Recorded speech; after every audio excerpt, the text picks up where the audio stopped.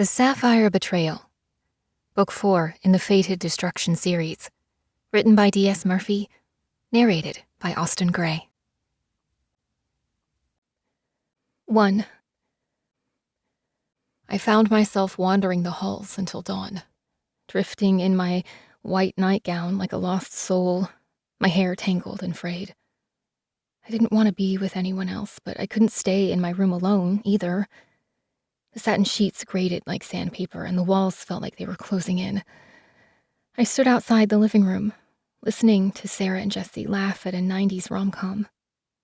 I felt dirty, disgusting, tainted. Zeus had visited my bedchamber, and I'd let him in. I was a cliché, a bad joke, a silly, mortal woman whom Zeus had used and discarded. A victim to his jealous wife. A pawn in an eternal game. Eventually, I found myself in the room with the statues and the living tree, following the pulsing blue light like a beacon long before I could see it. This was where I learned the truth about Neva's inhabitants, that Abel's family were the surviving members of the Greek Parthenon, immortal gods, brooding in the darkness and licking their wounds after Zeus betrayed them, plotting their eventual revenge. The room was colder than I remembered, with a chill that seemed to leach into my bones as I approached, the dark boughs pulsating with blue veins of energy spread out above me, nearly touching the high ceiling. The first time I'd been here, the branches spread through the room, erupting in thousands of glowing leaves. Now, at least a third of them had gone dark. I watched as one flickered like a dying candle before blinking out. A moment later, the black leaf curled up and fell slowly towards the ground. I realized I was standing on a carpet of black ash. All magic descended from Zeus's conquests, genetic testing, his escapades to create exotic new heroes. But now his hunters were systematically stamping them out, exterminating all magic, reclaiming his seed. And still, the small stream of Zeus's virile magic injected itself like poison into the dying tree. I wondered if Sarah had her own leaf now, and how long it would be before Zeus snuffed her out like he did to all his children. He's just like his father, unwilling to share power, eating his own children as soon as they are conceived. The dead gods weren't glowing. Their statues were darker, made of pure marble, and cold like ice. I ignored them and made my way around to the apex, where Zeus's decapitated marble statue loomed large, towering above me in smug grandeur. I still didn't know what had led to this desecration, but if I'd had the strength, I would have destroyed the statue myself, breaking it down into rubble. Maybe that's why they left it alone, as a physical reminder that the threat is still out there. His toxic blue energy seeping across the floor towards the tree, even now sprouting new bastard offspring, roots and aberrations. My fingertips scraped my thighs, remembering our night of passion, and I felt disgusted with myself. But also angry. Angrier than I'd ever been in my life. Sitri and Abel had been so protective of my innocence, and Zeus took it from me like it was nothing. But I wasn't broken. If anything, I felt like one of Hef's glowing swords, red hot from the furnace, pounded by heavy blows, reduced to nothing but a sharp edge on both sides. I felt like shards of glass were cutting me from the inside out. In a rage, I beat my fists against the looming marble statue, even though I barely reached its knees, until my throat and fists were raw. When my strength gave out, I sunk to the floor, curling up into a ball and sobbing into my palms. I'd been singled out for the same dark gifts I'd been avoiding since my brother's death. But a thin pair of gloves couldn't protect me from my truth. Not anymore. Finally, when my skin was so cold my fingers were numb, and I was nearly as pale as the marble. I stood, shakily. But before I left, I retrieved a vial of lipstick I'd confiscated from Sarah earlier, no doubt a gift from Tori, and drew X's over the eyes. I wanted to write rapist in huge letters across his torso in red, but I couldn't bring myself to announce it so publicly. It made it too real. And for now, it was a shameful secret I was keeping for myself. Besides, it was old news. He hadn't changed. Only I had. Because finally his violence had included me, and I was utterly destroyed. I couldn't make myself get out of bed in the morning. I stayed beneath the heavy blankets, watching the swirling mists out the window. I couldn't bear to see Sitri after last night. I couldn't get the image of our night together out of my mind. The moon out the open window. Zeus writhing on top of me. Sitri probably just thought I was emotional and overreacting. He couldn't know the truth. None of them could. But I felt like they'd see it in my face the second I opened my door. I was too exposed, too vulnerable. After another hour, came a timid knock on the door of my room, and Sarah poked her head in. "There's breakfast," she said hopefully. "Should I save you some?" I rubbed away my tears and faked a bright smile. Sarah could read my moods better than anyone, and I didn't want her to feel sad with me. I knew she was already scared and overwhelmed. "Sorry about last night," I said, sitting up. "How were the movies?" Looking at her young face, a new wave of nausea filled me, remembering her childish body standing over the fates, possessed by Zeus, her small hands dripping blood. I blinked, focusing my eyes as Sarah crept closer and lay down next to me. I pushed her blonde hair away from her face. She knew better than to touch my bare skin, but she carefully nudged closer until we were sharing the same pillow. "What happened?" she asked quietly. "Nothing," I said. "I'm fine." "You were fine when you woke up yesterday," she said. "Now you're not. Something changed. Something here." She was far too perceptive. I turned to look at her and took a sharp intake of breath at the intensity of her amber eyes. Her face was more angular now, her nose too small and her eyes too large for her face. I wondered if the 5 years she'd lost had taken more than just the last of her youth and innocence. It wasn't just her appearance that had changed. She was stronger now, smarter. A young woman. She wouldn't be content to be coddled or comforted. She'd want answers. But I didn't have any to give her. "Is it Sitri?" she asked. I nodded. "I thought something might have happened in Egypt. You seemed happy." "I was," I said, thinking back. Despite everything else that was happening, for just one day I thought I'd found one stable point in the universe, and everything stopped spinning. I was going to find the emerald tablet and read it with the eye of Horus. I was going to untangle Sitri's thread from Zeus. I hadn't thought much past that, but it was enough. Now, however, Sitri nearly died saving me after the tower fell. We were so unprepared. The thousands of hunters, Hera's rage. "So you didn't find the spell?" Sarah asked. "To save Sitri?" I shook my head this time. "He's still bound to Zeus," I said. "So he wants me to keep my distance. He says my feelings complicate things." Sarah nodded, like she understood. That was enough for her to understand my mood. Maybe it would be enough for the others as well. I was just a girl who'd been dumped by a boy and was experiencing my first teenage heartbreak. So what if he was actually the last remaining hound of hell? So what if I'd actually been raped by his former master in disguise? That I'd let him in? That I'd enjoyed it? My stomach twisted painfully, and despite the bile rising in my throat, I forced myself to sit up.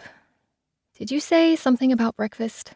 I smirked, rolling over and throwing off the blankets. She smiled so brightly, my heart fluttered in response. Bacon, waffles, maple syrup, fried potatoes. Did I mention bacon?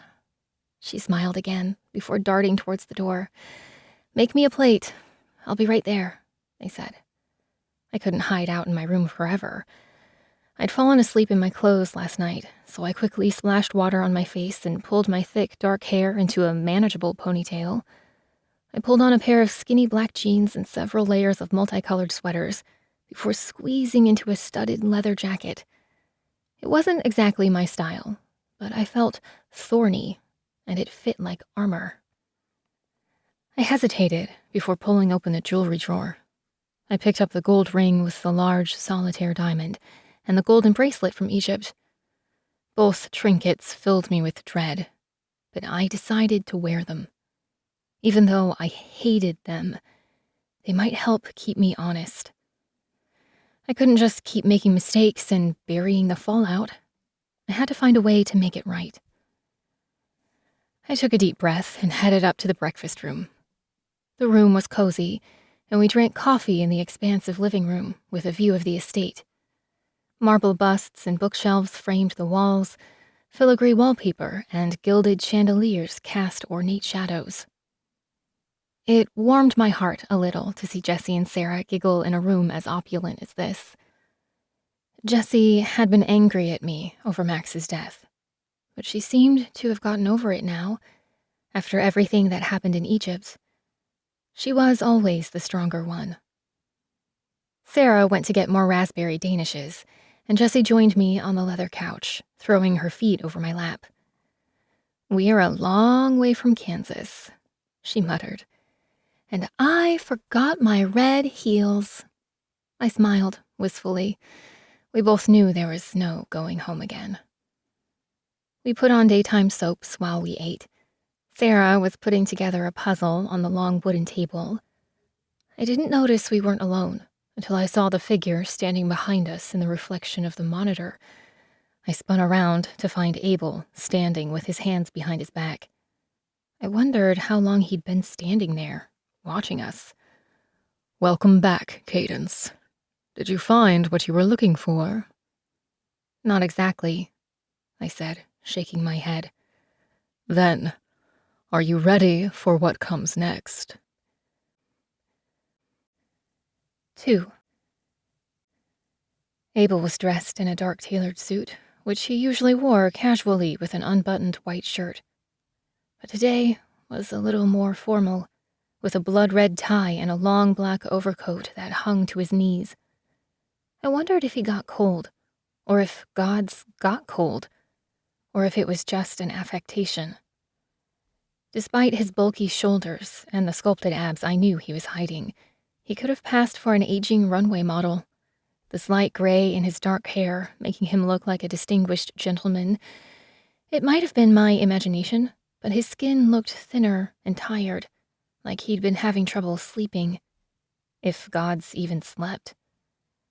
I wondered if the immaculate outfit, pressed pants and scarf, was a kind of costume, a projection of strength. And if so, for whom? If you'll indulge me, Cadence, I believe there are a few things to discuss. He gestured out towards the hall. I wanted very much to say no. I wanted to let bad TV and junk food drown out the noise, keep me numb and sedated. Part of me wanted to ask for a week or two off. I needed it. I deserved it. But another part of me hungered for action, for revenge. And if anyone had a plan for defeating Zeus, it was Abel. I nodded, my skin prickling as it always did when fixed in Abel's gaze. It felt like being singled out by a powerful spotlight, all my sins laid bare. I squeezed Jessie's shoulder as I got up and she gave me a sympathetic look before glaring at Abel. He walked swiftly ahead, his heels clicking smartly on the smooth, polished hallways. It always surprised me that there were rooms still left unexplored, but the mansion was like an unfolding maze, and I'd stopped trying to make sense of it all. We went up a curving stairwell to a level that shouldn't have existed, and emerged in a wide room with a gilded, painted ceiling full of Renaissance art. The furniture was covered in white sheets, but Abel gestured to the sofa, and I sat cautiously, looking around at the collection of statues and portraits. Half of them, I recognized, were of him, in various states of brooding poses. Abel flicked his wrist, and a few dozen candles sputtered to life. Only then did I notice the closed shutters and the beams of light piercing the dimness from the corners of the covered windows. When I looked at the bare table again, it was filled with an ornate tea set. "What is this place?" I asked, as Abel assumed a tall antique chair with carved armrests. "I believe you would call it a man cave." Abel grinned, a twinkle in his eye. "Apologies for its state. It's been several decades since I visited." I glanced around at the portraits, and it felt like Abel was watching me through hundreds of pairs of painted eyes. "I know, it's garish." Abel chuckled softly. "To have a gallery full of self-portraits. I assure you, it's not entirely vanity. Over the centuries, I've spent a good bit of time with artists and creatives. I always felt at home with them, somehow, searching for the meaning of life, trying their best to capture beauty and purpose, even though their own lives were cruel and short. My friendships left an impact, and more than a few artists attempt to capture my likeness, though I never posed for a portrait. Over the years, whenever my family discovered a new canvas on their travels, they gifted it to me. It seems I've built up quite a collection. I tell myself it's merely to get them out of the hands of humans, especially with the internet these days. It wouldn't be long before someone with a critical eye published an article about the mysterious, ageless man whose countenance spans centuries. "You tell yourself that," I prompted, knowing there was more to the story. Abel leaned in closer, and I realized his body let out its own warmth, as if he was his own little star. Rather than feeling fearful, it distorted gravity and made the room warp until it seemed the walls were bending subtly towards him. I couldn't help but meet his gaze, and my cheeks flushed. He wasn't as beautiful as Puriel, nor as ruggedly masculine as Sitri, but he was attractive in his own right. Powerful, with the faintest scent of old leather and cinnamon. But then I remembered who his brother was, and I leaned back abruptly, squeezing my hands together to keep them from shaking. I distracted myself by pouring the tea, which was steaming, and biting into a frosted lemon cake. I wanted to ask where it came from, if Abel could summon baked goods, or whether he also had a secret room devoted to the culinary arts. I nearly laughed, picturing him whipping up a bowl of eggs, but I knew it was just because I was nervous. "The truth is," Abel continued, "I keep these here as a reminder of how people see me. A kind of antidote, maybe, or a shot of confidence when I need it most." This tripped me up. Abel has never seemed anything but terrifyingly sure of himself. "Feels like you got a Dorian Gray thing going on," I mused, catching his eye. I was rewarded with a rare laugh. "You know, I have always liked that story. In confidence, I met the author on a few occasions, and I might have let slip something about my obsession one night at the opera." This admission took my breath away. Of course, Abel didn't need to take inspiration from classic works of art and literature. He'd inspired them. "So why is the furniture all covered up? Don't you visit as often anymore?" "Come, I'll show you." He motioned me to follow. A pair of bright candles hovered after him, floating through the air, lighting his path. At the end of the hallway, he pushed against a wall, and it opened a secret panel leading to a hidden room. This must be the inside of one of the towers I've seen from outside. It's perfectly square, but 3 times as tall as it is wide, and framed artwork covers nearly every inch of the walls. But these were nothing like the calm, collected portraits outside.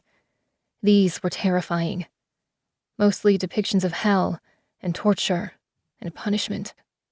Full of horrible creatures rending flesh with gleeful abandonment. Many show a central horned figure in red, with a long tongue and fangs and wings. The devil, I said. If there is one, I am he. He nodded, tipping an invisible cap in a mock bow. But this isn't who you are, I said. It isn't. Far more people know me as this, and fear me, than those who don't. Who cares what people believe? I asked. Ah, he said, shaking his head sadly. Unfortunately, we gods care very much indeed. It's not just hubris. Some say we were born into existence through belief, though I personally doubt that to be true. Even so, I find it a bitter pill to swallow. I've lived many lifetimes, taken many forms. I've never been particularly interested in humanity as a general principle, but I hate to see injustice served with impudence. Zeus and my brother Poseidon, they fought each other when we were divvying up portions, after they defeated the Titans and were establishing their new order. The Titans, you see, the original gods, they existed without many humans at all, in a time before humanity, organic, pure energy, entirely separate. I'm not sure I fully understood what was to follow. I'm not sure anyone did. But after Zeus took over and the Titans were defeated, humanity grew swiftly. I was fascinated by their ingenuity and found their fleeting existence both captivating and tragic. Their capacity to love, to mourn, opened up new feelings within me I had no context for. I attended funeral services, and something about their grief, their sense of loss, it touched me. Zeus, meanwhile, took their praise and gifts, demanded obedience, wanted their lives. I, the quieter brother, I watched over their pain and suffering. And became the guardian of the dead? The underworld? The devil. Abel nodded. Though not in the way you think. There are no burning lakes of sulfur, no eternal screams of the damned. Everything exists at once, and everything is energy. When people die, their energy is mostly dissipated, their personality lost. Zeus doesn't bother with these. The energy is recycled by the universe, like spent ash blown in the wind. Zeus thrives on the robust, bright flames of the living. The dead are no consequence to him. I, you might say, sweep up the ashes and keep the graves clean. A sign of respect. Individually, a tiny token, nearly worthless. But over many centuries, those drops in the ocean, the billions of souls, they have become something much greater, rivaling even my brother Poseidon. It made Zeus uneasy. I often wonder if it isn't the reason for his coup. He invented a new narrative where I was hated and feared, and the terror used to drive people to worship him with renewed fervor. I glanced up again at all the pictures and shivered. What would it feel like to be this hated, this misrepresented? I've tried it on, you know, the whole horns and red skin. I can assume any form. It just felt too flashy to me." "It's not you," I sighed. I was honored that Abel had shown me all of this. It was far more than he'd ever shared before. But a part of me was still skeptical, even though I wanted to ignore it. Satan was the great deceiver, the trickster, and even if I didn't think Abel was the embodiment of evil, I also knew he did nothing without purpose. "Why am I here?" I asked suddenly. He moved a step closer, and the energy charged between us. "That, my dear, is exactly the right question." "What do you mean?" I asked, taking a step back. "Everyone here is under my protection. I have a responsibility to keep everyone safe." "And do you think I'm dangerous?" "Haven't you already proven that you are?" He grinned. Abel wanted to know if I was still an ally. "The truth is," he continued, "you're far more than I ever expected, ever could have hoped. I was surprised when Puriel fell, and even more surprised when you freed him to escape. And I am rarely surprised." "I never meant to hurt anyone," I said, hanging my head. Priya's ring felt like it was burning a hole in my pocket. "The initiative you took, finding the painting, tracking down the fates, finding the golden shears, you are a treasure. My God, when you stabbed Zeus, when you and your torch defeated Athena, I've never been prouder." "Why do I feel there's a but coming?" "When you arrived here, I made you a deal. A week to get your bearings." That seems like so long ago. "To you, perhaps. To me, an instant. But I'm nothing if not fair. So, I wanted to offer you an out. If you wish to leave, you may do so. I will keep my promise. No strings attached." I was taken aback by his offer and looked for a hidden catch. He held his palms up. "No tricks," he said, as if reading my mind. "But what about Zeus? What about the war?" "The war has been going on for many lifetimes. You have accomplished a great deal for one so young. Things are unstable, unknown. I'm entirely content with your progress. After all, you've recovered the shears. We've gained a significant tactical advantage. The truth is, I've been waiting for someone like you for a very long time. But I forgot just how stubborn humans can be. It was my mistake to assume my battle would become your own, that you'd understand what was at stake." So that was it. He didn't think I was strong enough or dedicated enough, which made me a liability.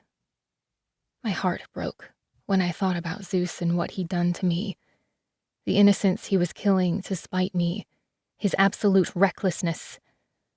Where would I go? I asked, my mind racing. "Anywhere you like," he said softly. "With your friends or whoever you choose. You can reinvent yourself as an heiress and buy a mansion of your own. I have more money than you could spend in a dozen lifetimes. You deserve the chance at a normal, happy human life. Nobody deserves to be forced to play a role that doesn't fit them." He lifted his eyes to these scenes of punishment and torture. "You're trying to get rid of me." "On the contrary," he said, "but I can sense you are disturbed, unhappy. I swore to myself long ago that I would never force any human against their will. I can be persuasive, of course, and most humans are easily manipulated if you dangle what they truly desire. But it's not really a choice without an alternative path, and I wanted to make sure you knew there was one for you." Part of that made enough sense that I believed him to be sincere. I took a deep breath and held it in, considering his offer. Could I leave Nefa and stand by, live out my life quietly, dooming someone else to take up my place in a few centuries?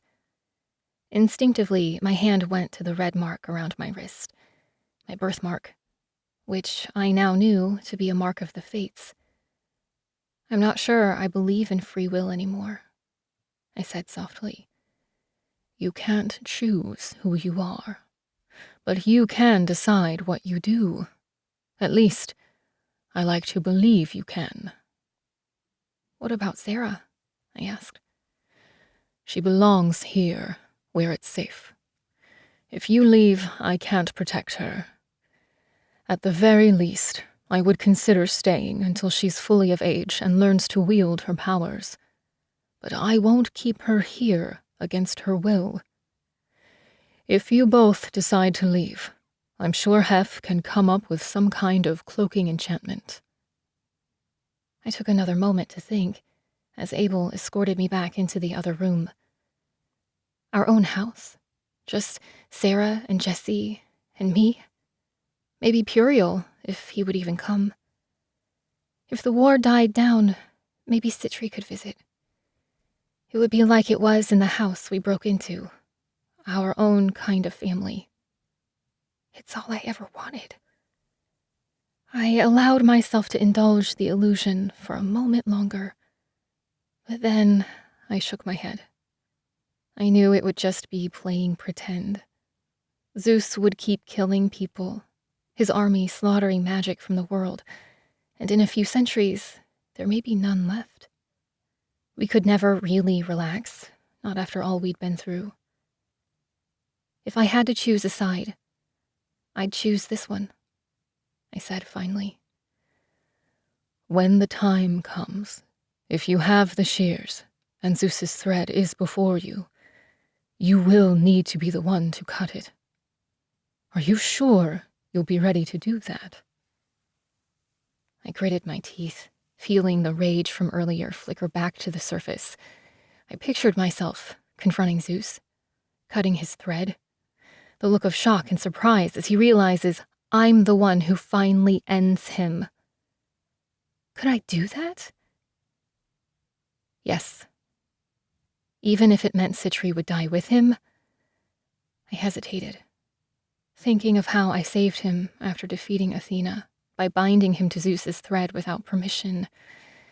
Everything we went through in Egypt to find Isis and the spell to undo the knot, all for nothing. If I cut Zeus's thread now, it would be like killing Sitri myself. Was I ready to let him die? For real? Abel noted my hesitation, and his posture softened. I understand, he said finally. It's enough that you've chosen a side for now. I had to make sure that you wanted to be here, that you are here of your own free choice and volition. That's awfully formal. Can't I just be here for the free food? Of course. He nodded, stroking his beard. However, before dinner, there's something else you need to see. 3. I followed Abel back through the house, and we emerged sooner than I expected in Hef's control center, the room with the long rows of desks and large wall-sized screens. It was jarring to be surrounded by modern tech and dozens of high-powered computers and monitors after the opulent sophistication and classy elegance of the rest of the manor. It was also brighter than the rest of the house, and I needed to shield my eyes as I entered. The rest of the family had already gathered, and I felt like we were interrupting, or maybe that they'd been waiting for us. Most were staring at the screens in rapt fascination. Tori gave me a nod as I entered, while Mist barely looked in my direction. What's going on? I asked, my eyes pulled to the scenes of devastation on the screen. A flooded city, with buildings ripped open by natural forces. Smoke filled the sky from fires on the roofs, whether signals for help or for warmth, I couldn't tell. Is that Alexandria? I asked, stepping closer. I knew that it had flooded after Hera's meteor-like crash into the Mediterranean, but I hadn't seen the destruction, and the carnage turned my stomach. The camera flitted through images of massive crowds gathered at the few preserved religious buildings in the city. Riots and red banners flew in protest. Police defenses around museums prevented looters from purging them of anything valuable. As I watched, a man steered a wooden door through the torrent to save a scrawny dog. The flooding isn't the only problem, Hef said, the first to speak to me directly. Then what's the problem? I asked. Hef flipped a control to another screen, filling it with some kind of medical chart. Next to it, a scene showed an overcrowded hospital, the floor covered with water, and gurneys stacked with bodies. A virus, Abel answered this time. A bad one. It's not entirely unexpected, Dion said. Poor hygiene, polluted water from overflowing septic tanks, crowding in tight places. We've seen things like this before. Not like this, Hef said quickly, pulling up another graph. Cases are multiplying rapidly. It seems to have already have a strong foothold in Europe, as wealthy Egyptians fled the country after the disaster. I'm telling you, it's got to be Hera, Mist interrupted, and I sensed it wasn't the first time she'd raised this point. Remember Aegina? It's just like that. We can't know that for sure. If she even survived. She survived, Abel said. Though whether this is her doing.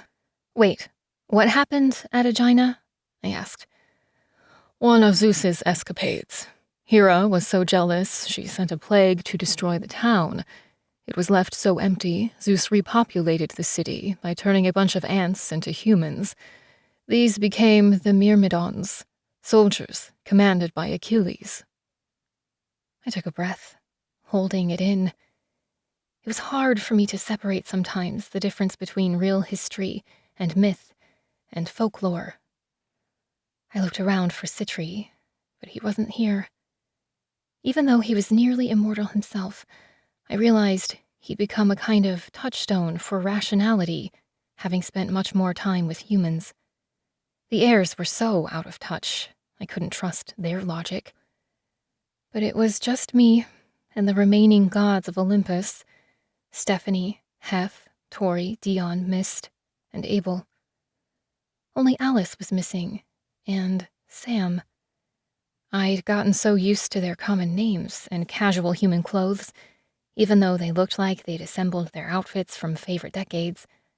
It was easy to forget they were so much more than they appeared. So, what does this mean, exactly, for us? Well, possibly nothing. The Black Death killed over 100 million people, nearly a third of the European populace.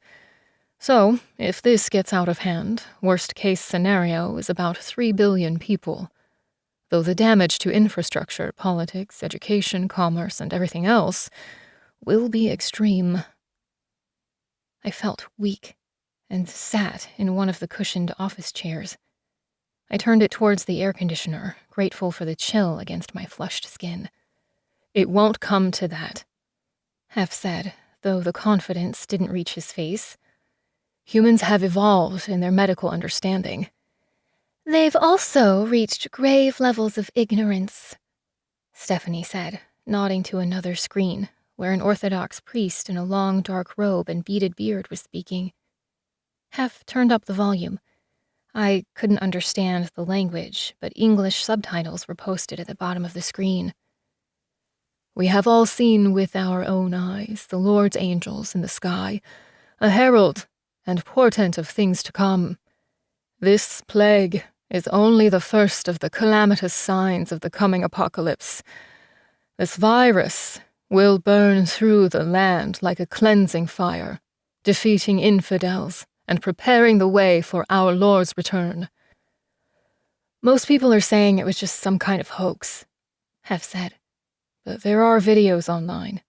The UFO enthusiasts are ecstatic, blurry, imprecise, but to an untrained observer, The events certainly appear to be some kind of supernatural battle. Which it was. Stephanie nodded. The first in a very long time. The first in modern history, at the very least. I'm telling you, it's Hera. She's that spiteful.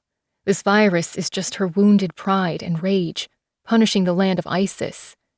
Wait, does that mean Isis could have survived? I asked. We don't know that for sure, Tori said, squeezing my arm. I know you cared for her.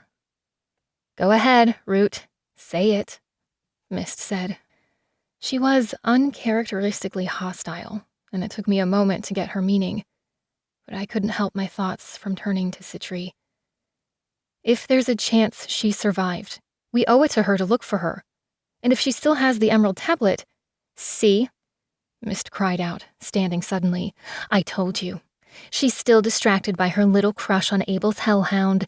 She's so smitten. She can't see past the edge of her own nose. That's not what 3 billion people could die. And she's thinking with her heart. Typical, silly, useless human. We can't trust her to be involved with this. I bristled at the insults, but I'd heard worse from Mist before, and I wouldn't be bullied this time. Isis was my friend. We humans may be driven by emotions, but at least we're not cold, unfeeling ice queens like you.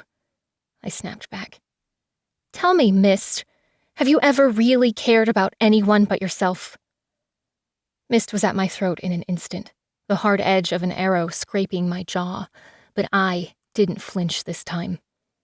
She scowled and turned away, tossing the arrow with such ferocity it split into one of the screens, cracking the glass. Great, Hef said, rolling his eyes. Thanks for that. Mist left the room in a huff, and I was surprised to see Dion go after her this time. I didn't think they were particularly close.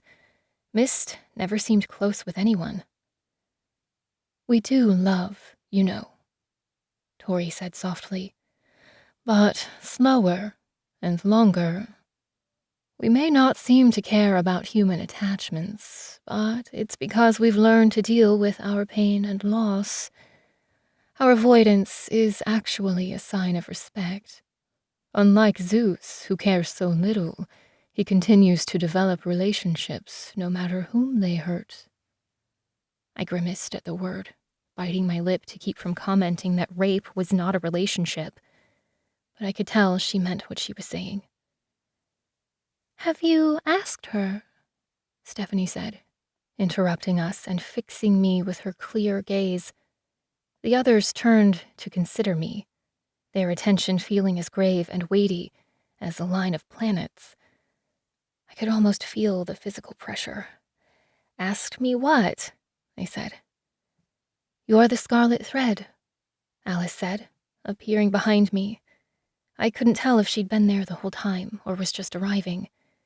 The fates are dead, which means nobody is spinning or measuring new threads. Everyone on Earth, their thread has already been measured by Lachesis and cut by Atropos.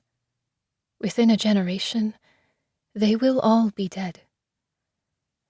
And this virus adds some urgency, Stephanie confirmed, burning the candle at both ends, as it were. For the first time, I understood why Mist was so upset with me. No new births and a global pandemic put things into perspective. It also made me realize that Abel's little chat with me was deceptive, or misleading at best. He offered me a way out, as if there was really any choice, or anywhere to go. What's that got to do with me? I asked.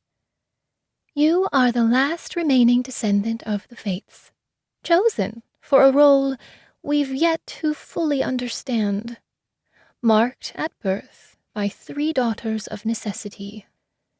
If anyone has the power to shape the threads of existence, to birth new souls into being, it's you. This comment came from Tori, and was so earnest, I nearly laughed. The chuckle died in my throat when I realized what they were asking of me, I don't have the slightest idea how to do that, I said bluntly. That doesn't mean it isn't possible, Alice responded. Isn't this more your domain anyway, granddaughter of medicine? I can only heal physical bodies, Alice said with a frown. I can't see the threads. If the fates have willed a man to die, no healing arts will save him. Willed a man to die? Like my brother? Like Matt? I can only see their deaths. I can't fix it or change it. Not that I know of. And believe me, I've tried. And there were 3 fates with 3 distinct roles, right? What makes you think I can do all this by myself? Because, Stephanie said, getting up and brushing off her sleeve, there is no one else.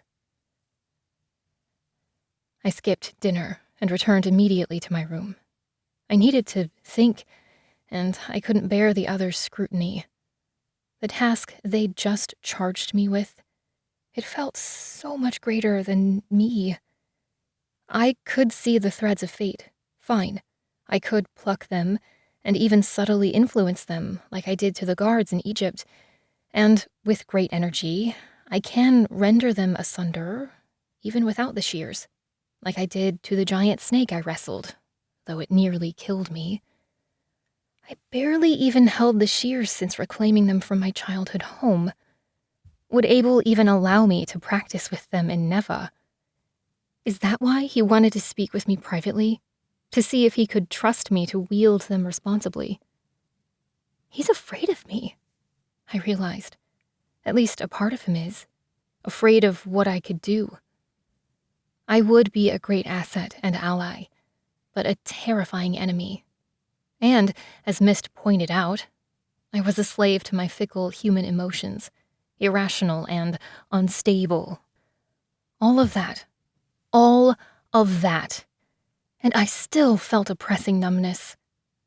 Keeping the secret of Zeus's abuse, not being able to talk to Sitri, and now, this impossible expectation. I didn't know what I was supposed to do anymore. I sat up suddenly when I sensed a shadow behind the door, blocking the thin light coming in from the hallway. An unseen hand rapped softly against the door. 4. Sarah stood outside, clutching a stuffed animal. It seemed oddly out of place to see this gangly preteen squeezing a teddy bear, especially with the decorative iron cuffs on her arms that made her look like a superhero. They jangled lightly as she moved, reflecting the moonlight from the window behind her. Hef had forged them to be paper light, and they looked like costume jewelry, but I knew they were to keep Zeus from possessing her again. What is it, sweetie? Want to come in? She stood in the doorway, biting her lip. I knew this meant she had a secret. I pulled her gently inside and closed the door, then put my hands on her shoulders. I didn't have to say anything. I just looked at her until she raised her eyes and confessed. They told me not to tell you, she said quietly. What is it? Who did? Jesse and Maddie, she said. They're going out hunting for a leech. What? I asked, my pulse racing. Why? Maddie found a bunch of old tech and Hef's junk, but it needs power. She says there are leeches around the perimeter, attracted to all the magic at Neva. They want to kill one and take its magic, so they can test more experiments. That's crazy, I said. And she told you this? She told me not to worry, and not to tell you. I squeezed my fists, as if I didn't have enough to worry about. Now a leech. Maddie seemed capable enough, but I'd never really seen her fight. Using a Q-bomb and running from hunters is different from a full-on encounter with a leech. My stomach soured, and my skin felt itchy remembering the first leech we'd encountered, and barely survived, in the gas station bathroom. I needed help, but I wasn't sure where to get it. I grabbed my short sword, shotgun, and the black iron glove. I realized I'd barely even used it against magical creatures. Did it work, like Hef thought it did? It might cut off hunters from Zeus's energy, but would it do anything against a leech? And what about the shears? I hadn't even seen them since I got back, though I knew exactly where they were. It was almost like I could feel them through the walls, a golden hum. Would they work for me? How powerful were they? Or was I already so tainted, being seduced by Zeus, that they wouldn't even respond to me anymore? What if I held them and nothing happened, and everyone knew what I'd done? I had two ideas at once. First, that I should test them out before we went into any real danger, where more lives were at stake. And second, that a powerful old leech might just solve our magic problem. If I could store it and recharge the Eye of Horus somehow, maybe we could be one step closer to breaking the spell, even without the Emerald Tablet. But there was no way I could get the shears from Abel's office. I'd need his Helm of Darkness. Or, I thought, some really good camouflage. I was halfway to the camp before I realized what my plan was, but I knocked on Priya's door, waiting for her to answer. She pulled the door open, a toothbrush in her mouth, pajamas on. "What do you want?" she said, raising her eyebrow. "I need your help," I said. 20 minutes later, she was back with something glowing tucked under her arm. "Piece of cake," she said with a sly grin. She changed into some black jeans and a tank top. Her dark skin faded into the shadows, and a shawl covered the bottom half of her face. "Though, if anyone asks, this was all you. I swear. Plus, hopefully this will be a quick side mission. Are there really leeches outside of Neva?" "I've never checked," she shrugged. "We used to send new arrivals out for a leech hunt on the perimeter, then we'd just jump out and make them shit their pants. But Neva is old, and there's old magic here. It makes sense that they'd be here. They could probably just huff the fumes, like keeping cozy warm by a fire. And then there are the sightings." Priya paused, her eyes going wide for dramatic effect. "An ape-like creature with furry skin, red eyes, and giant bat wings. They call him Batsquatch." "Shut up. You're kidding, right?" "No, seriously. Every couple of years, some human hiker has an encounter, and it hits the local papers again." "So, if that thing really exists," I mused, "it's probably a leech." Priya finished. She flipped a blade around the back of her hand and caught it in her palm before ducking under some dense ferns. If anyone can find it, I thought to myself, it's me. After all, didn't Zeus say something like that? That I was useful because of my ability to find magical creatures? Priya checked the path ahead, then pointed to a broken twig and a patch of shadows in the foliage. "This way," she said. I followed her until the trees panned out, and we came to a rocky outcropping over a river. The trees here were old, with heavy twisted vines and blankets of moss. An owl called, and the moon cast a subtle glow, making faces out of the craggy rocks. Then I heard a scream. We raced over the edge, tripping down a steep path with loose stones. I saw Jessie, cowering against a tree stump. Something was in front of her, something inhuman, made of rippling shadows and bones. "Hey!" I shouted. I picked up a stone and tossed it. The creature spun to look at me, sniffing the air. It had a bat's face with large yellow eyes and a little purple nose. Its ears were pointed like a cat's. Its razor-sharp talons, almost a foot long, practically dragged on the ground. It was easily 10 feet tall, and it wasn't even standing upright. It opened its mouth, which looked like a bear trap, and let out an ear-piercing screech. The sound echoed through the valley. I bent over, my vision blurring, and felt suddenly nauseous. Priya was already sprinting towards it. She jumped, leaping through the air, and planted her feet into the creature. It barely moved, but it grunted as she followed up with a sequence of punches and kicks. It looked more confused than hurt. Finally, it grabbed her and swatted her away with the back of its hand, sending her into a cartwheel-like spin. "You gonna help with this?" she yelled, pulling herself to her feet. I'm not ready," I yelled. "Keep him busy for a minute." I looked around for Maddie and spotted her further away, clutching to a piece of chalk. She'd drawn a massive pentacle to catch the creature, but he'd broken out somehow. Blood dripped down her face from a cut in her forehead.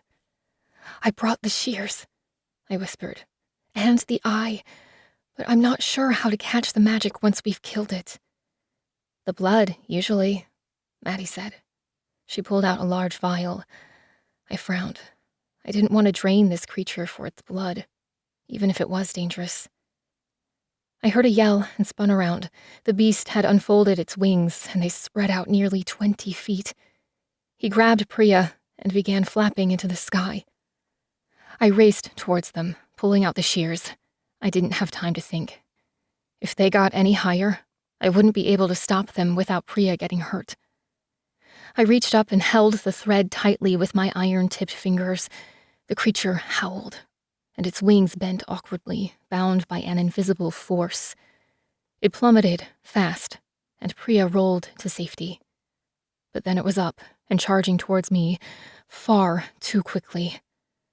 I pulled the thread close, took a deep breath, and with the golden shears in my other hand, gently snipped the thread just as the creature dove towards me. I braced for the impact, but it didn't come. Instead, it was like a warm wind blowing through me. I staggered backwards, spitting out the dust in my mouth and blinking crud out of my eyes. I wiped my face and looked at the back of my hand. It sparkled in the light as I moved. "Wow," Jessie said. The whole meadow looked like it had been dusted in fairy dust, sparkling with purple and black glitter, like a pulverized shell. It swirled up in a cloud, then slowly settled back into the forest ground. "Was that supposed to happen?" Jessie asked. I stood, awkwardly, still holding both my hands up. Finally, I lowered them. "I don't know," I said finally. "I've never really used them before." "There's usually a body," Maddie said, frowning. She kicked at the leaves and pine needles, stirring up a cloud of the shimmering dark magic. "We'd need a vacuum to clean all of this up." I could feel it, like a living creature around me, on my skin, on my face, in my mouth. I held up the shears, unsure of exactly what I was trying to do. I shook them up and down a little, but nothing happened. "I thought the shears were supposed to absorb energy," I said. "Or at least Abel said so." "Maybe you need to focus," Maddie said. "Tell the shears what to do with your mind, or your words, with conviction." I quirked an eyebrow at her and Jessie. Then I looked at Priya. "Got me," she shrugged. "Heirs fight with skill, not tricks." "Whatever," Maddie said. "Just because you were born with magic doesn't mean you're better than us." "Actually, it kind of does," Priya said, crossing her arms. I raised the shears again and closed my eyes. I could sense the magic. It was already seeping into the earth, and there were other shapes out in the darkness, drawing closer. Shit, I think there's more of them. They're coming for the magic. I took the shears and pointed them like a dowsing rod, letting them guide me towards the magic. I loosened my muscles, relaxing until I felt a subtle tugging sensation, and walked forward. Finally, the shears felt heavy, and I let gravity pull them down to the ground. There was a spark, like something being ignited, like flint on steel. And then a sensation like the world was folding in on itself. "You're doing it," Maddie shouted. The dark glitter bomb drew closer to me until I was standing in a pile of bat squatch remains. Yuck, I shuddered. It wasn't slimy and wet, though. I plunged my hand into the pile, and the shears warmed in my hand until they were shining with bright light. The pile shriveled around it, like it was being melted or consumed by the metal. Quick, hand me the eye, I shouted to Priya. We'd picked it up on the way from Hef's unlocked shed. She grabbed it from my bag and hurried towards me. It was almost too heavy to hold in one hand, but I balanced it on my knee, with my palm on top to hold it still. Try rhyming, she said. I hear the seekers swear by it. I focused on the shears, concentrating my attention. From the shears to the eye, let the magic flow through me. So mote it be, Maddie added. What does that even mean? Priya asked. Look, it's working, Jessie said. The shears were growing quite warm in my hand, nearly white. But they didn't burn. The metal still felt cold to my touch. But now I felt a warmth in my arms and chest. It felt like I was expanding, getting bigger, and the eye whirled to life. Before, it had been an opaque stone, all dark. Now, it lightened, first into storm clouds, then a sunset of purples and oranges, and finally into a bright, nearly translucent blue that cast glowing blue light on all of us. When the leech material was nearly gone, the shears grew dark first, then the stone orb, though this time it cooled into a bold navy color. We'd barely crossed the threshold into Neva when a deep growl shattered the silence. I ducked, instinctively reaching for the golden shears and clutching them like a dagger, but the dark furry mass solidified into a recognizable shape. Careful, princess. You might hurt someone with those. Sitri's eyes glittered in the darkness. She already has, Jessie said, stepping forward with a confident smile. Took out a fierce leech, with some help. Sure, some help, I muttered. If you hadn't cut that thread, I'd be halfway to who knows where by now. Even so, Sitri said, you broke the rules by venturing out alone. Again. After all you've risked, all that's at stake, it was careless to go beyond the boundary.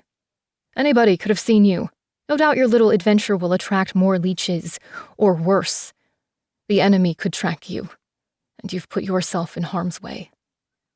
Oh, sure, because I'm so important, right?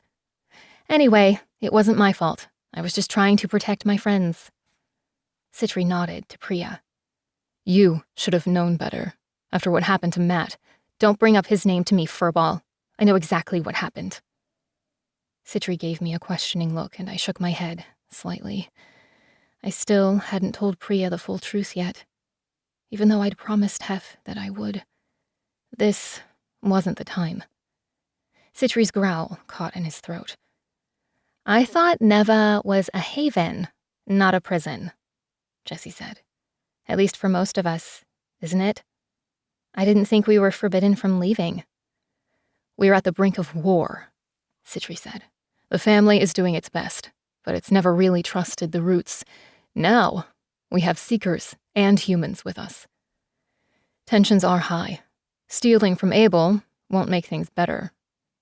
We didn't steal, we borrowed, I said, handing Sitri the shears. I had to know if I could do it, if it even worked. Abel didn't provide me with the opportunity.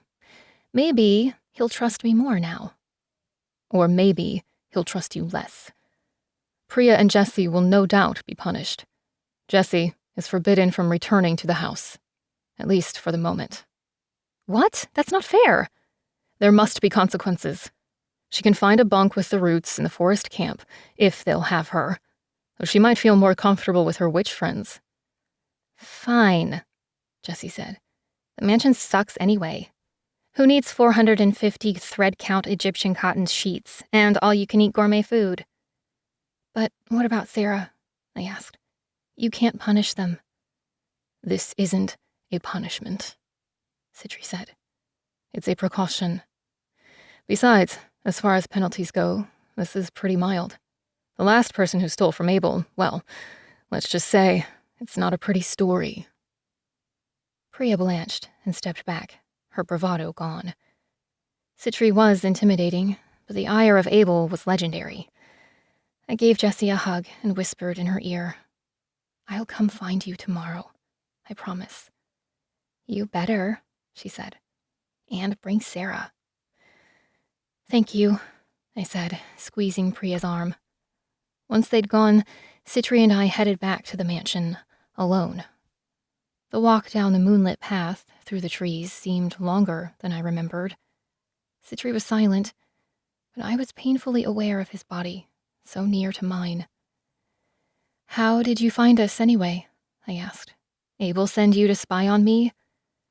"Abel sees far more than you think," Sitri said. "But it wasn't hard. Have security alarms tripped as soon as the girls went through. He sent me to check it out and make sure they didn't get into too much trouble. Are you—" He paused, choosing his words carefully. "Are you okay? What was it like?" "It was scary at first. It's hard to explain." "Try?" I could tell he was making an effort, and it was more than he'd said to me in days. I wasn't sure I was ready to be friends again. Every time I looked into his eyes, I saw Zeus just behind them. I hated Zeus all the more for not being able to trust his face. But I did need to talk with someone, and somehow, even after everything, Sitri was still easy to talk to.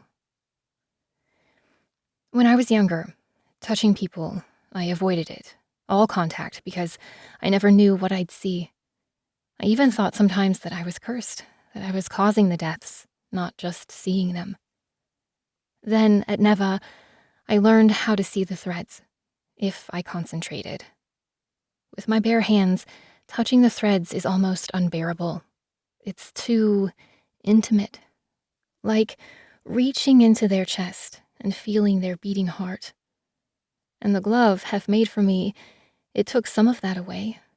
It makes it more distant, cooler, less overwhelming. After what happened with Hera, I'm still hesitant to touch the threads. They feel so fragile, yet also dangerous. But the shears, it's almost like they were hungry. When I raised it up to that leech's thread, it was almost like it was drawn to it. I was expecting it to be brutal and violent, like the cave serpent I killed, ripping and tearing.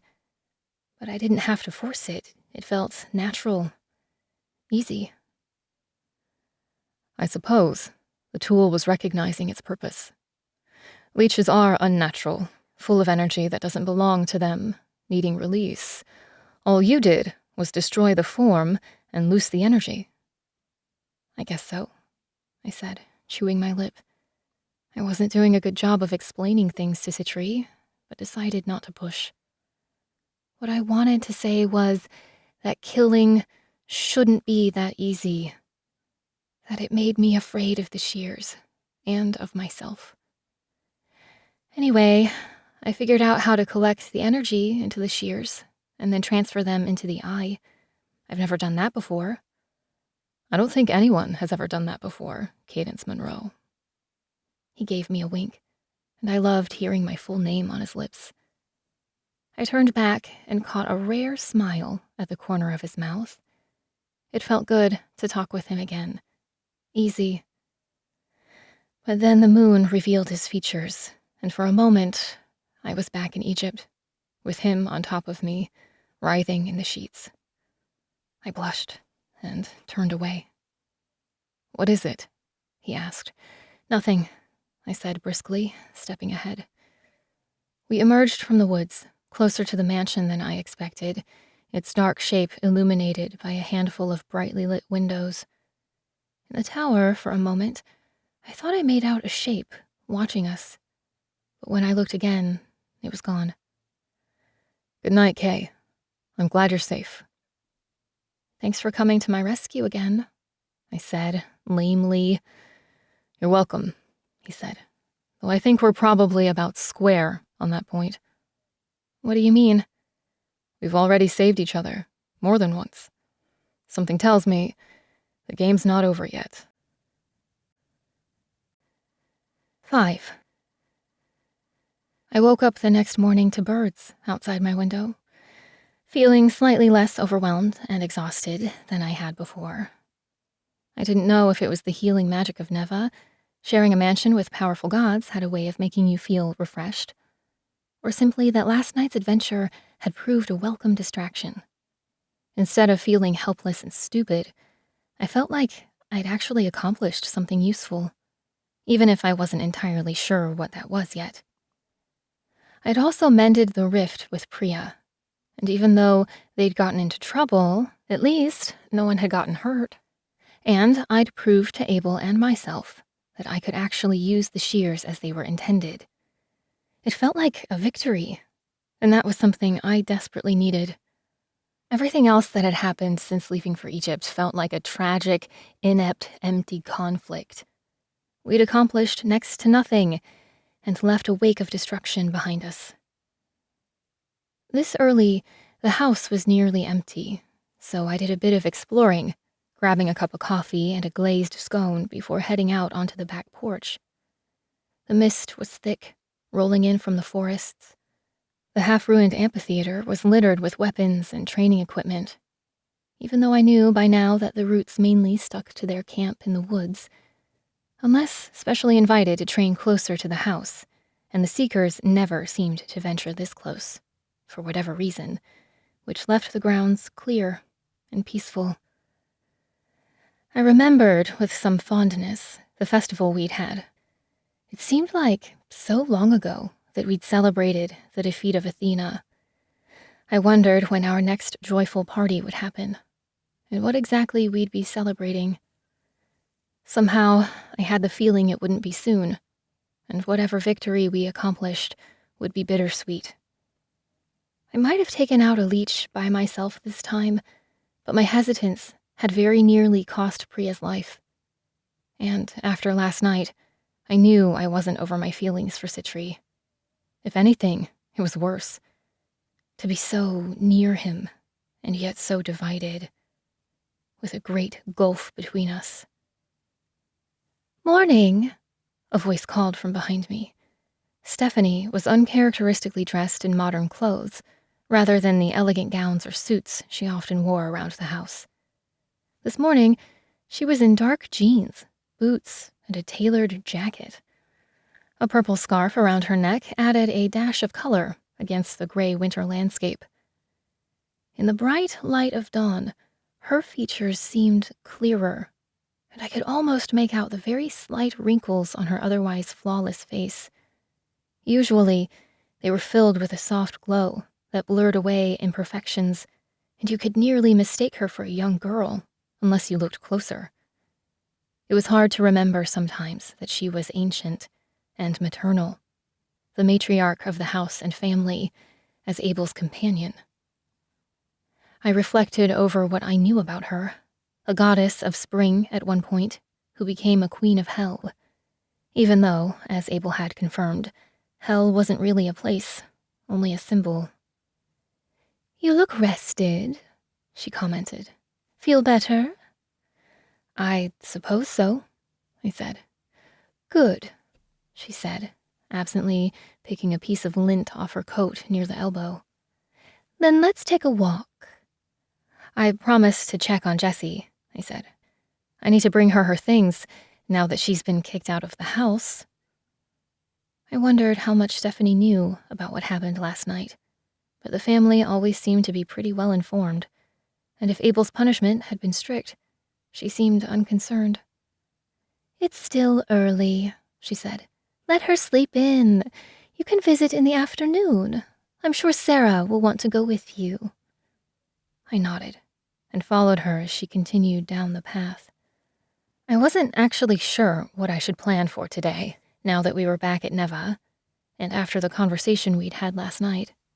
It felt more urgent than ever to do something. Part of me wondered if Abel had sent Stephanie to find me, and perhaps deliver another training session to help me understand my powers, which wouldn't have been unwelcome. At the same time, the weight of the task they'd assigned to me felt absolutely overwhelming, and I had no idea where to even begin. A walk didn't seem like the worst idea.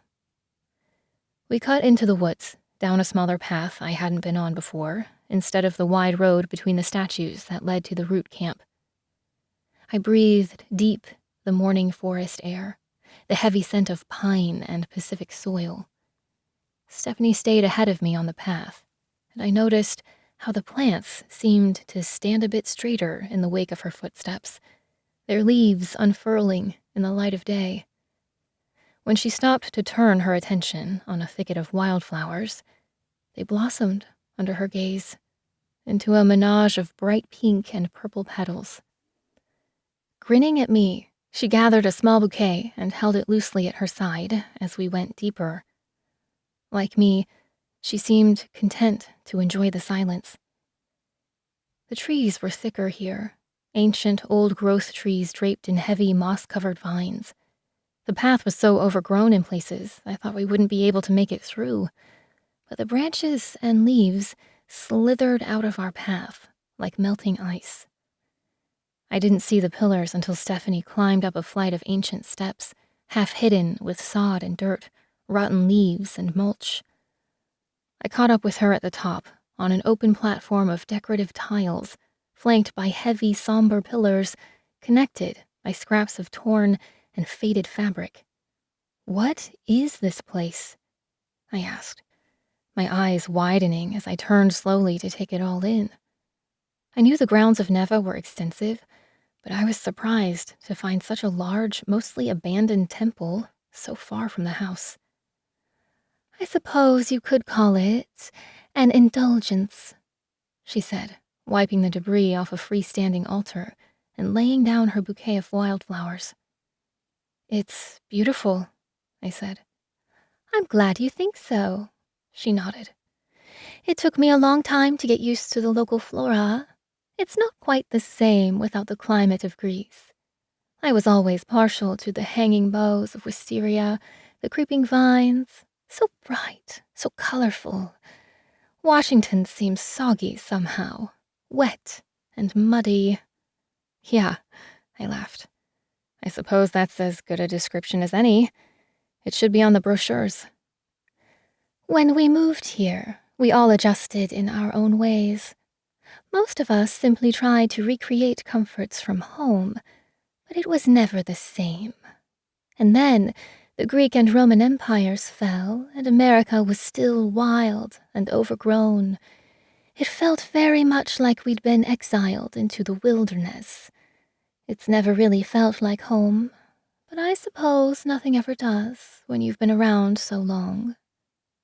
I nodded slowly. Even though it was hard to imagine the depth of her experience, I knew what it felt like to yearn for belonging. When I got to JDRI, I tried to make it feel like home at first. It never did. It was Sarah, actually, who finally gave me something to live for, something that felt like family. "That's insightful," Stephanie said, pulling out a wicker sofa and brushing it clean for us to sit. "I guess it's the same for all of us. We have each other. Even if our family seems divided sometimes, we care for each other in our own way. We've been through a lot together. Previously, we all found our own sense of meaning and purpose, championing causes that were important to us, investing in representation through our temples and cults, cultivating the cultural changes, and trying to influence humanity with our own set of rules and ritual practices. I suppose you could say we found our meaning by providing it to others." "I think I saw it on a bumper sticker once," I said.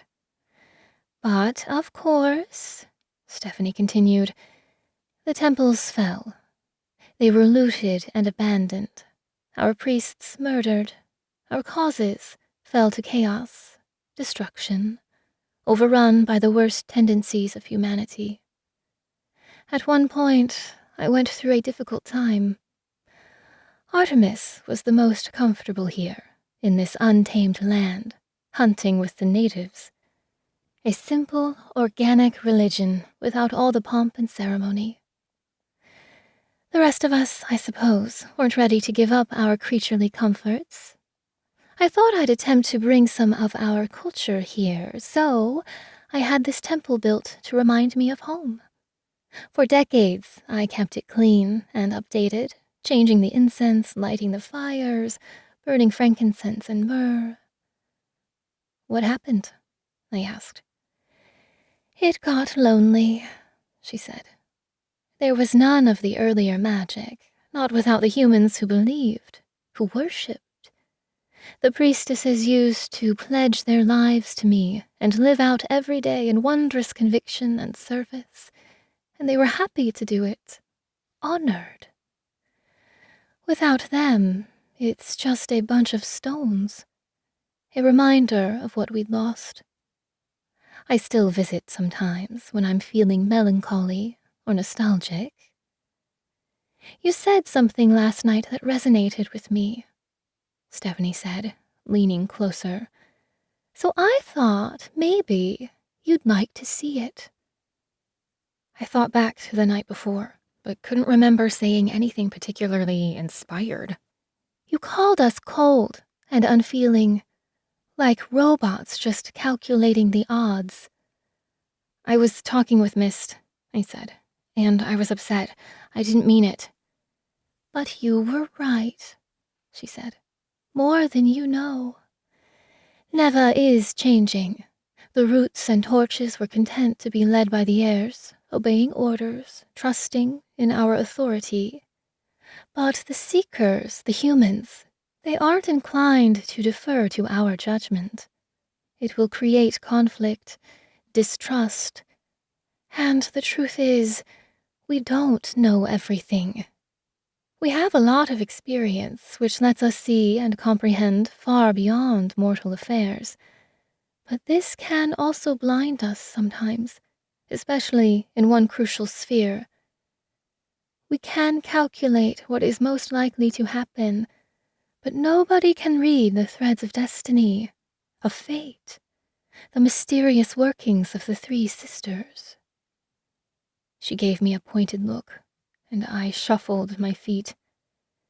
They may be gone, but the work they've done, its subtle magic, still permeates existence.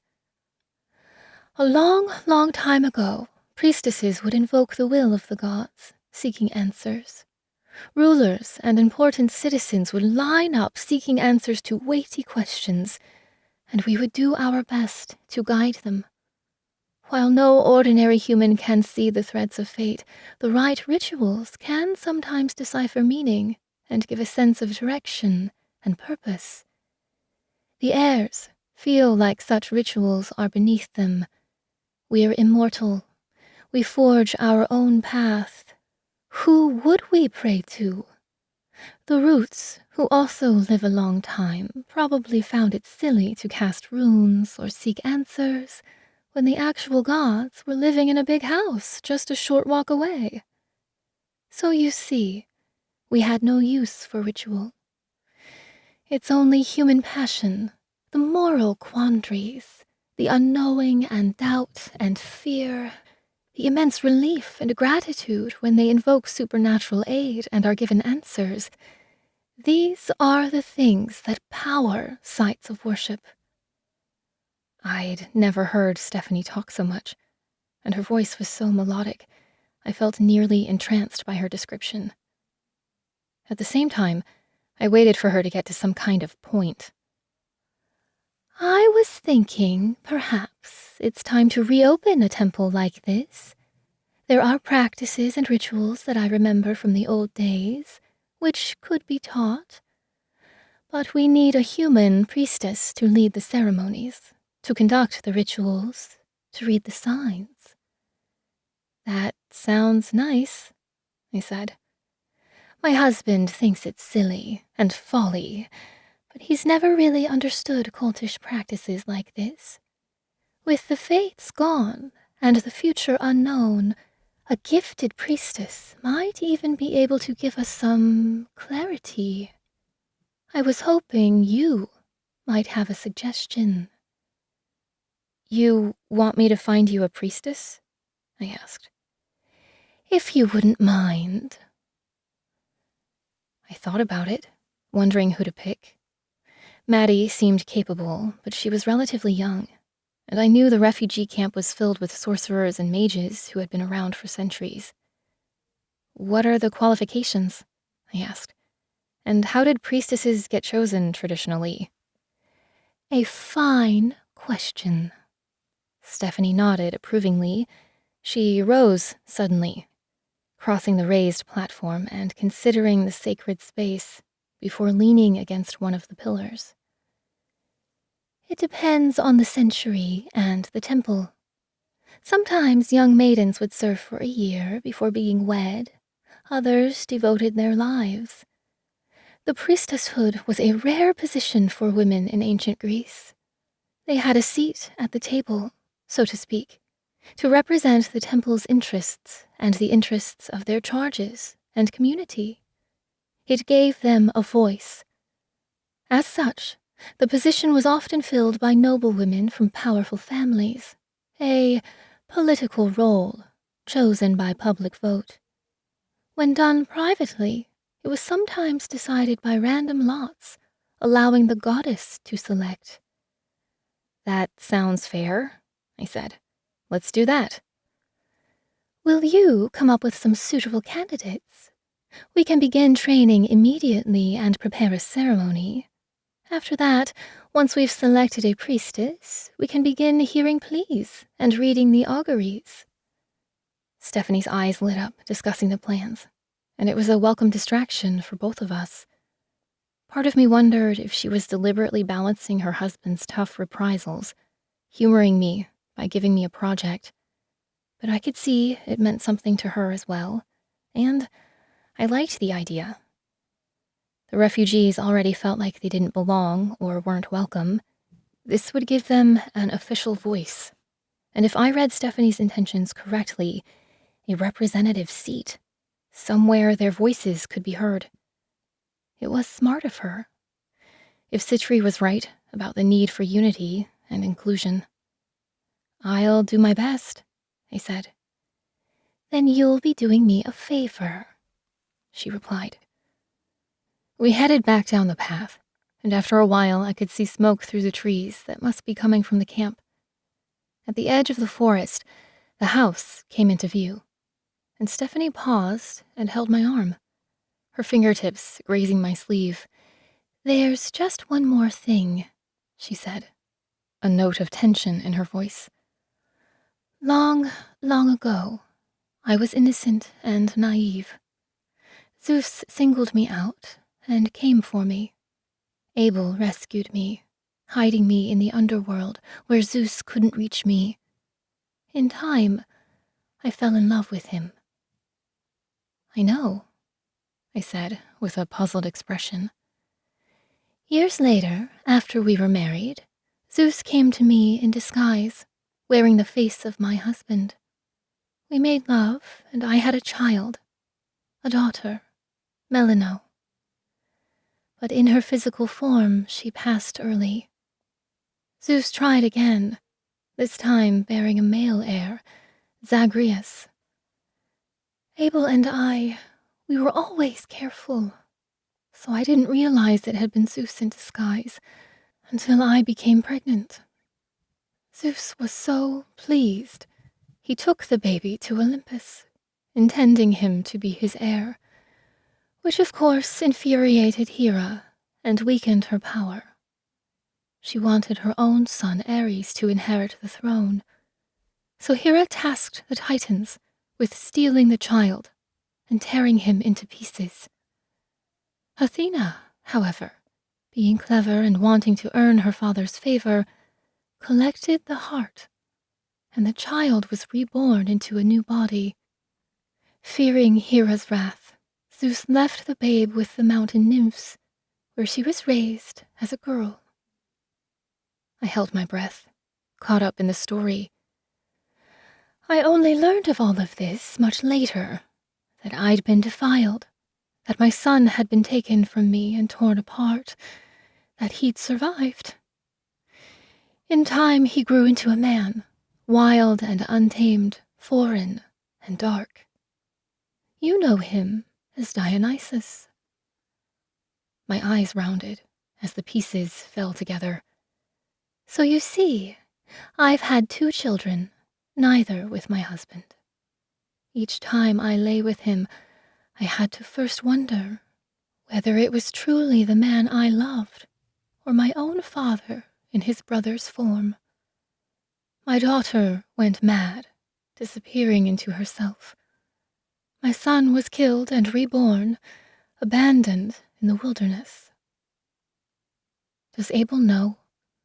Does Dion? Dion thinks that Abel is his father. Abel and I have never discussed it, but I suspect he knows. To be honest, I've never told anyone that before. Why tell me? I asked, dread raising the hair on the back of my neck. Because, after returning from Egypt, I can sense a sadness about you. Your aura is clouded, confused. You're a woman, and at first I suspected Sitri, as did my husband, though he swears he hasn't touched you. Which leads me to suspect something far more insidious. I thought perhaps we share an uncommon burden, you and I, something the others cannot understand. Each of us hates Zeus for our own reasons, but few have experienced such a deeply intimate betrayal. I was trembling, and the light seemed to fade as Stephanie's focus consumed me, like she could see right through me. A tear carved a path down my cheek, burning like fire. I hadn't had time to process what happened, and keeping it a secret had been difficult. Knowing that Stephanie knew, that anybody knew, and actually understood, gave me a sense of comfort, but also felt dangerously close to a sharp edge of wild fury and abandon, like pulling a knife out of a wound. The rage, the injustice, burned deep inside me, festering. There, Stephanie said, pulling me into a light hug and squeezing my shoulder. I won't tell you it's going to be all right, because it isn't. It's going to get worse. He's taken something from you, something that should have been special, but it's not your fault. This is why the men wanted you to keep pure, because Zeus always finds a way in. If you are driven by your emotions, your desires, he will use them to corrupt you, to break you. He takes what you want most and dangles it on a hook until he owns you. He doesn't own me. And yet you are now plagued with fear, doubt, insecurity, indecision, feelings of powerlessness. Isis told me sex doesn't make women weak. No, but love does. It can also make them strong. The men think our sex makes us weaker, or less. They fear the irrational chaos, the violence and destruction, because they can't comprehend how their satisfaction in our form is a kind of violence against our bodies. But it makes us deeper than them, wiser, and also ruthless. Picture Hera, for example. She is far more dangerous than her husband, fueled by her rage and jealousy. She's a shield for him, no matter what he does. Do I hate him? Of course. But I also love my son Dion, and all the other heirs, my family, begotten by Zeus, who all reside in the mansion. Even young Sarah now, the first true heir we've had in centuries. I suppose, if there's any lesson or meaning in all of this, it's that great beauty can be created, good things, even unexpected gifts, can be birthed from vile, treacherous acts. But I should have known better.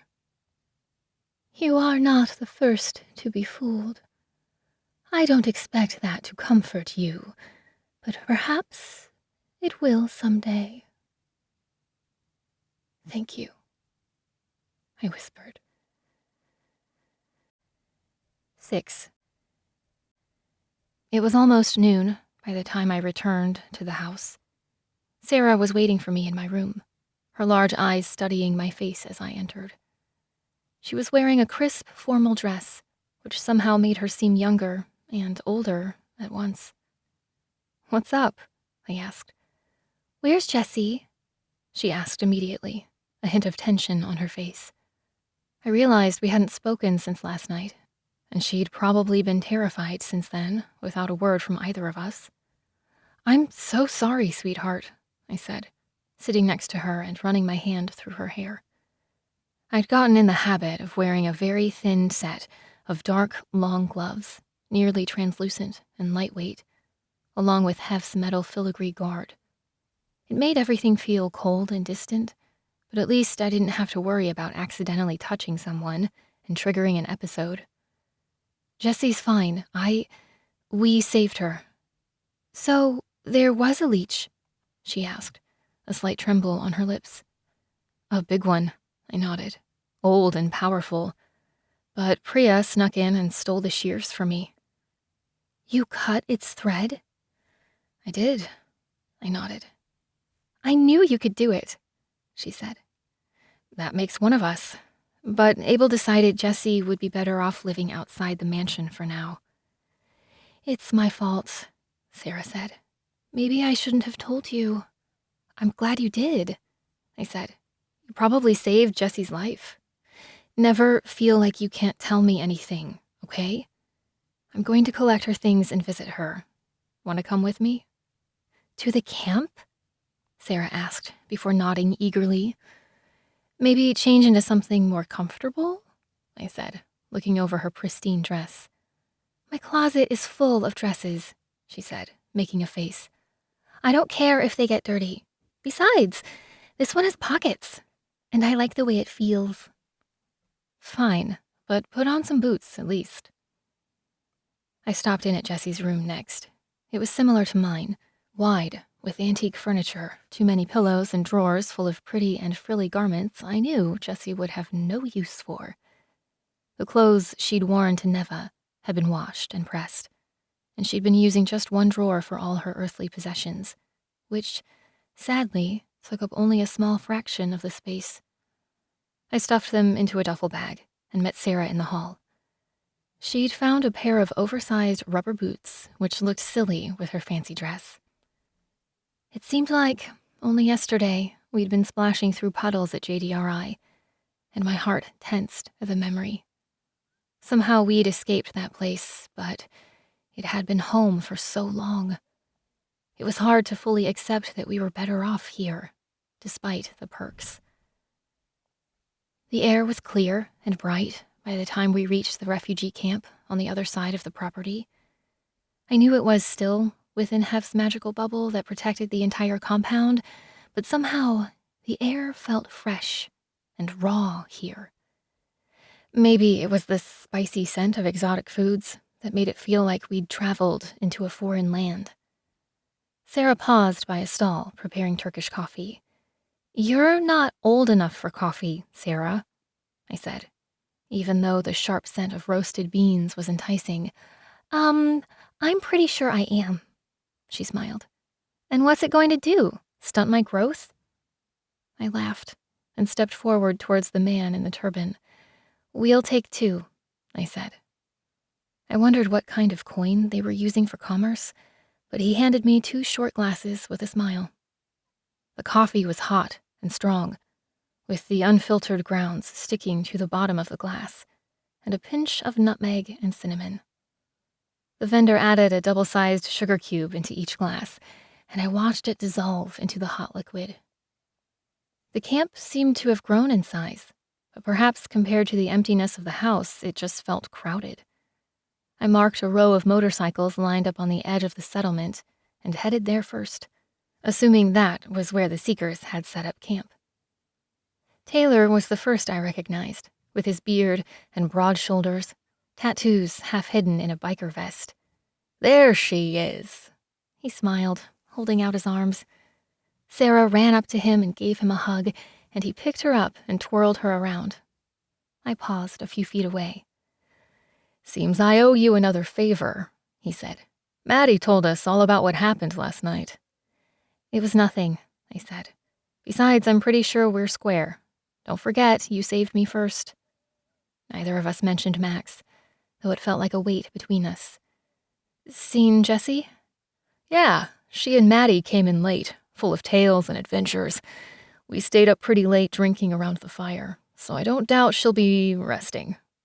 We set her up in an extra tent right over there, but first, why don't you grab a bite and give her time to freshen up?"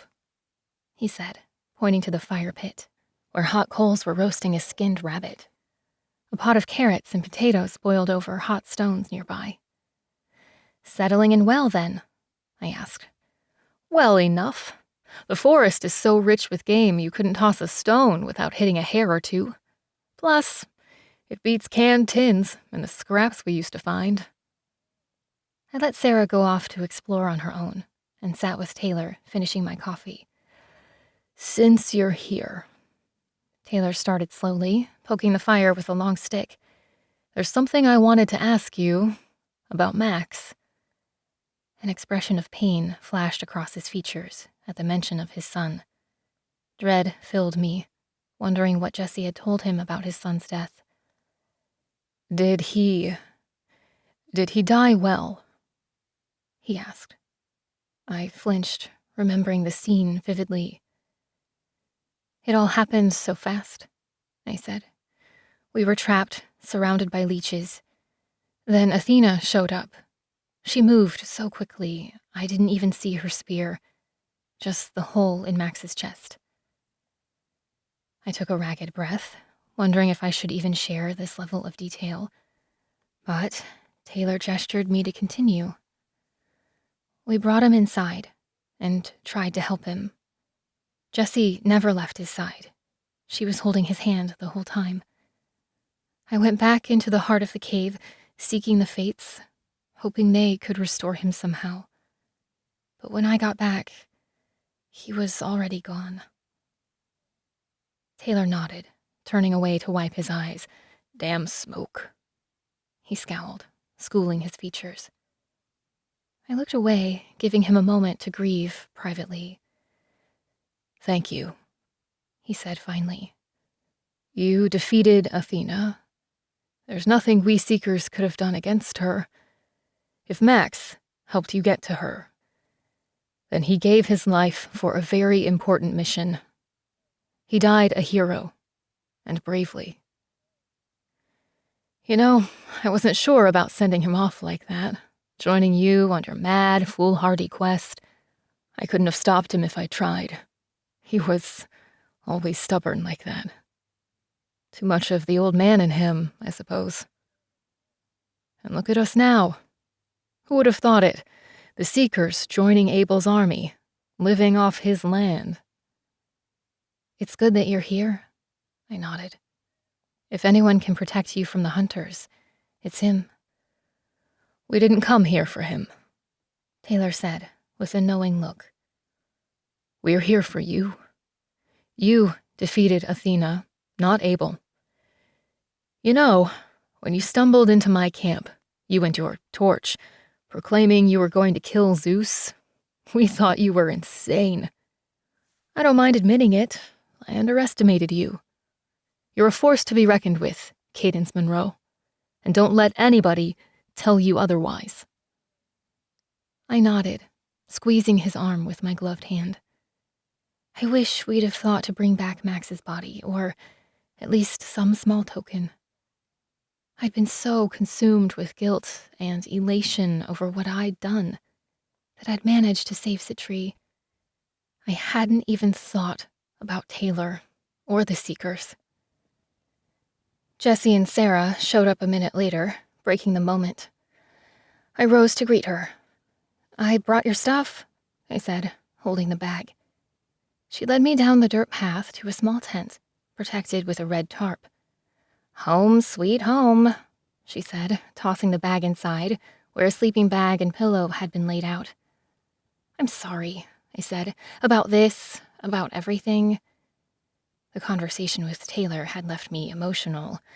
"Shit, Kay. What is going on with you?" What do you mean?" "I expected you to storm in here and rip me a new one for sneaking out and being reckless again." "You're right. That was pretty stupid." She stuck her tongue out at me and grabbed my arm. "We had Q-bombs," she shrugged. "After everything we went through in Egypt, I thought I was ready. Maybe I just wanted to prove myself, earn my place." "You always have a place." "By your side or behind you?" She frowned. "I guess I'm still not used to that." I got her meaning immediately. At JDRI, she was always my champion, fighting my battles for me. "I guess a lot has changed," I admitted.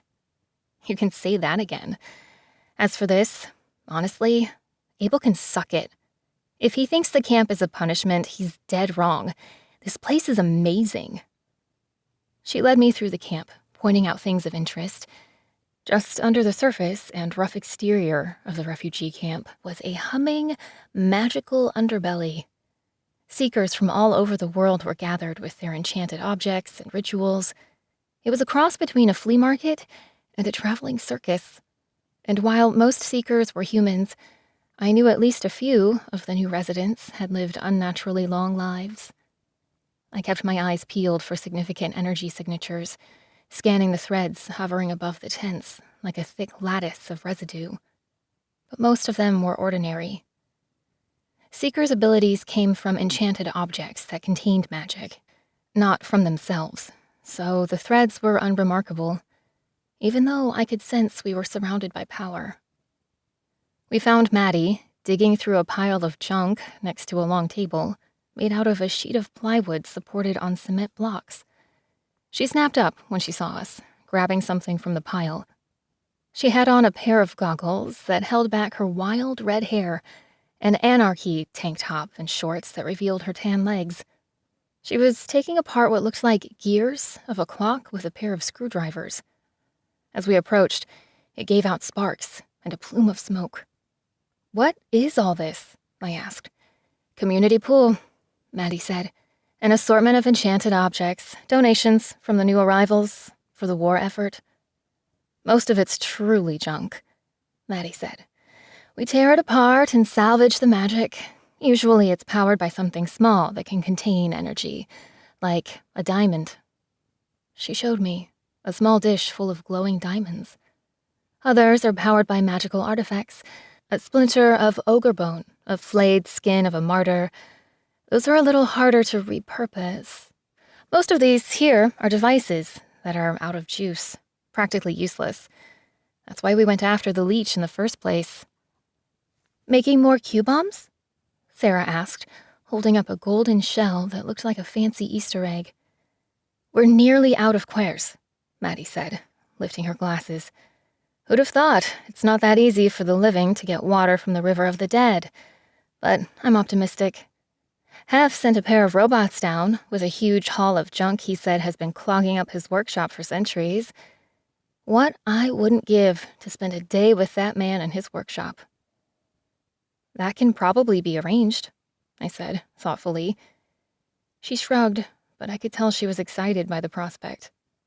"Seriously, you don't know how good you've got it," she said, pointing to the black iron glove around my hand and Sarah's silver bangles. "Freshly constructed, personally tailored magical armor from the forges of Hephaestus himself." She shook her head. "I mean, damn." I stared at Sarah's metal cuffs, decorated with intricate swirls and patterns. It was more than armor. It was art. They covered her arms from wrist to elbow to contain her power and prevent Zeus from possessing her again. Although they were beautiful, they also reminded me of everything she'd been through. Sarah losing what little childhood she had left, after I bartered it away to a watcher for the location of a painting. That she'd killed the fates, that she may still be a danger to herself and others. "Is that why everyone's been staring at us?" Sarah asked, shaking her arms. The bangles let off a soft jingle, like bells. "I don't doubt it," Maddie said, "though it might have more to do with who you are." My skin prickled as I searched the crowd for prying eyes, but those few that were openly fixed on us weren't resentful or jealous. They were impressed. A few heads nodded, and one man actually bowed. "Truly, the gods walk among us," Maddie murmured. "We're not gods," I said. But then I leaned in closer and whispered, "Does everyone know about Sarah? That she's a daughter of Zeus?" "They don't have to," Maddie answered. "But they know enough. For those of us with eyes to see, she's like a shooting star. And even a rudimentary prism or pendulum could see that she's something special. Seekers are trained to look for magic.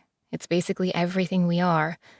This place is full of magical artifacts, more so than any place in the world right now. And the second you stepped into the camp, all the auguries have spun directly at her.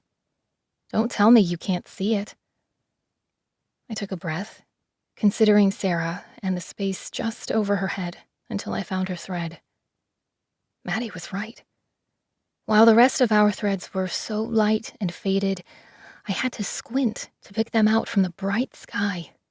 Sarah's was electric blue, and so bright it seemed to darken the sky around it.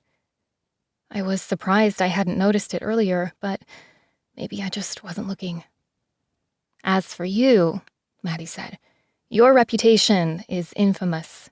Devourer of souls, liberator, spear-bearer, bane of Athena, Decidium. Even if you don't dress the part." She said, frowning at my clothes. "What do you mean?" I asked. Compared to the homemade rags I'd stitched together at JDRI, I thought my simple, practical outfits were an improvement. "If I were you, I'd be dressed like a conquering hero. Here, try this on," she said, reaching into the pile and pulling out a deeply engraved shield. She found a belt and strapped a sword around my waist. "I've already got a sword," I muttered. "Suit yourself, but maybe wear it sometimes." "I don't need it in Neva," I said. "Firstly," Maddie whispered, leaning closer, "don't trust anyone, not even here. Always have a means to protect yourself." I nodded, sucking in a breath at the sudden intensity in her eyes. "And secondly," she sighed, "you are more than you know. You are a symbol of hope, of possibility. We need that. We need to feel connected, purposeful. That you came to visit us, that you have friends here, that's important. It means something. It makes us feel like we have a voice." Taylor had said something similar, but I hated all the attention.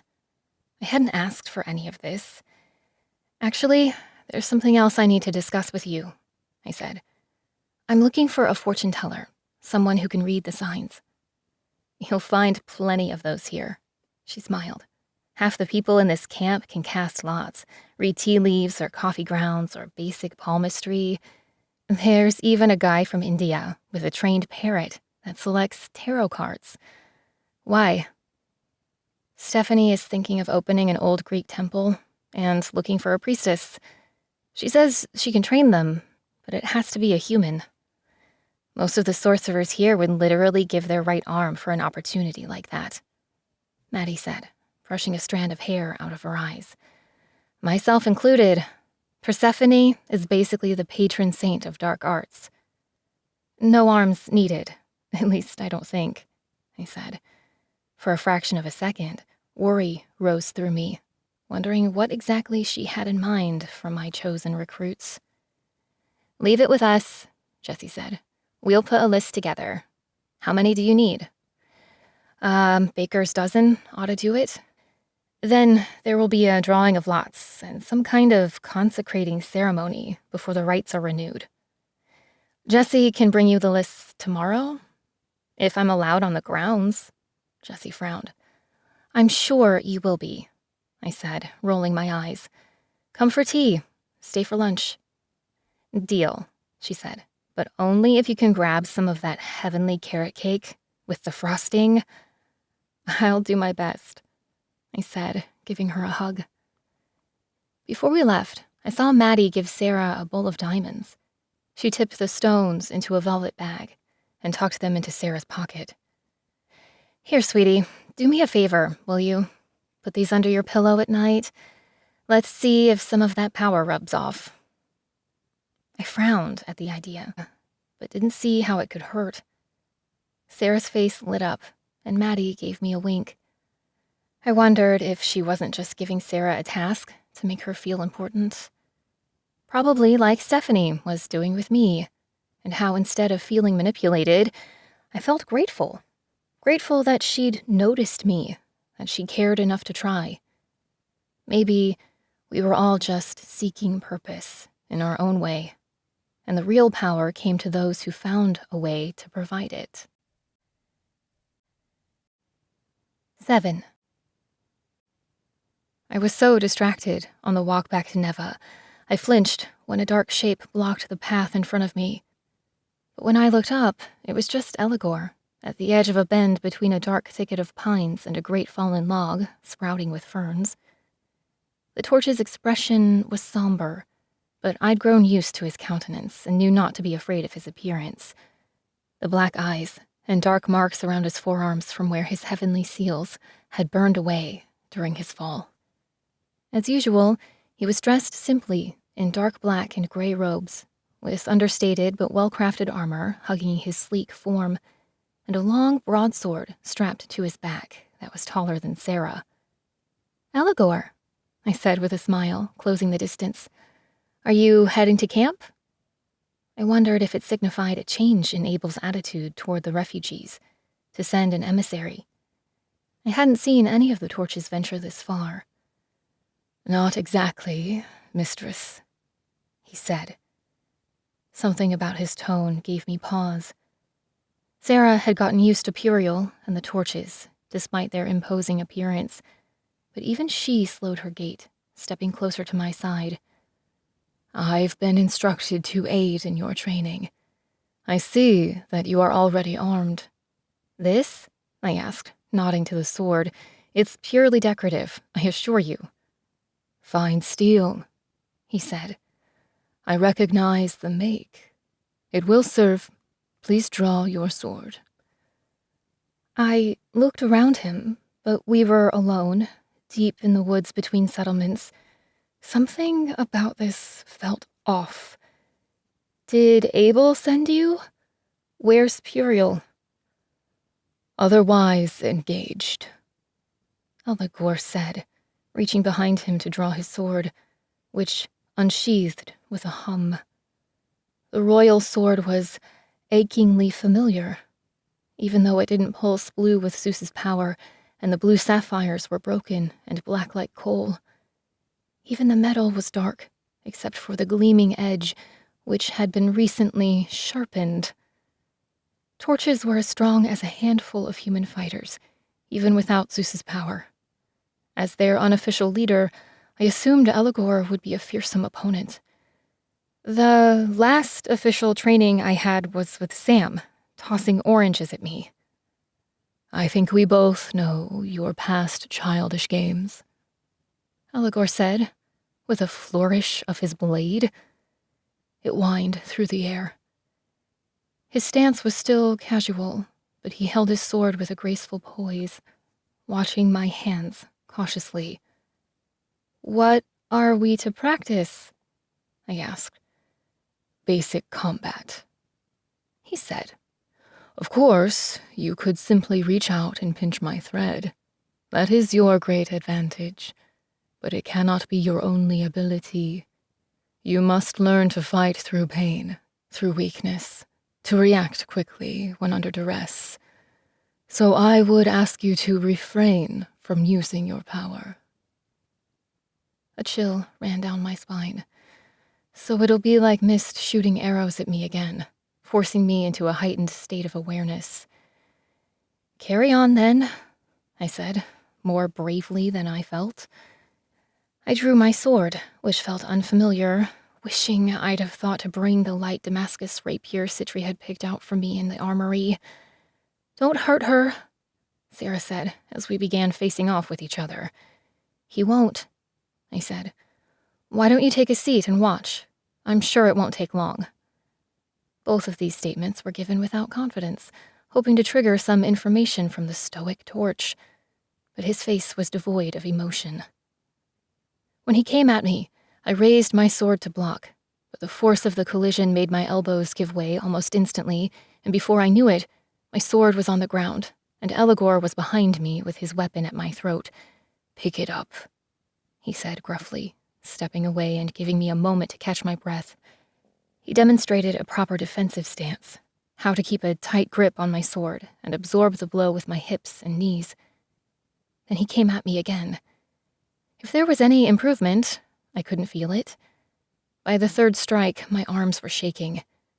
Don't block, he corrected, tapping the flat edge of his sword against my shoulders. Deflect.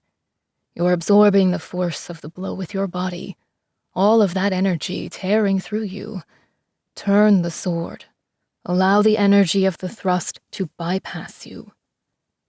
I tried again, copying his movements, but it was difficult to focus on my posture when his sword was swinging towards my face. It took all of my concentration simply to block his sword with my own and stay out of the way of his blade. And while I could tell he was holding back, that didn't detract from the fact that we were fighting with real weapons, instead of the practice swords I'd seen Sam and Sitri use when they faced off with each other. In only a few minutes, my heart was racing, and sweat clung to my neck and shoulders, making my hair feel sticky against my skin, despite the chill to the air. Good, he grunted, after I'd successfully parried 5 blows in a row. Now we can begin. Now? I barely had time to ask before he struck again, this time without warning. I stumbled backwards, ducking his second strike and raising my sword just in time for a third. I glanced at Sarah, sitting with her dress and bright rain boots on the mossy log. The next blow took the rest of my strength. My arm folded, and the flat edge of Eligor's sword struck a firm blow against my upper arm. I gasped in pain, even though it hadn't drawn blood.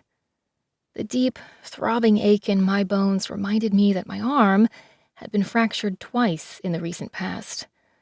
Wait, I gasped, holding up my other hand, but Eligor's attacks didn't stop.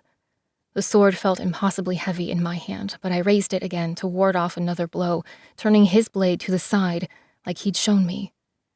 It struck the ground with force, cutting through a dry branch with ease. I couldn't tell whether the blows were increasing in force or if my muscles were simply giving out.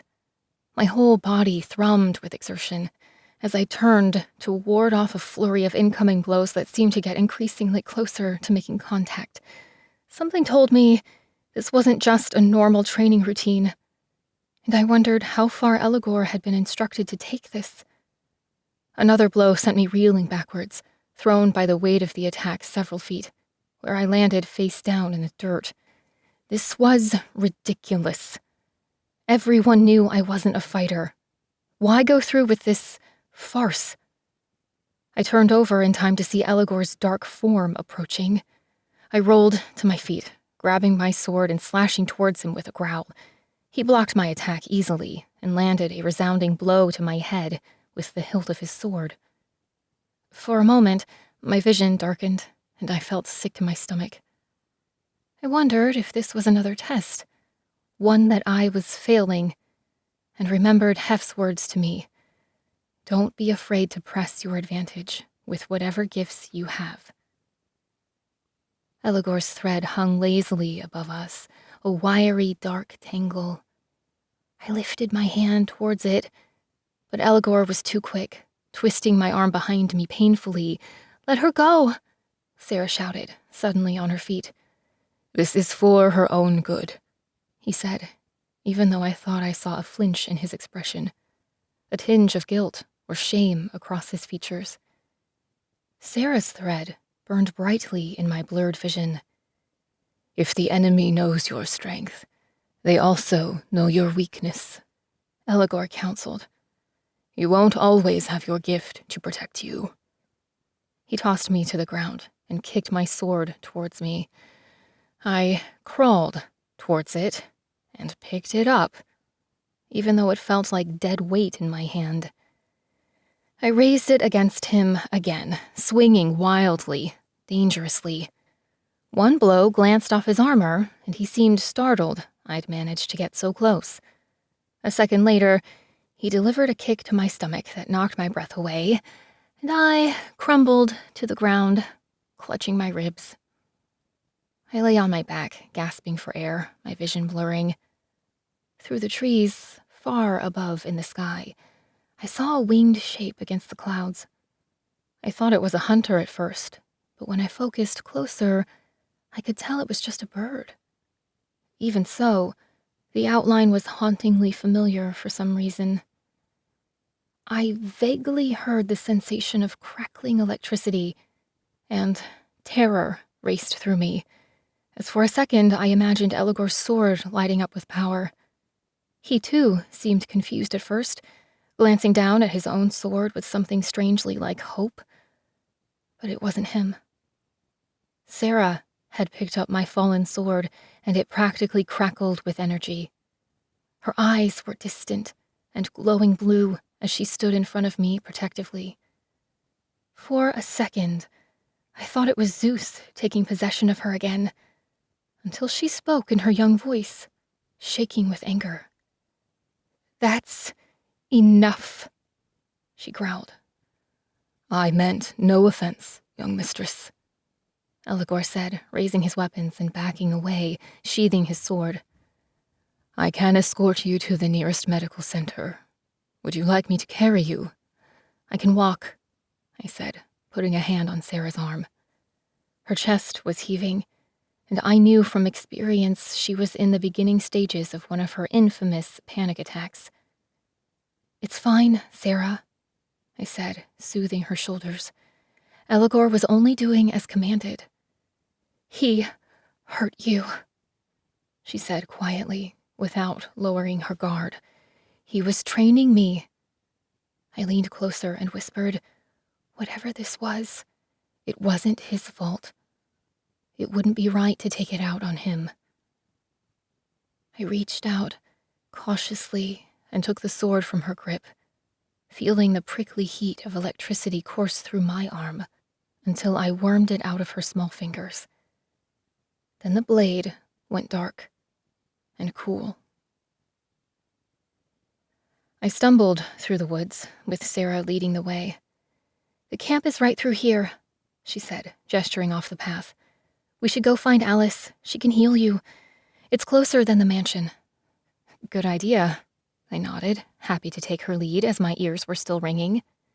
If I'd been alone, I would have laid down in the wet, soft earth and passed out. But I knew Sarah was dangerously close to losing control already and would flip out if I fell unconscious. She'd probably try to carry me back herself. Part of me wished I hadn't been so quick to dismiss Elagor's help. My eyes kept searching for Sitri or Puriel, who always seemed to run to my rescue when I was in trouble. But as Elagor had said, they were otherwise engaged. Safe inside Neva, they probably had more important things to be taking care of. We'd nearly made it to the camp when I looked up and saw the bird again.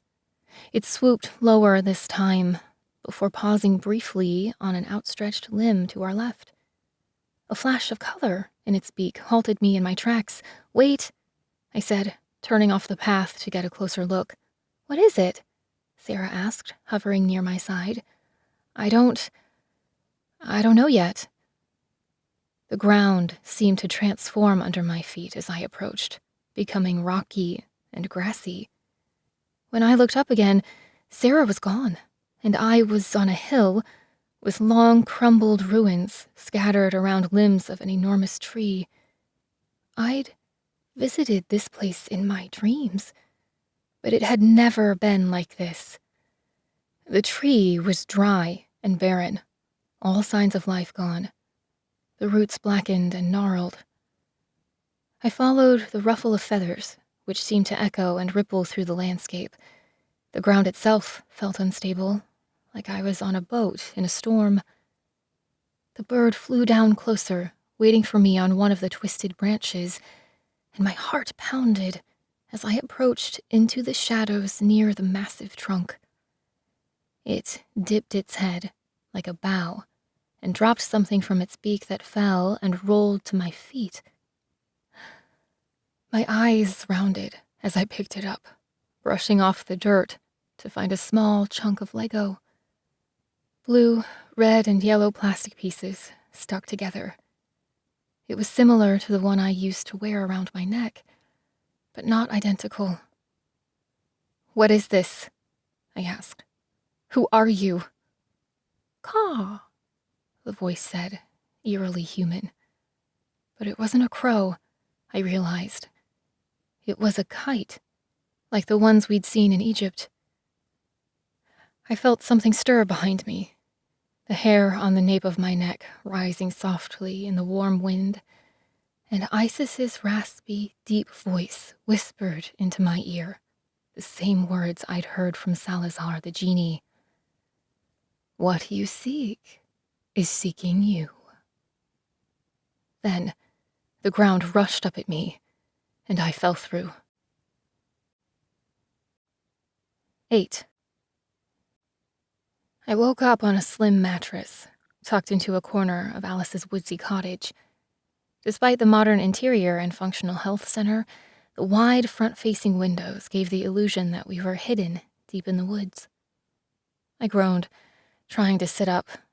My fingers were still clenched in a tight fist, but when I opened my palm, it was empty. "Easy there, Tiger," said a smooth voice to my left. Kurt was at a wooden table playing cards with Sarah. Alice stood nearby with a blue vial. "What's the foul stench?" I asked. "And don't say me." "Smelling salts," Alice said, her eyes bright. "You've slept long enough. Some bruises, but nothing too serious. Have you been sleeping okay?" "I'm fine," I said. "Well then," she said, backing off and tidying up her workspace. "My work here is done." "What happened?" I asked. "Sarah came charging into camp, screaming for help. I shifted and carried you back here." "So I was rescued by a centaur?" I grinned. "Beats an ambulance." He smirked. "You were nearly delirious," Alice said. "You kept muttering something, a name." "Where is she?" Sitri said, bursting in through the front door suddenly. He slammed the door so hard the windows rattled. "Easy. Give her space. She just woke up. She's likely still groggy from the pain tonic I gave her." I flexed my arms tentatively. They were stiff, but I was in one piece. Alice was right. My thoughts were murky, but I wasn't really injured. "I was by the tree again," I said softly. "But it was dead.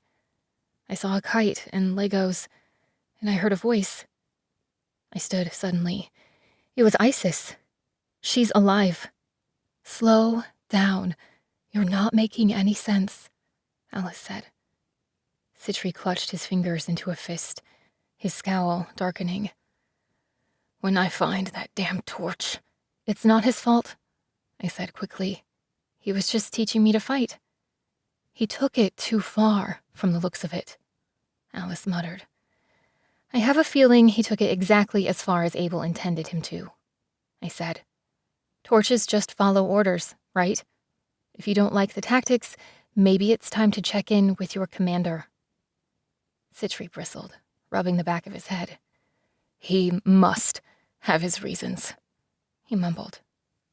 "No doubt he's punishing me for sneaking out and handling that leech on my own."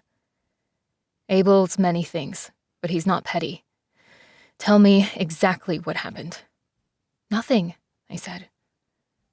I wondered if I should tell them about Sarah's display of power, but I didn't want anyone to feel unsafe.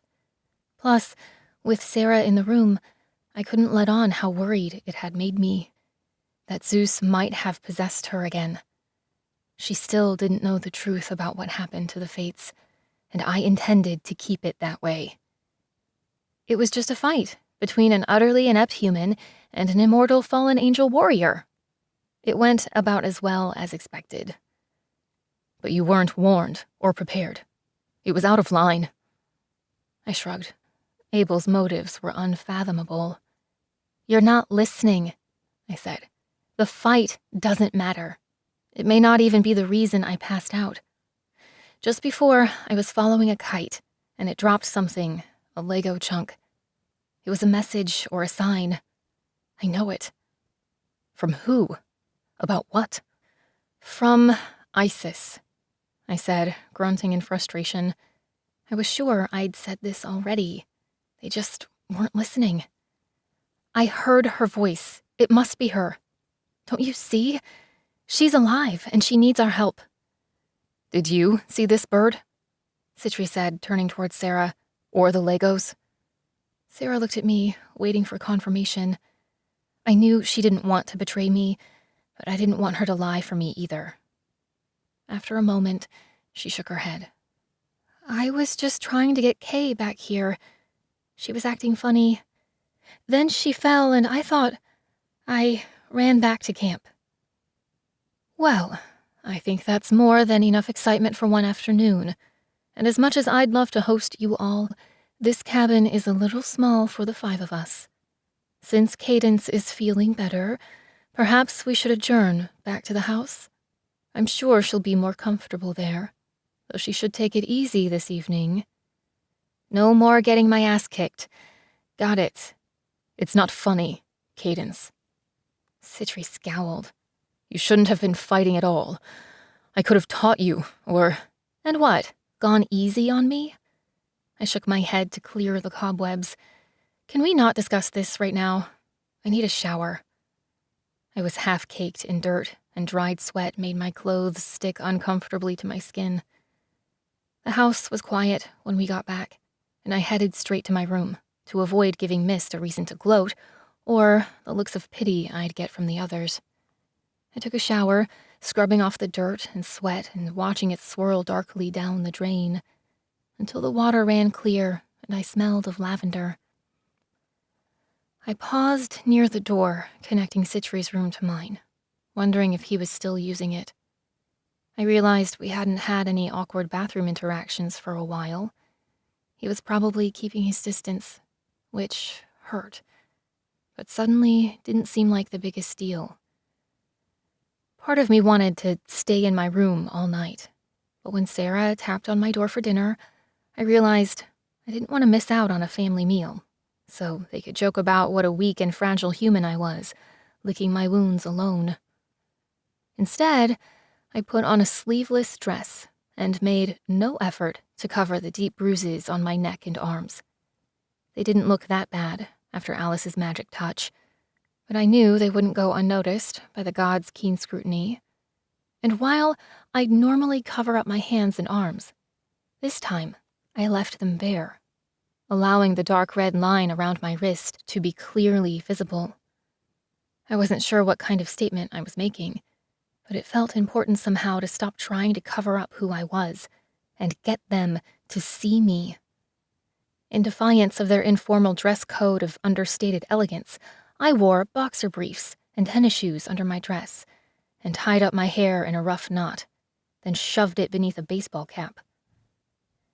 Dinner was quieter than usual, though the table hummed with energy. I waited for someone to comment on my appearance, but they ignored me. I had a feeling Abel was expecting an outburst, but I'd be damned if I was going to give him the satisfaction. "How's the plague going?" I asked Hef instead. Cases rising in Africa and Europe. It seems to be spreading. New cases in Japan and the USA. Several countries are closing their airports, shutting down international travel. Will that help? Sarah asked. It depends on the source. Hera is the source. Mist glowered, poking at her food. We don't know that for sure. But if we went after Hera, it could stop the plague. It might, Hef said. Though the plague isn't really the problem. How isn't it the problem? I wanted to ask, but the words died in my mouth when Alice flashed me a look. I was the problem. With the fates gone, the plague was only speeding up the inevitable extinction of the human race. Is that why you sent Eligor? I asked finally, to try and toughen me up? Abel tensed, and I cursed myself for doing the very thing I'd just sworn not to do. I sent Eligor to help you train. I think we can all agree that whatever happens next, it wouldn't be the worst thing to be prepared for it. And I'm the weakest link, right? I hoped it would give you clarity about your limitations, which you seem slow to accept. Imagine, Abel said, that a 1,000-year war depended on the resolve of one human girl. Wouldn't you be a bit cautious? So what then? We're just going to wait until the plague wipes out humanity? Are you offering another suggestion? The only way to get Zeus to show up is to hurt something he cares about, Tori said. You mean Hera, Stephanie said. It worked once before. He hides between his wall of hunters. Now that we have the shears, he won't show up unless we draw him out. We just need to dangle something he wants. If Hera is alive, she's weak, Miss said. We'll never have a better chance to take her out. We should go after her now, track her down, and end her for good. The last confrontation didn't end well, as I recall. We forced Zeus into the open. We could do it again. Would he risk so much for Hera? I asked. I mean, he's not exactly faithful. It's not just about love, Stephanie said. Hera is stronger than him. He's strong by seduction, by consuming the energy of others. This is how he defeated the Titans. If Hera were to fall, it would leave Zeus weakened. So, we threaten Hera, force Zeus to reveal himself, and have Cadence snip his thread. We'd only need a second, and it would be all over. Don't you think I've considered every possibility? Abel cut in, raising his voice slightly. Let's say we have one shot at this.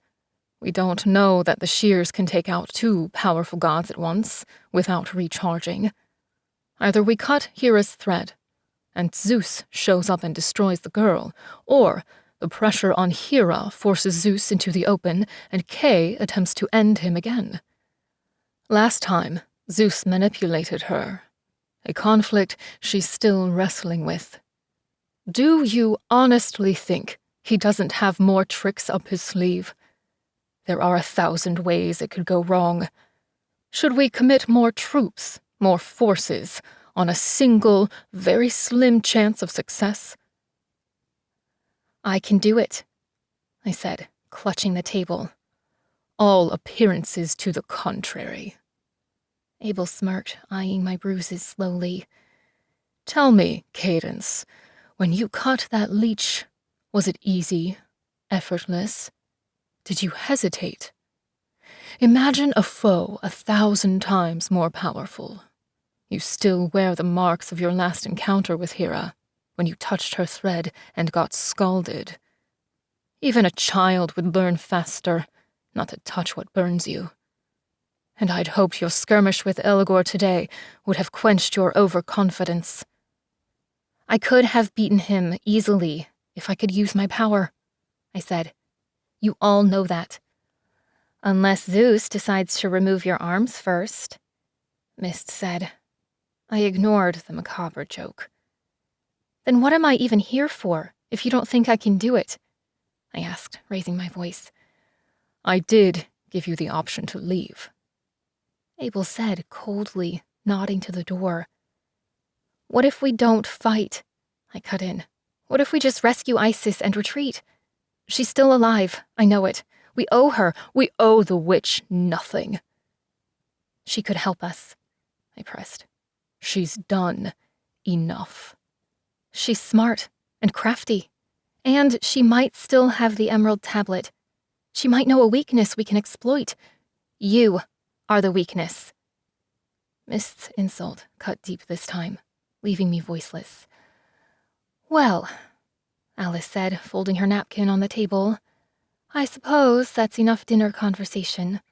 Besides, even if Isis is alive, we have no idea where she or Hera might be. Actually, Hev said, pushing away his plate, I think we do. He looked to Abel for permission, who waved his hand, a hard glint in his eyes. Hev stood and activated a small device on his wrist, which beamed a screen against the far wall. So, here's the thing. I assumed if Hera was really injured, that means we've depleted her magic, so she'll head to her usual stops to recuperate. What's that mean? Sarah asked. Magic is just time and attention. This is the currency of gods, the only thing of value.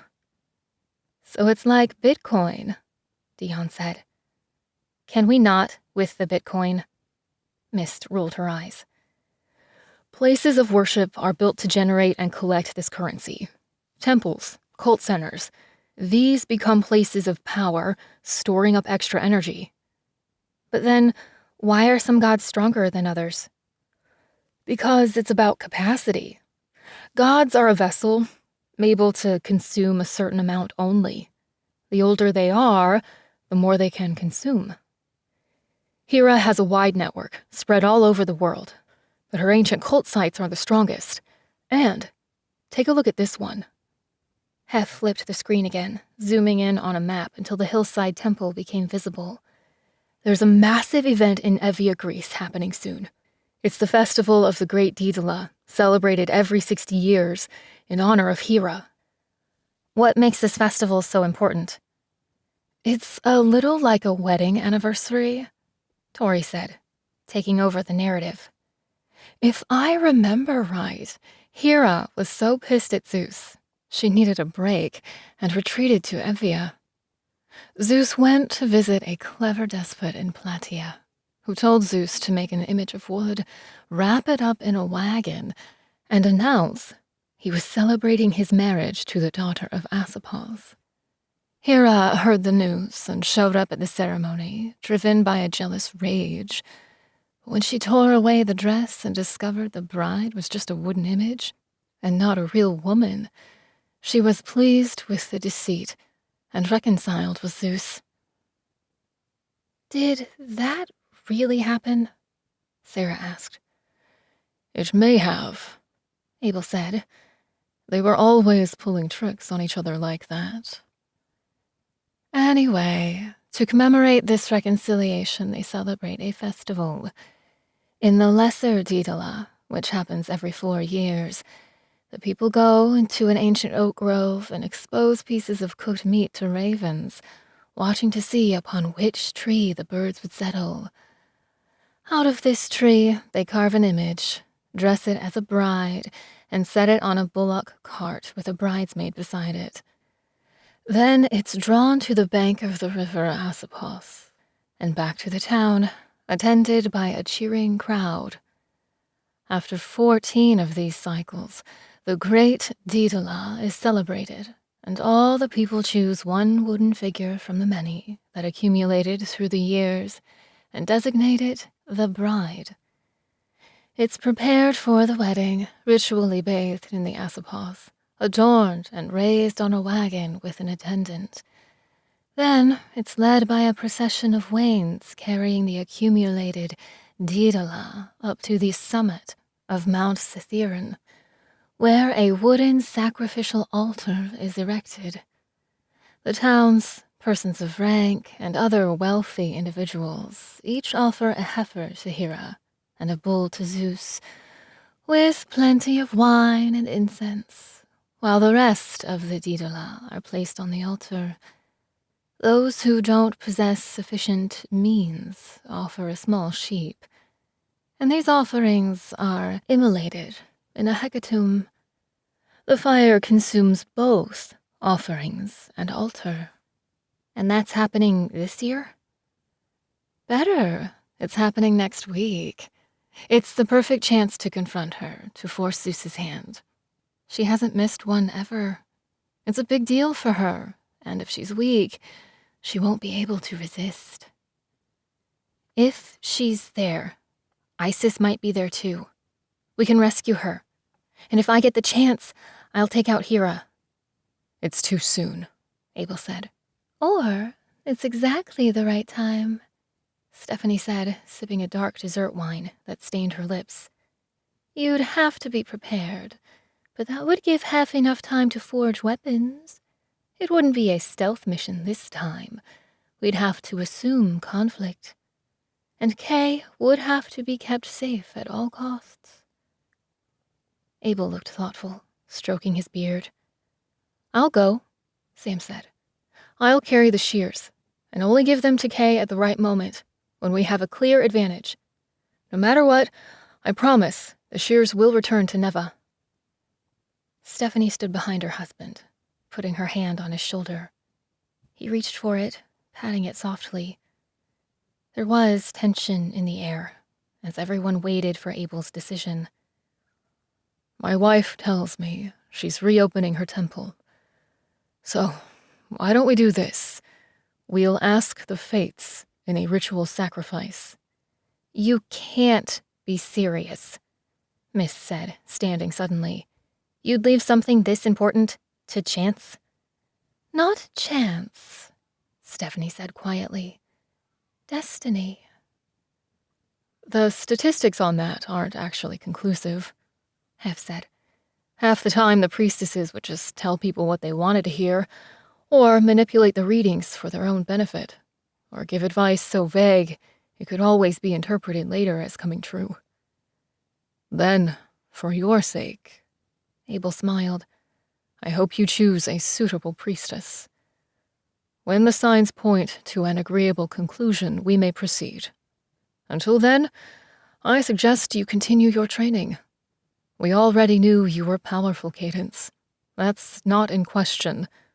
But surely you recognize that physical frailty is not an advantage. Part of me wanted to argue that my frailty was exactly the reason Puriel hadn't killed me outright. It was Tori who came to my defense this time. Athena didn't defeat Ares through brute force. Neither did Zeus's coup succeed by strength, but by guile. And I know for a fact you rarely resort to physical strength over less direct modes of subtle confrontation. We've all been around a long time, but I don't think any of us can judge Cadence's faults. It's settled then, Abel said, ignoring her. Tomorrow, we will choose a priestess and offer a sacrifice.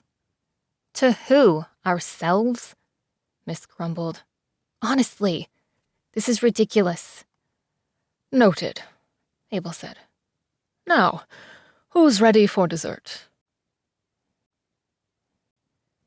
9. It just doesn't make sense, I said, pushing my way through a heavy bough of pine needles. I mean, he's a literal god. If he wanted to forbid us from going to rescue Isis, he could have. Instead, he leaves it up to a coin toss. Didn't Stephanie tell you the gods can't see everything? Yeah, but I'm pretty sure this whole thing is just politics. A way to give the seekers the illusion of participation, of value. And Neva isn't a democracy. Abel rules everything. Honestly, it's clever, but manipulative. Maybe it's more than that, though, Jessie said. I don't know, it makes sense to me.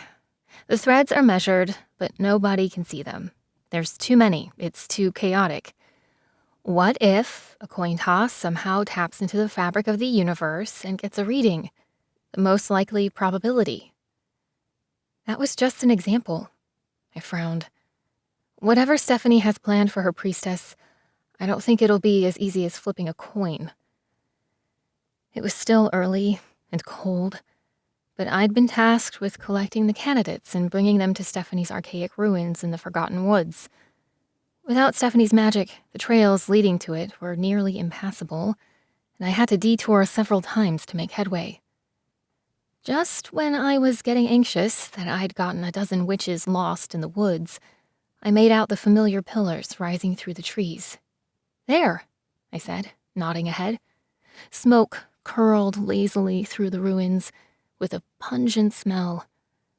It took me a minute to find Stephanie, alone on the platform, waiting for us. She'd ditched her casual hiking attire for a striking white dress embroidered with pink and purple flowers.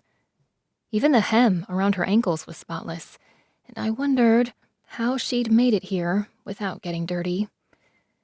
Thin golden bangles were clasped around her upper arms, which she raised to the sky as we approached. A few of the seekers bowed down low, and one even put her forehead to the ground, waiting until Stephanie tapped her on the shoulder and then lifted her chin gently. "Rise, sister," she whispered. Her voice seemed to carry, filling the space with energy. A small fire was lit in a bronze censer, producing a thick cloud of gray smoke. "There's a place for ceremony and pageantry," Stephanie said. "Worship depends on a certain amount of respect and awe, but today's task will be without an audience." "It is an honor to simply be in your presence, mistress." "The honor is mine," Stephanie responded. "I asked Cadence to find me a priestess, and we have agreed upon the ancient method of casting lots, a process I'm sure you're familiar with." She gathered a handful of smooth white stones from a pile near the fire and gestured at us to line up. Maddie and Jessie had spent the day touring the camp and gathering a list of names. I wasn't familiar with most of the women, but I trusted their choices. Stephanie approached the first woman in the line, holding her gaze and looking her over before placing a stone into a leather pouch. She did this with each woman until she came to Jessie and Maddie. She spent a fraction of a second longer studying Jessie, or so it seemed to me, but didn't say anything. Part of me was conflicted. Stephanie had tasked me with finding worthy seekers, and most of these women were powerful and experienced. Jessie was neither. But Maddie wouldn't put her name down without adding Jessie's as well, and I didn't have time to get in an argument about it this early in the morning. Stephanie took the final white stone and held it over the flames. Then she tossed a small sprig of rosemary and sage into the burner. The flames sparked and flared a rich purple, and the smoke thickened and darkened. When she held up the stone again, it was black. She dropped it into the pouch with the others and shook them together, letting them rattle and mix. "There are no particular skills or special training needed to serve. Only devotion. The one chosen will be expected to dedicate herself to this temple and take on a role of leadership for the community that it houses. She will be the sole administrator and authority, conducting sacrifices and accepting offerings and votives. The temple serves as a guiding light. It offers purpose, hope, and bonds of friendship. It is a lifetime appointment. Those of you who are not chosen, you are welcome to serve and assist the Hierophants as Panagaeus or Melissa, bees to aid the flowering. Please remember that if you are not chosen, it does not reflect a moral weakness or any indication of my own personal judgment. I'm a patron of this temple, but it is yours, not mine, and I have no preferences between you. It is not a competition that rewards the worthy or the capable among you. The stones will reveal your fate, but that fate has already been decided. The stones will scatter as they must. Do you understand what I've said so far? Each woman nodded. Good. Each of you will step forward and offer a drop of your blood into the fire. I'm sure you'll know all about the magical uses of blood and spellcraft, but this is not an act of magic. The priestess will need to be comfortable with blood. So squeamishness won't do at all. I hope this simple task won't challenge you. Then you may draw a stone. You may go in any order you wish, she prompted, after a moment of silence had passed. No one spoke for a moment. Then a tall Indian woman in a sari strode forward with confidence. She picked up the small dagger and sliced her finger without blinking an eye. I, Akila Agarwal, do pledge myself to yourself, maiden of the pomegranates, daughter of chaos and grain, bringer of death. The flame sputtered as her blood dripped into the fire, sizzling against the hot metal. She reached into the pouch and slowly pulled out a white stone. Only a flicker of disappointment registered on her face before she resigned herself to her role and rejoined the line. The others went one by one, mostly copying the first, using Stephanie's honorific titles, like secret passwords. Despite Stephanie's insistence that this wasn't a competition, each seeker seemed intent on proving their devotion with stoic resolve. One actually sliced her wrist, squeezing her bloody fist into the fire for so long, I was sure it would burn off, before muttering a spell that closed the wound. She also retrieved a white stone. I found myself holding my breath when there were only 5 women left. Guess I'll get this over with, Jessie whispered beside me.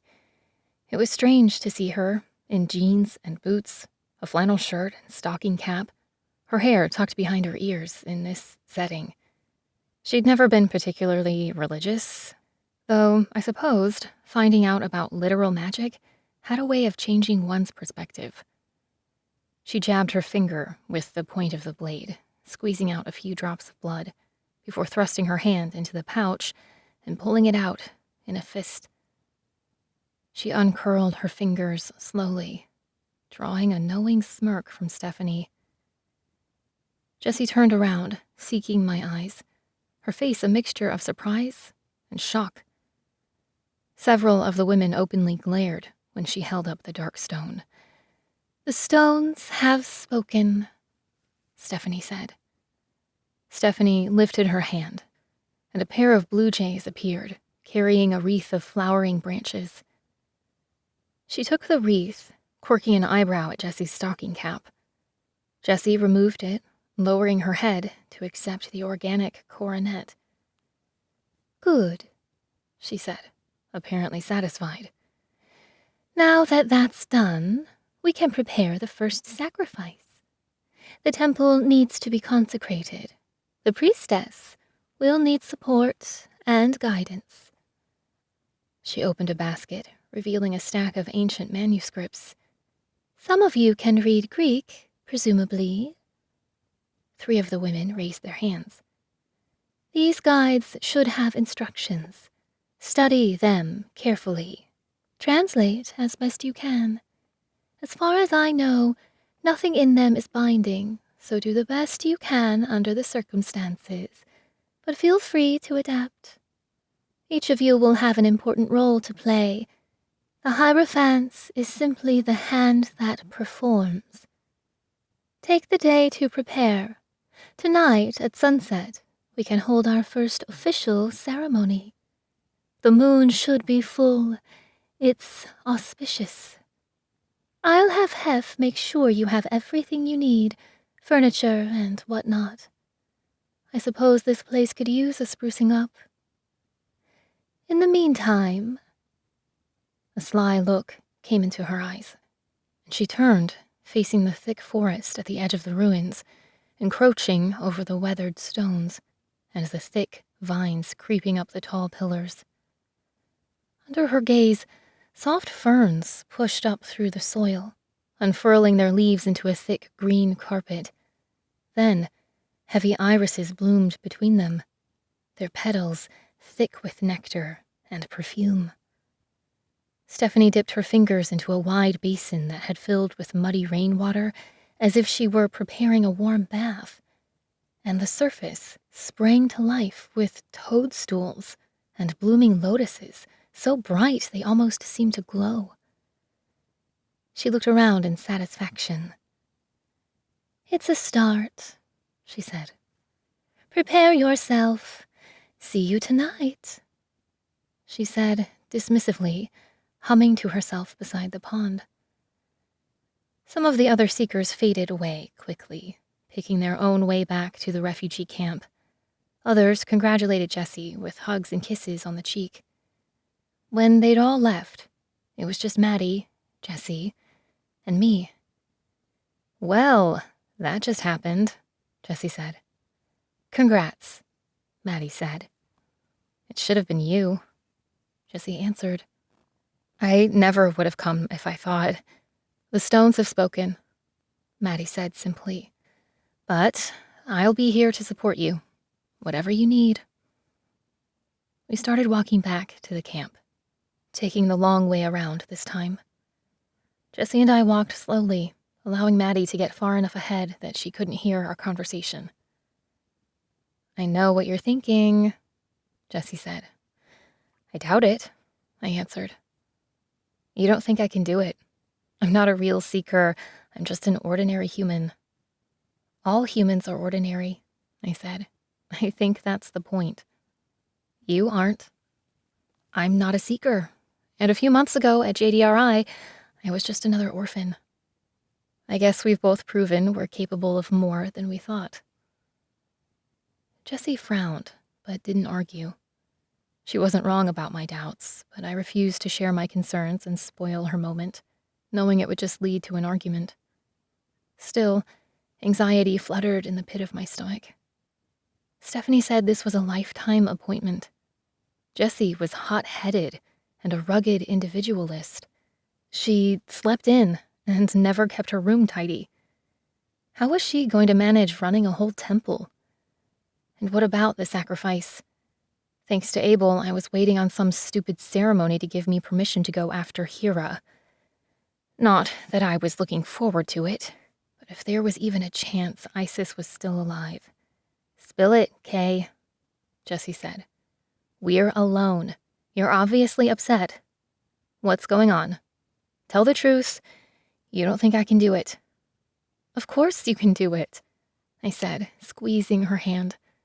"You're the bravest person I've ever met. And strong. And smart. But..." This was Stephanie's idea.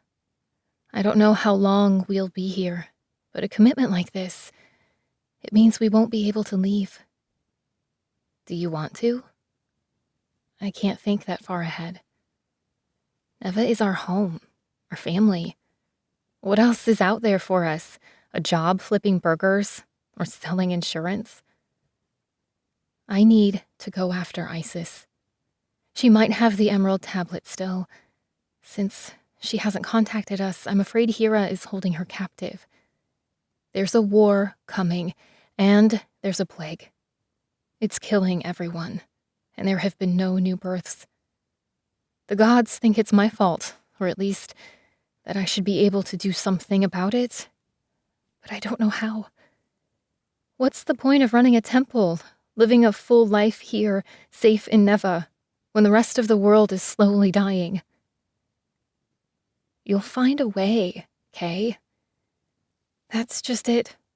Abel is leaving the decision up to the ritual sacrifice, and I don't trust him not to manipulate it.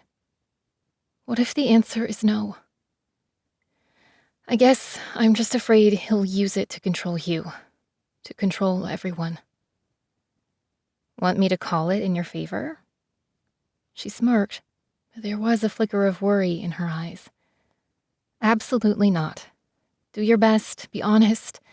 Just also keep your eyes open for anything fishy. I don't believe Abel would just leave everything to chance, which means he knows something we don't. I don't want to get played or let Abel divide us somehow. Never, she nodded. It's us against the world, remember? Promise? I asked in a half-whisper. Promise, she said. Wanna grab lunch at the camp? I need to head back and get cleaned up. And you need to prepare. I'll bet you'll be practicing all day for the ceremony. Also, I'd bet ritual fasting and bathing is a requirement before the ceremony, so check in with the other seekers and see what the texts say. Shit, really? Jessie's eyes widened. I hadn't thought about that. I grinned at her over my shoulder and waved goodbye. I was nearly back to the mansion when a dark shadow crossed my path. I was hoping it was Puriel, but I groaned when I saw Eligor again. This time, he was accompanied by 2 additional torches, their dark features drawn. I needed coffee. I don't have a sword, I said quickly, holding up my palms. You can borrow mine, one of the torches said, unsheathing his weapon. It was lighter than I expected, though still long and unwieldy. This time, we fought in the amphitheater behind the mansion, which didn't lessen the pain, but was at least more familiar. We went through the steps and blocks Eligor had shown me earlier, slowly, at first. Then he introduced a complex series of moves when facing 2 opponents, and then 3. It felt less like a beating this time and more like a dance. We were at it for at least an hour, and my arms were burning, when I noticed Sam and Hef leaning against the walls of the mansion not far away. Want to try something fun? Sam asked, stepping forward lightly. Finally gonna help a girl out, are you? After an hour of getting my ass kicked? If they wanted to kick your ass, they would have, Sam said. He came closer and whispered quietly so only I could hear him. Eligor said you couldn't touch their threads, right? What if he touched mine? I don't want to hurt you, I said. Besides, what good would that do? Maybe nothing, Sam said. But Hef has a theory. He said you gathered the power from that leech in the shears and transferred them to the eye. That would mean you might be some kind of conduit, not just an empty vessel, like the torches. But the truth is, we don't really know what you are capable of. Maybe if you touch my thread, you'll get a burst of energy, even speed. Your powers? Let's try it out. See what happens. Sam shrugged. Call it a science experiment. I closed my eyes and took a deep breath, and shifted my focus until the threads came into sharp relief. It wasn't hard to find Sam's. It was thin but bright, undulating quickly. I thought it would be too hard to catch, like a leaf floating in the wind, but I figured out the pattern and timed the rhythm, then slowly reached up for it. Rather than strumming or yanking on it, I pinched it very gently between my bare fingers. Sam flinched, but managed to smile to let me know he was okay. I felt a pulsing under my fingertips, and at first I thought it would burn like Hera's thread did, but this felt more like ice, cool and frosty. I felt the energy rush through my shoulders all the way down to the balls of my feet. The sluggish lethargy fell away, and I felt focused and hyper.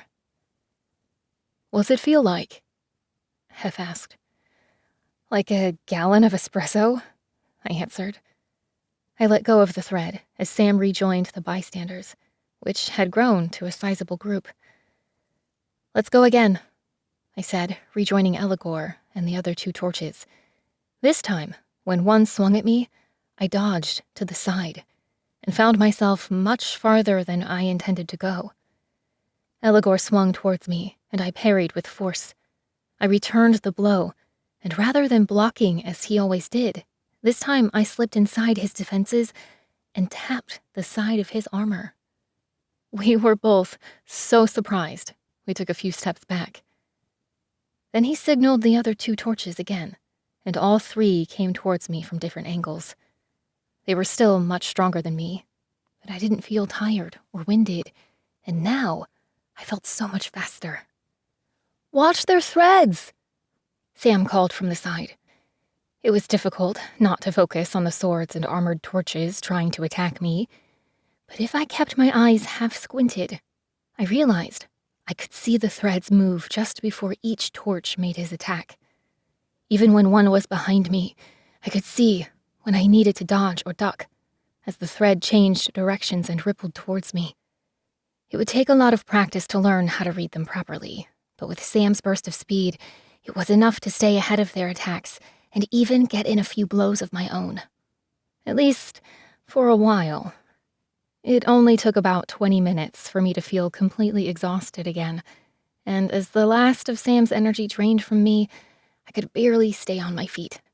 The torches, getting used to my speed, were still attacking at full strength. When I started moving slowly again, one of them very nearly took my head off. Another knocked my sword out of my hand, while the third kicked my feet out from under me. I lay in the dirt, gasping for breath.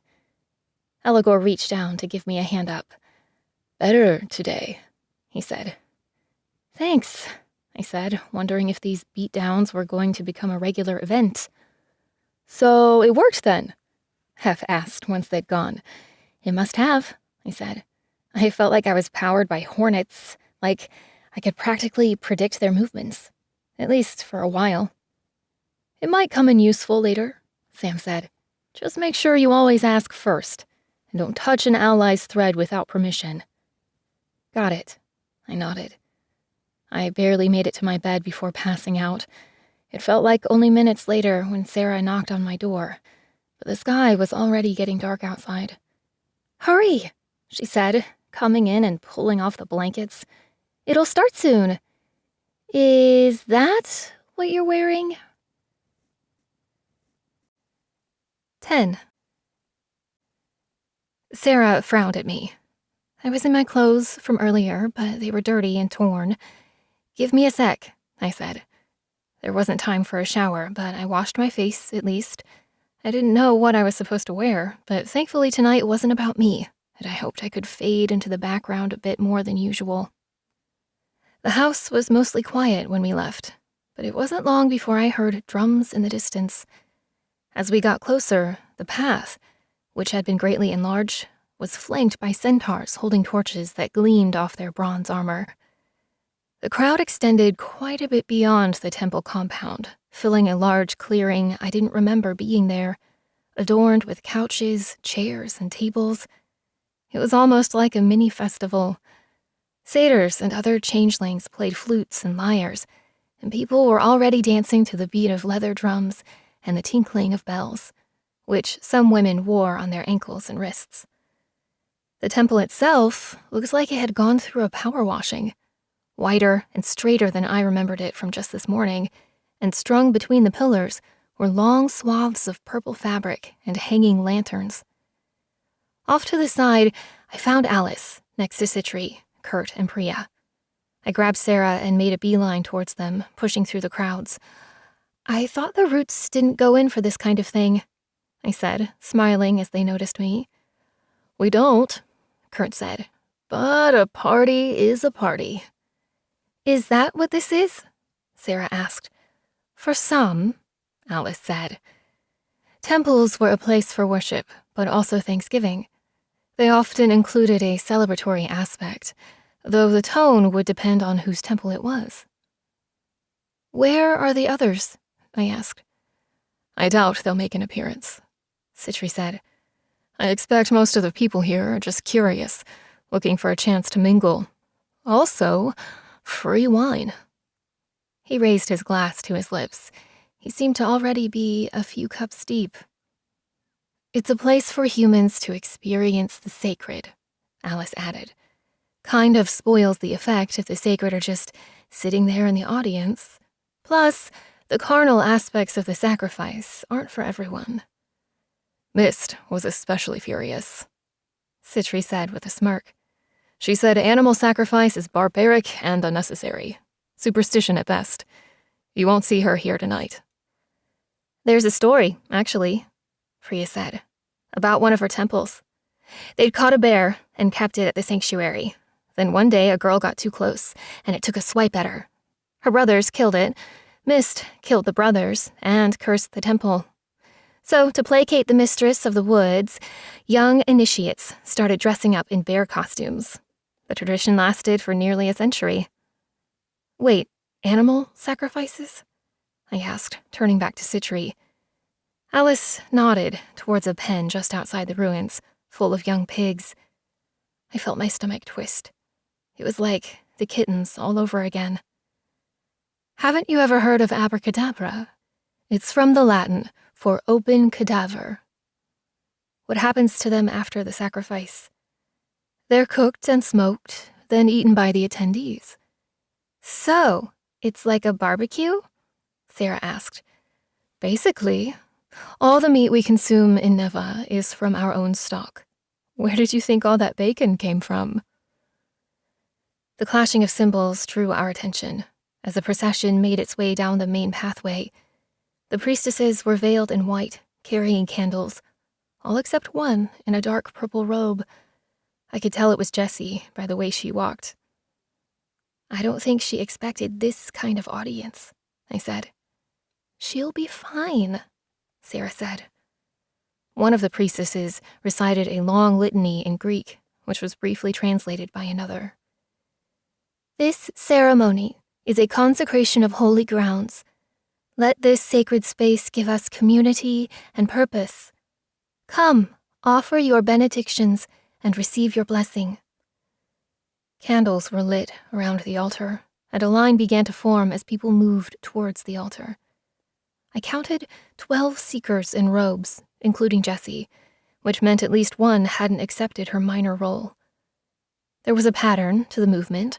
Supplicants would offer a gift to the temple, read a prepared statement of intent, then receive a blessing in the form of a crescent marked on the forehead and a sip of consecrated wine. Afterwards, they stepped aside for counseling or guidance. Some were content with a simple act like flipping stones to see which side they'd land up on, or the casting of bones. Others provided their own sacrifices in the form of piglets or rabbits, which were carried to the central altar for a reading of entrails. I watched carefully, fascinated by Jessie's role.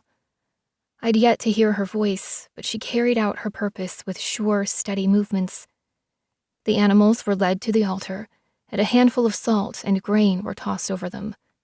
Then, a priestess would cut hair from the hide and add it to the fire. Water was sprinkled over the animal so that it jerked its head. Its throat was cut cleanly by a ceremonial blade, and one priestess gathered its blood in a bronze bowl. Then its carcass would be laid flat on its back and sliced open. Here, Jessie would reach into the remains, pulling out vital organs and inspecting the innards. I could see she kept a notepad next to her as a translated cheat sheet, and two of the other priestesses would often help, standing at her side to discuss results. The thigh bones were cut out and wrapped with fat from the stomach and placed on a large fire, creating a thick, savory smoke. Then the sacrum bone and tail were likewise added to the flames. The intestines, heart, spleen, liver, kidneys, and lungs were roasted on spits, grilled with tomatoes and colored peppers, and shared with the supplicants. The remains of the carcass were moved to a more general area to be cooked and consumed by the general audience, who ate reclining on couches standing up or seated at one of the dozens of picnic tables that had been constructed under the trees, or from the swinging hammocks that dripped with garlands and laurels. It was an immense undertaking, run much better than I'd been anticipating. I couldn't believe this was just the first night. "Come with me," Sitri said, after we'd been watching for a while. I followed him, my heart beating. The last time we'd gotten drunk at a festival, it had ended up with us kissing. But this time, instead of leading me away from the crowds into the shadows where we could be alone, he pushed his way around the temple to the cages of livestock. "This one is yours," Sitri said, pointing to a fat piglet with a blue ribbon tied around one leg. "What do you mean, mine?" I asked. It was Sitri's turn to look confused. "Abel told me you wanted to go after Hera again, that you think Isis might be alive, and that you want to save her." I nodded, reluctantly, afraid he'd tell me off again for being weak and distracted. "And he told you to ask the priestess at Stephanie's temple, right?" I nodded again. This time, frustration seemed to grow across his features.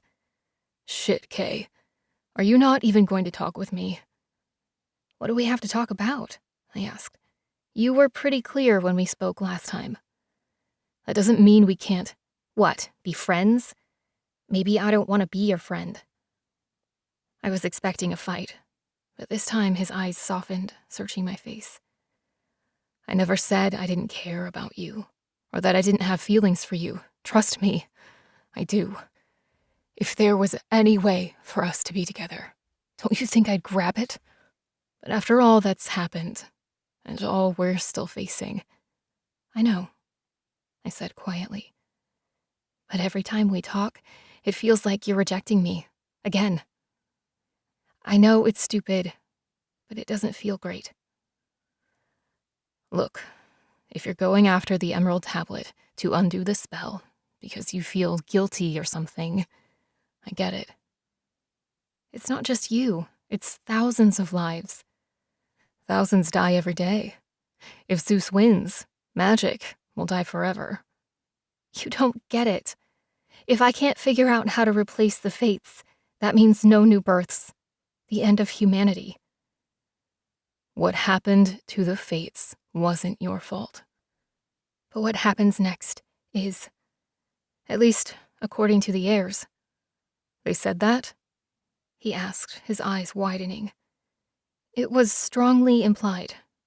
Look, I can't do this alone. Isis is the one seeker with access to all knowledge. What if she's the answer to all this? The only person who can help me? What if, without her, I'm not enough, and she dies, and it's just the end of everything?" Sitri drew a slow breath, turning away. "When my siblings died," he said finally, "I was all alone. Abel has sent me on countless missions since then. Each time, I was willing to die for the cause. It would have been a relief. Every battle, I figured it would be my last, that I would die and join them. Part of me yearned for it. Until I met you." I lifted my eyes, searching his face. "Even though it complicates things, I suppose I should thank you for saving me. It wasn't just that you extended my life, it's that you've given me something to live for. The truth is, each moment I get to spend with you, I count it as a blessing. How much you care about me, it's touching. It makes me think I'm more than just Abel's lapdog. It's been a privilege and an honor to get to know you, to serve you. I have no doubt you'll go on to do great things, but know this also. If the time comes, if you're given the opportunity to cut Zeus's thread, even if you haven't found a way to undo the spell, you must do it. No hesitation. In case I don't get the chance to say it later, I forgive you, but promise me you'll do it." I paused, overwhelmed by Sitri's words. It was more than he'd spoken to me in days. I wanted to refuse with every fiber of my being. Abel had tried to get me to commit to the same promise, and I hadn't been ready. Was I ready now? I'm not saying goodbye, I said slowly, taking off my gloves. But I can promise you this. I promise I will do everything I can to save you, no matter what. But if the time comes to cut Zeus's thread, if I have the opportunity... I took a ragged breath as the impact of what I was about to say hit me fully. I promise I will do what is necessary. I wasn't sure if I was lying, if I could really kill this creature I felt so deeply for.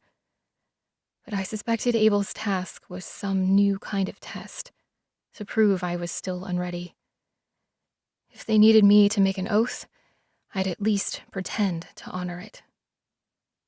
I picked up the pig with my bare hands, flinching as the vision hit me. The descending knife felt like it was cutting me open. I gasped in pain and shock, but steeled myself, clutching it tightly under one arm. Then I leaned towards Sitri and stroked the side of his face, curling his soft, dark beard with my fingertips. I smiled at him, leaning even closer to kiss his cheek. "This pig is going to die tonight," I said, whispering in his ear, "and I can feel all of it. But I can't find death in you." He backed away, looking surprised, before giving me an intense nod that was almost a bow of reverence. I took the pig and walked back towards the light. Once I was away from Sitri, it was harder to maintain my resolve. Usually, when I touched people and saw their deaths, it was unwelcome and sudden. Now, I had to wait in line with the others. Still, I didn't cover up my fingers, even though the pain was excruciating. It was like a short snuff film playing on repeat, only I could feel it deep in my bones. The tearing of flesh as my throat was slit, the sharp tug as my insides were ripped out. Even the suffocating heat as my vital organs were first stabbed with a poker, then roasted over the open flames. At least once, I felt like I was being watched, and turned to see an owl observing me from the heavy boughs above the temple. Abel, no doubt, or one of his spies. Abel himself could be right next to me with his helm of invisibility, and I wouldn't even know it. So I stayed strong, whispering to the piglet until it calmed down. Finally, it was my turn. I presented my offering, which was taken by a dark-skinned priestess with silver runes painted on her cheeks and forehead. Jessie had lifted her veil, and her eyes lit up when she saw me. A light sheen covered her face, and her hands were wet with blood, nearly to her elbows. "How's it going?" I asked. "Like working in a butcher shop?" She grinned. "I think I'm getting the hang of it, though I pity whoever had to eat my first few attempts." "You have a question?" one of the priestesses said, frowning at our casual chatter. There were so many things I wanted to ask. Sitri came immediately to my mind, but I knew what I was here for. I chose my words carefully. "An enemy took something I care about. I know where she is going to be, but a confrontation with her will be dangerous. Will I survive? Will I succeed? Is the luck currently in my favor to pursue this mission now?" I knew immediately that luck wasn't the right word, but it was close enough. I watched, relieved once I'd let go of the piglet, as the priestesses performed the sacrifice just as they'd done before, with clean and precise movements. Jessie pulled out the entrails, lifting them up and studying them with a look of concentration. She wiped a strand of hair out of her face, leaving behind a streak of blood. "What's it say?" I asked, leaning forward. Jessie conferred with the others briefly, but I knew the answer before she gave it. "I'm sorry, Kay. It's a no." The next few days passed quickly and slowly at the same time, like I was caught in some weird time loop. Neva was a comfortable, elaborate prison. I ate breakfast by myself more often than not, sleeping late and feeling unsociable. Ghost kept me company, scratching outside my door until I'd let him in. We'd nap together with the sunbeams filtering in through the drapes. He was getting bigger, no longer the fluffy white kitten he'd been when we first met at JDRI, which seemed like ages ago. His large, watchful blue eyes were clear like glass, and he was more of a dull gray like ash than the snow white he'd been originally. With Jessie gone, the house seemed quieter than usual. Some days, Sarah would wake me up, annoyed at waiting for me, and we'd take walks or explore the grounds. She could tell I was in some kind of mood, and I bet Jessie prompted her to force me out of the house and get a little sun on my face before it set, leaving the property in darkness again. For some reason, though, I preferred the dark. Ghost wasn't the only one who was changing. My muscles were more pronounced and lean. I felt like I was becoming hardened, thinner but stronger, like one of Hef's blades, pounded flat by anvils and hammers. Part of me had almost started looking forward to Elagor's brutal training. Each time, he and his chosen torches pushed a little harder, threw in another challenge. Each time, I finished with cuts and bruises, which faded quickly thanks to Neva's healing energy. Just when I thought I was actually improving, he'd raise the bar and remind me of how weak I really was. In a fair fight, I doubted I'd be able to best a single torch, let alone one of Zeus's fully charged hunters. But I had no intention of fighting fair. I was frustrated to be restricted from the one unique skill I had. It felt like fighting with my hands tied behind my back. Stephanie didn't offer any more private lessons to develop my powers, and I didn't ask. I was still fairly sure Abel was just keeping me occupied, while he and the family made other plans. I'd catch him sometimes, whispering to Sitri in hushed tones, looking away and silencing their voices as I approached. Citri's large puppy dog eyes filled with shame and secrecy. But we'd made a deal, and I didn't see the purpose of pushing it. At least this time, I understood the rationale. We were mostly safe for the moment. We had a slight advantage, with both the shears and the Eye of Horus, Athena's spear, Puriel's dark abilities, not to mention me and Sarah. Abel was stacking the deck in his favor, creating a mismatched crew and arsenal. They had no reason to believe Isis was still alive, and no real use for her anyway. Finding the spell to break Zeus's hold over Sitri had always been my quest, and we'd already failed once. If it was a long shot the first time, another attempt was even more reckless, now that Hera knew what we were after. And if Isis was alive, and Hera would really be at the Greek ritual as Hef claimed, it was likely a trap of some kind. Even so, I dutifully tread across the property each evening to attend another sacrifice. Sometimes Sarah joined me. Sometimes she was already there waiting. I tried to show up in the early morning as frost kissed the leaves of the trees and made the temple stones slick with ice. I tried waiting until just after midnight when the temple was nearly empty, frozen in starlight. The results were always the same. A single piglet waiting for me with a pretty ribbon around its neck. It always seemed to be the brightest and cutest animal. I'd steel my nerves, blocking out the squeals as the dagger slit its throat, anxious for Jessie or one of the other priestesses to read the entrails and proclaim the answer, which was always no. On the fifth night, Priya surprised me by waiting for me at the foot of the path, just at the edge of the woods. "What's up?" I asked. "It's time to initiate you into one of Neva's closely guarded secrets." "And that is?" "Toga party." She smiled. "Hard pass," I said.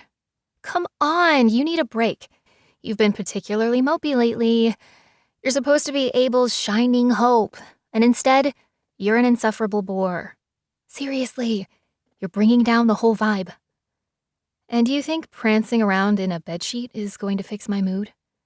I know it will, and if it doesn't, it beats drifting down hallways in ball gowns or whatever it is the heirs do in their spooky manner. I raised an eyebrow. It was getting lonely in the mansion, with Jessie working all the time, and I didn't relish the idea of going back to my room and sinking into my darkest thoughts. I need convincing, I said. It's Dion's. Totally hush-hush. Bacchanalia meets trance party, drums, drugs, disco, all that jazz. You're really not selling this well. Naked roots and heirs gyrating lewdly, open fornication, free-flowing casks of wine. I'll admit, I usually just hide in the shadows as a spectator.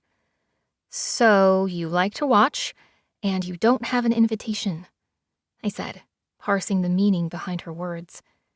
Nobody has an invitation, she sighed. It's random and unscheduled. You feel it in your bones, and you heed the call. My bones ache after being pummeled by torches every day. Sourpuss. She grabbed my arm, leading me into the forest. You'll love it. You'll see. I didn't resist, which she took for acquiescence, and I let her guide me down the path. 11. There was something exhilarating about the promise of a new adventure, and I was pleased to see Priya in such a good mood. It was nice for someone to want my company. We skirted the woods for 10 minutes, treading a rocky incline at the edge of the wide plains, just above the vast entrance to the torch hive. Then I saw a soft glow between the rocks, and we descended down a steep path lined with white lanterns. It curved around the side of a short cliff, disappearing into the mouth of a hidden grotto. Wow, I said. I know, right? The music was contained within the walls of the open-aired cave, its discordant clash of flutes and drums beating a mad rhythm. Waterfalls trickled down the walls of the cavern, leading to a clear pool in the center. Couches were made of bundled straw and covered with soft white blankets. Hundreds of candles provided just enough light to see the sea of limbs thrashing together in the shallow pool. Most were wearing a loose garment, roped around their waist, though half the women were topless, and at least a few bystanders were completely naked, sipping wine from wooden goblets. I'm not dressed for this, I said. Then, take off your clothes. Priya winked, stripping her shirt, revealing a dark bra and panties. I'm not even taking off my coat, not until I've had a few drinks, at least. We better get started then, she said, taking me by the hand. I was glad to still be wearing my gloves as we pushed through the crowd towards a wide table full of bread and fruit. A large stone tub, cut from solid rock, was full with bubbling wine and dripping into a bucket of dark liquid. 3 women were stomping on the grapes, their shins stained purple. One of them was smoking a cigar. This can't be sanitary. What? Yeast, bacteria, and fungi consume the sugar and fart out alcohol. Is that the scientific explanation? I laughed. Priya dipped 2 of the rough goblets into the brew and held one out for me. Bottoms up, she said, raising her glass. She pushed the bottom of my drink to make sure I finished. I wiped my lips before refilling my glass. A husky satyr caught my eye, his horns gleaming in the dim light. He reached down between his hairy legs and fondled himself. My cheeks burned, and I turned away quickly. Is this an orgy? I whispered. Tell me you didn't just bring me to an orgy. It's whatever you need it to be, Priya said. Will some people fornicate? Absolutely. But you don't have to watch, unless you want to. I was definitely out of my element, but there was still something captivating about the excess. Tattooed men with golden jewelry around their wrist and horns played cards and cast lots against a clump of tree trunks. Laughter and singing broke out into shouts. The sharp sting of clashing metal made me spin, and I saw 2 topless women dueling blindfolded with rapiers. This is insane, I said. I told you. Priya beamed. We found a spot halfway up the rocky incline, with a view of the shallow gorge. Moans came from the darkness behind us, and I could see at least 2 couples having full-on sex down below. Be right back, Priya said, after a while. I finished my 3rd cup while I waited, but I got restless and decided to explore on my own. I was feeling warm, so decided to risk it and take off my jacket and gloves. The air felt cool against my skin. A sweet melody caught my attention, luring me into the recesses of the cavern. I followed a trail of half-melted candles and ducked under a rocky outcropping through a narrow canyon. At the end, I found an elaborate display of gilded couches, the bright lights making a hazy glow. I recognized Dion, splayed out in the center, surrounded by adorants and being serenaded by what I could only guess were sirens. Their a cappella voices blended in perfect harmony, producing a rich, unearthly sound. Dion's eyes fixed on me firmly, watching me approach. I felt like I'd stumbled into something private, but it was too late to run away now. I stepped closer, and he gestured to the seat beside him. He was shirtless and half covered in a white sheet. Fresh laurels were pinned in his dark hair, and his bronze arms were adorned with dozens of bangles. A smudge of gold paint kissed his forehead and biceps, sparkling as he moved. I'd gotten so used to seeing the heirs around the dining table together, I forgot what it was like to encounter them on their own. Dion had always been handsome, but tonight he was beautiful, a living statue. "The great Cadence Monroe," he purred as I sat down next to him. "I'm honored to share my bench with you." I felt weird to join him, almost like I was desecrating an altar or something, but I ignored the fluttering eyelids and whispers and made myself comfortable. It felt good to sit down, I realized. The lights were extra glowy, and the world seemed more saturated. I felt flowy, free. "What's in that wine?" I asked, chuckling suddenly. "An ancient health tonic. Herbs and grain mostly. Grapes, of course." "Naturally," I said. "Whatever it is, it's working." "I'm glad you approve." "So, is this what you do for fun?" He appraised me warmly with his eyes in a way that made me feel self-conscious. "It's not about fun, Cadence, or pleasure, or excess, though I have been blamed for all these things." There was a twinkle in his eyes, but also a sadness. I'd only seen him as charming and slightly playful, but I realized we'd never really been alone before. I wondered if he was more himself out here, away from the family. Maybe I was as well. Suddenly, I remembered what Stephanie had told me, that she was Dion's mother.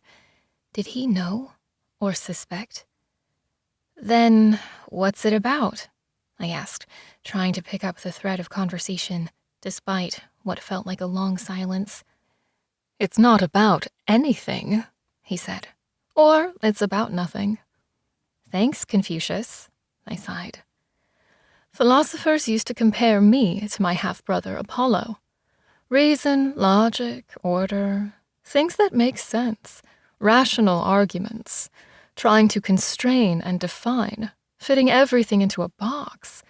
But the world is wild, untamed, and dangerous. So are humans. So are gods. The more you try to stuff and cram experience into a particular definition, the more the universe will resist. The extra bits, the pieces that don't fit, will overflow and rot." "Let me guess. You're the rotten mess that gets left over. Like the wine you brew?" He raised his glass, curling his lips into a smile. "I've been called worse, but not from someone as pretty as you. At least, not today." I blushed, feeling his eyes on me. "There is magic in reason, and there is magic in chaos. There's also danger, madness, ruin. A night like tonight, a party like this, it's a chance to blow off steam, to let out those extra bits so they don't fester. That actually makes a lot of sense, I said. I took a deep breath and allowed myself to sink deeper into the cushions, which seemed to be expanding around me like giant marshmallows. I leaned back, looking up at the open sky just in time to see a shooting star. My vision was starting to blur, and I realized somehow that my cup was full again, and I'd finished it halfway without noticing. I blinked lazily, allowing my vision to unfocus until I could see the threads around me. Dion's was radiant, curling above us like a meteor, so bright the other threads of the roots and humans seemed faded by comparison. I realized there was one thread in particular I was looking for, and I was both relieved and disappointed not to find it. "You're pining," Dion said with a knowing smile. I recognized the look. I raised a hand and brushed away the specter of threads until I could see the stars again, framed by the dark silhouette of rocks and pines. "Have you ever pined?" I asked, feeling bold.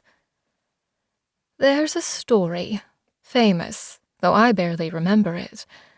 I was probably drunk at the time, which I usually am. A city councilor didn't like how I was affecting the social order and came to confront me. I dressed him up in women's clothes and tore him apart and impaled him on a tree. Well, my followers did, but it was probably my idea. Or perhaps it never happened, and it was dreamt up by philosophers as a moral allegory. In the old days, they used to worship a suffering savior, suspended in painful agony, perpetually tormented. They were often pictured hanging on a pine tree, aka pining, a form of evergreen, unending torment. Have I ever pined?" He paused for dramatic effect, pulling out a joint and taking a long drag before releasing the smoke with a whisper. "No, Cadence. I am the tree." He passed me the joint, and I took it. Suddenly, I felt like we were a pair of teens in a dorm room or on a camping trip. "Neva's finest," Dion said, nodding at the burning ember in my hand. "But it's legal in Washington anyway. Not exactly illicit when you can buy it at a posh dispensary." I took a puff and handed the joint back to him. "Can I ask, what's up with you and Tori? You seem to have a connection, but she's married to Hef. Not that that matters, I guess. It just seems complicated." Dion took a deep breath and turned to face me, bringing his knees up on the cushions and crossing his legs. "We are both beautiful. We understand each other. That's a bit rich." He leaned closer, swaying his neck gently, and I was hit by the heady scent of fresh flowers woven loosely into his fragile crown. Eyeliner made his eyes seem dark and magical, and the smudges of gold glittered in the candlelight. "What I mean is, we are used to people judging and dismissing us, wanting to own or use us, less likely to see us as real.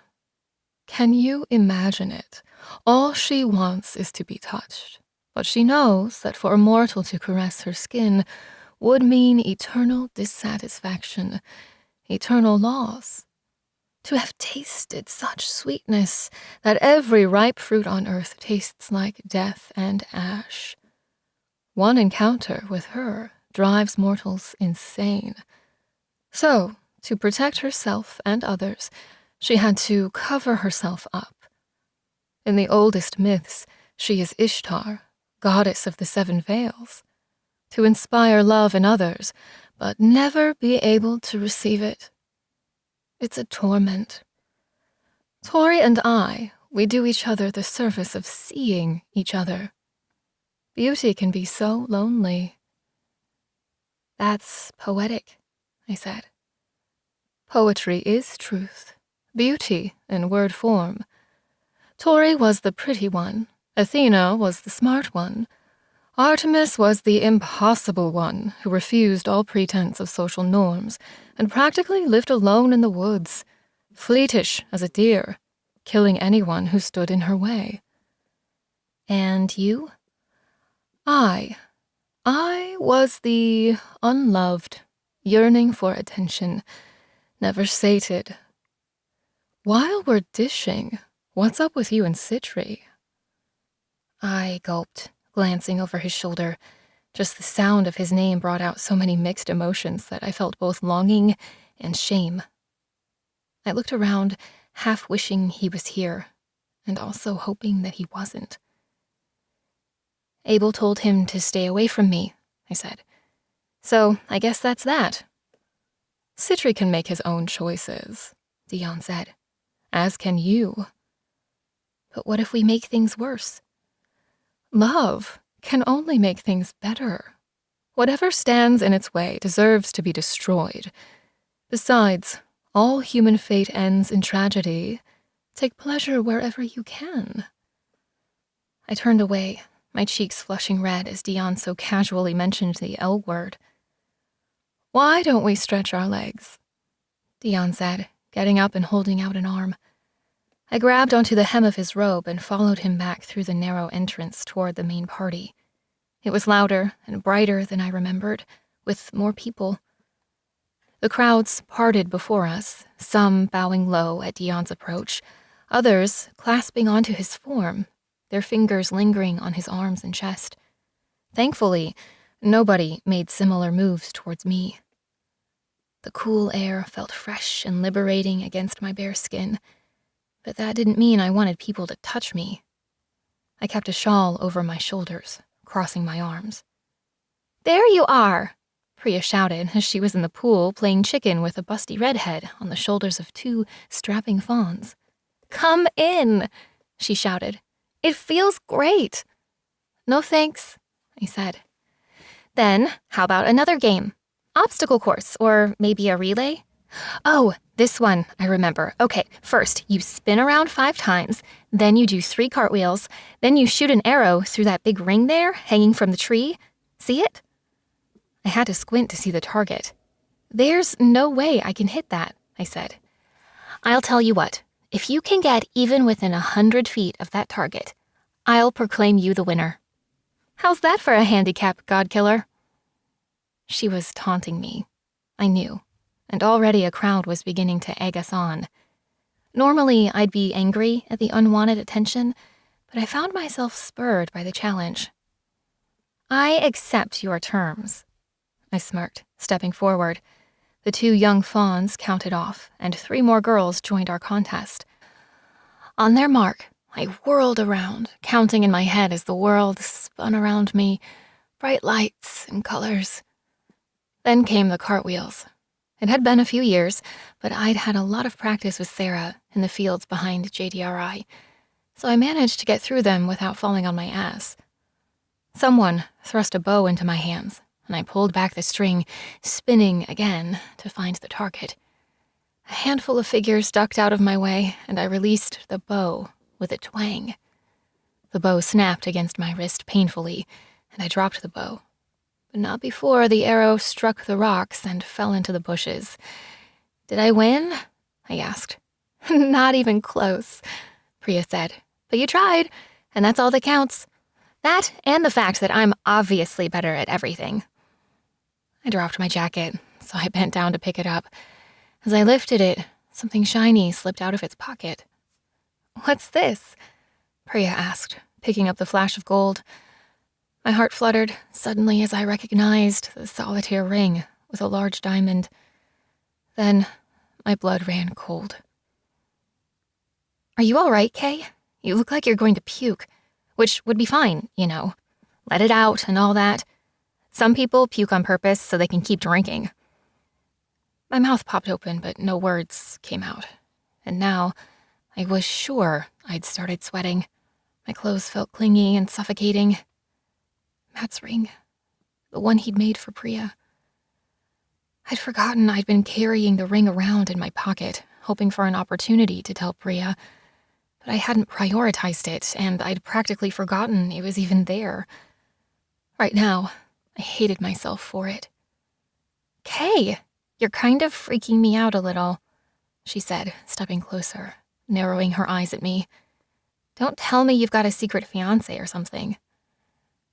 "It's yours," I said quickly, regretting it almost instantly. There was a look of confusion on Priya's face, then pain. I couldn't bear to see it.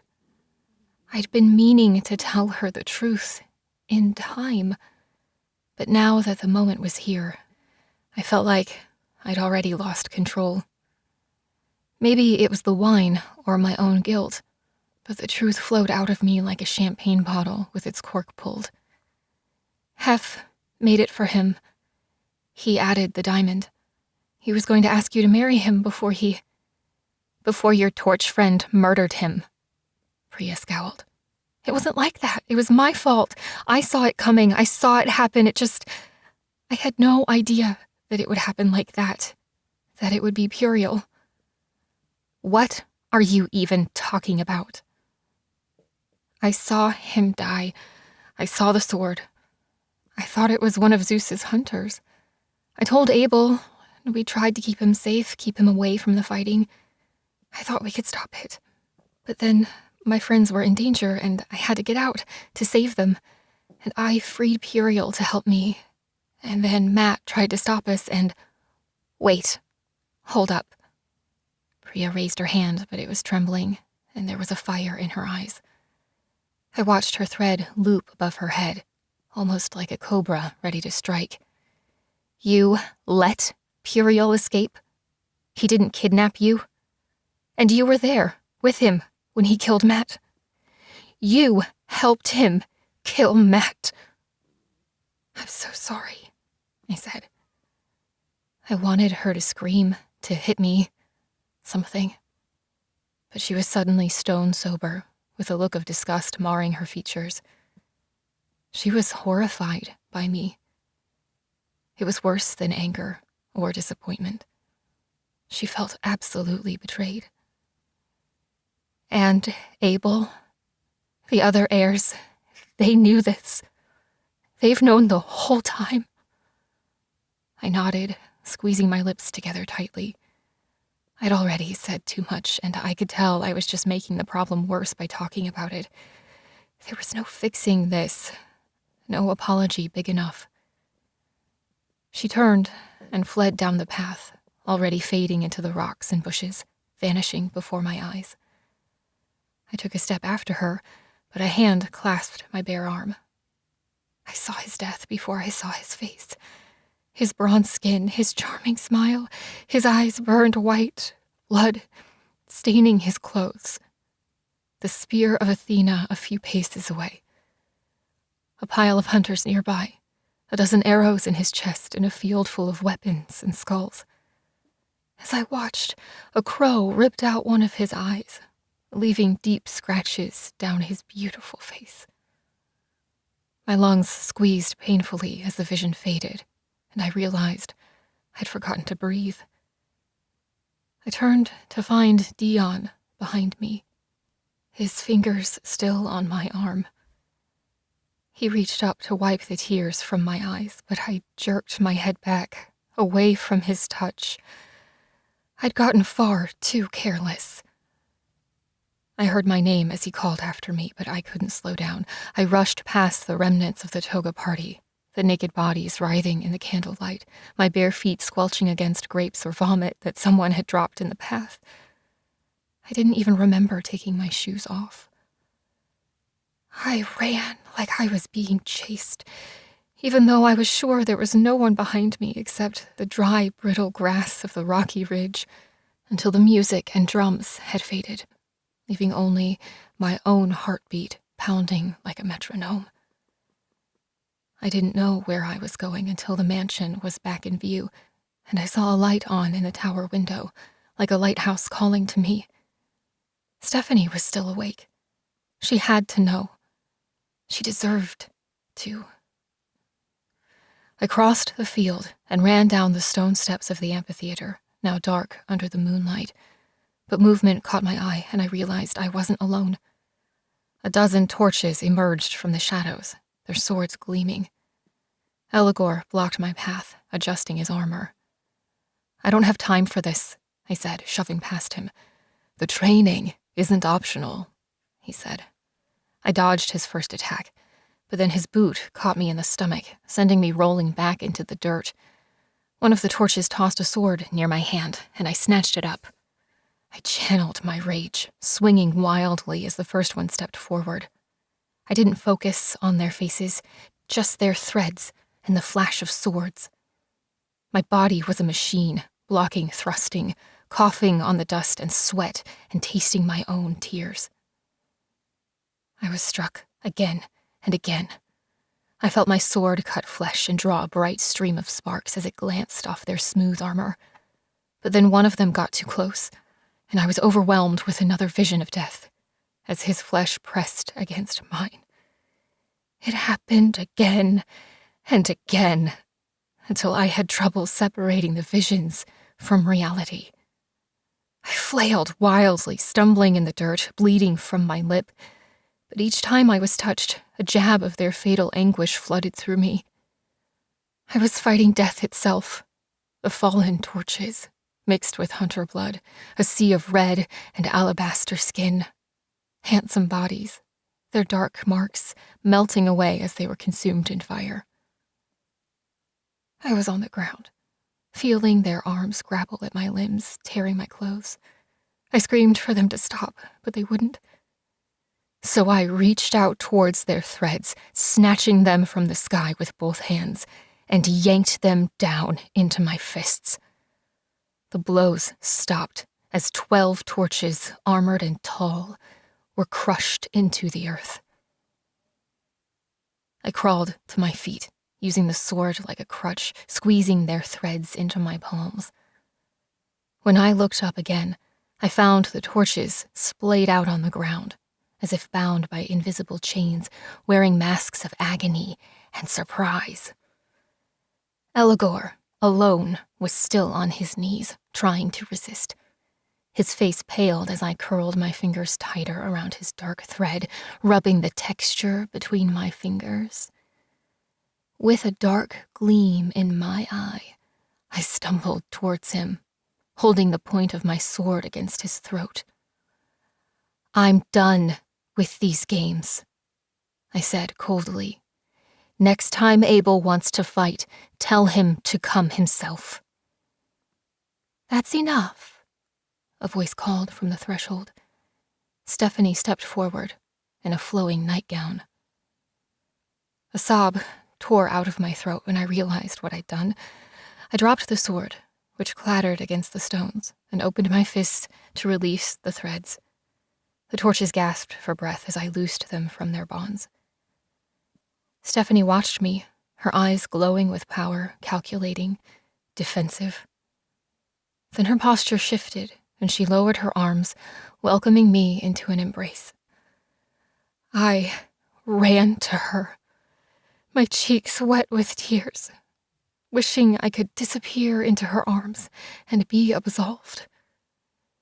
Instead, I was transported into another vision of death. I was frozen in a moment of time, like a memory, only I was sure it hadn't happened yet. I felt a sharp stab through my stomach, and my lungs filled with blood. Stephanie's mutilated body, eyes and skin pale like bones. Her robes burnt to ash, a scattering of bright petals framing her corpse, on the floor of her upstairs drawing room apartment.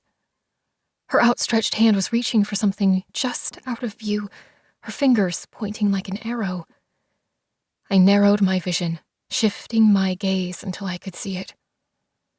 The short staff with the glowing orb that Hef had created as an ornamental display piece for Sarah, the murder weapon left at the scene of the crime. And then I knew this was the worst vision yet. 12. There, girl," she said, bringing me back to the present, patting my hair softly as if comforting a small child.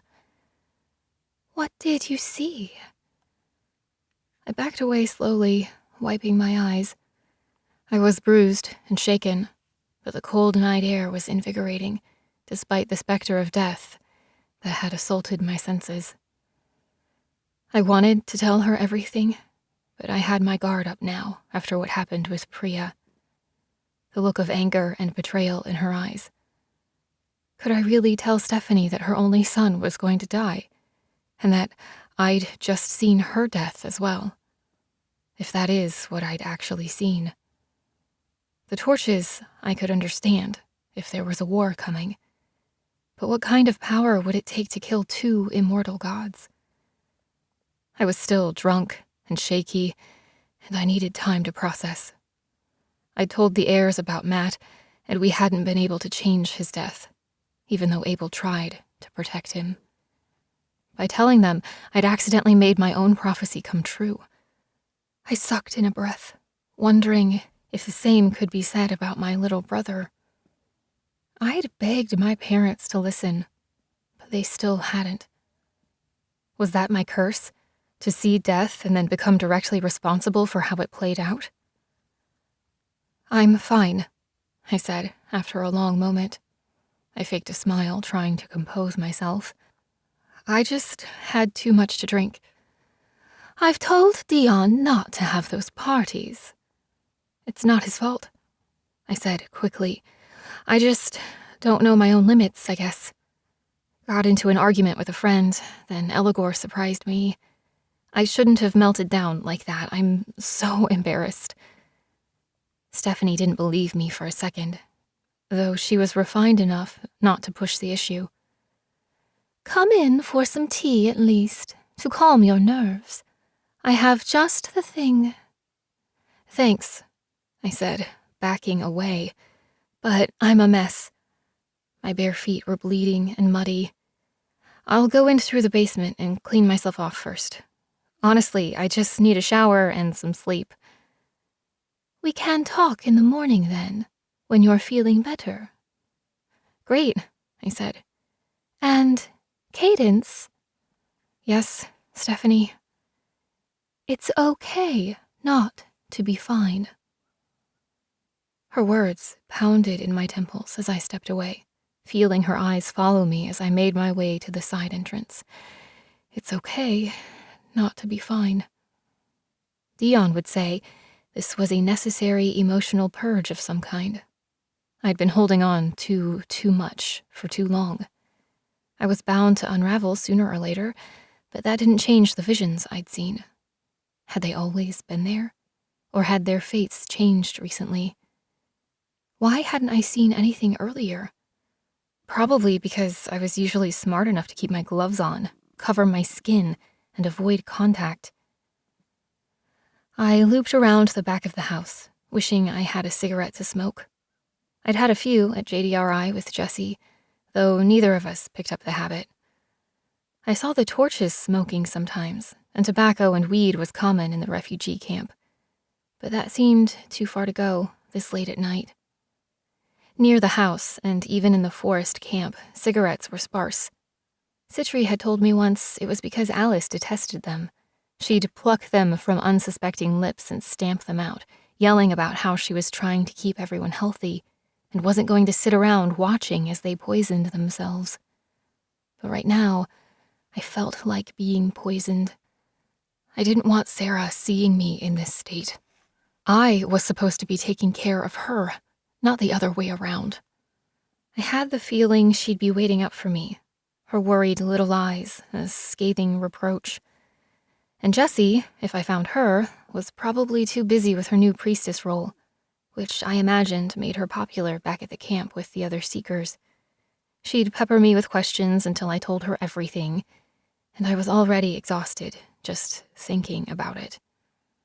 So instead, my legs carried me over the rocky ridge into the flat, barren desert on the edge of Neva.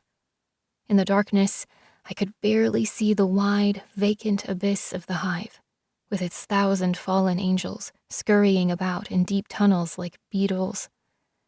Puriel's tower stood out like an anthill, though I noticed it was no longer the only dwelling above ground. It seemed other torches had taken his example and begun expressing themselves with their own private domiciles in various shapes and sizes, some nearly finished, and some mere piles of bricks and stones. Puriel's was by far the tallest, though he'd gotten a good head start. The wind whipped my hair and clothes as I crossed the barren expanse, now sober enough to feel it each time I stepped on a sharp pebble with my bare feet. Puriel opened the door a few moments after I knocked, and stood there in the shadows, staring at me, before opening the door wide enough for me to step inside. "Want a drink?" he asked. "Not even a little," I said. "Not that kind of drink," he said, nodding to a bucket of water underneath some kind of home-rigged pipe. "Collects rainwater," he said, filling a small cup with a wooden ladle. "So, angels need water too?" "Every biological organism needs water to survive," he said, darkly. "And I am not an angel."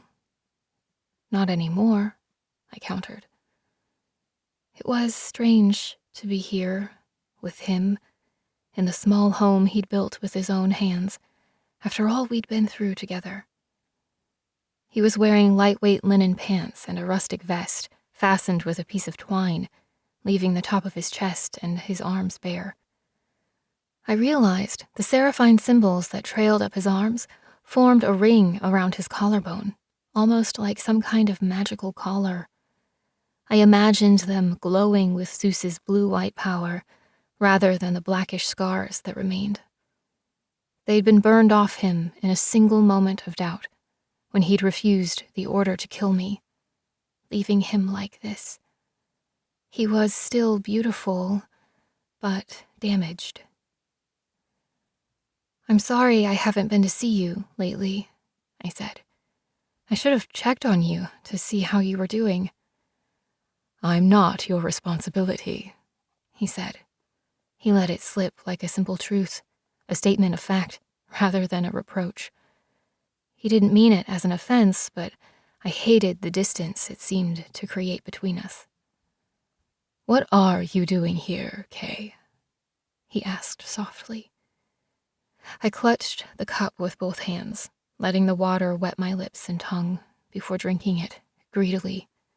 I was thirstier than I thought. He refilled my cup.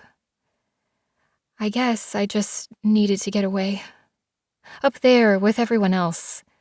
It's overwhelming." His eyes shone in the dim light as he studied me.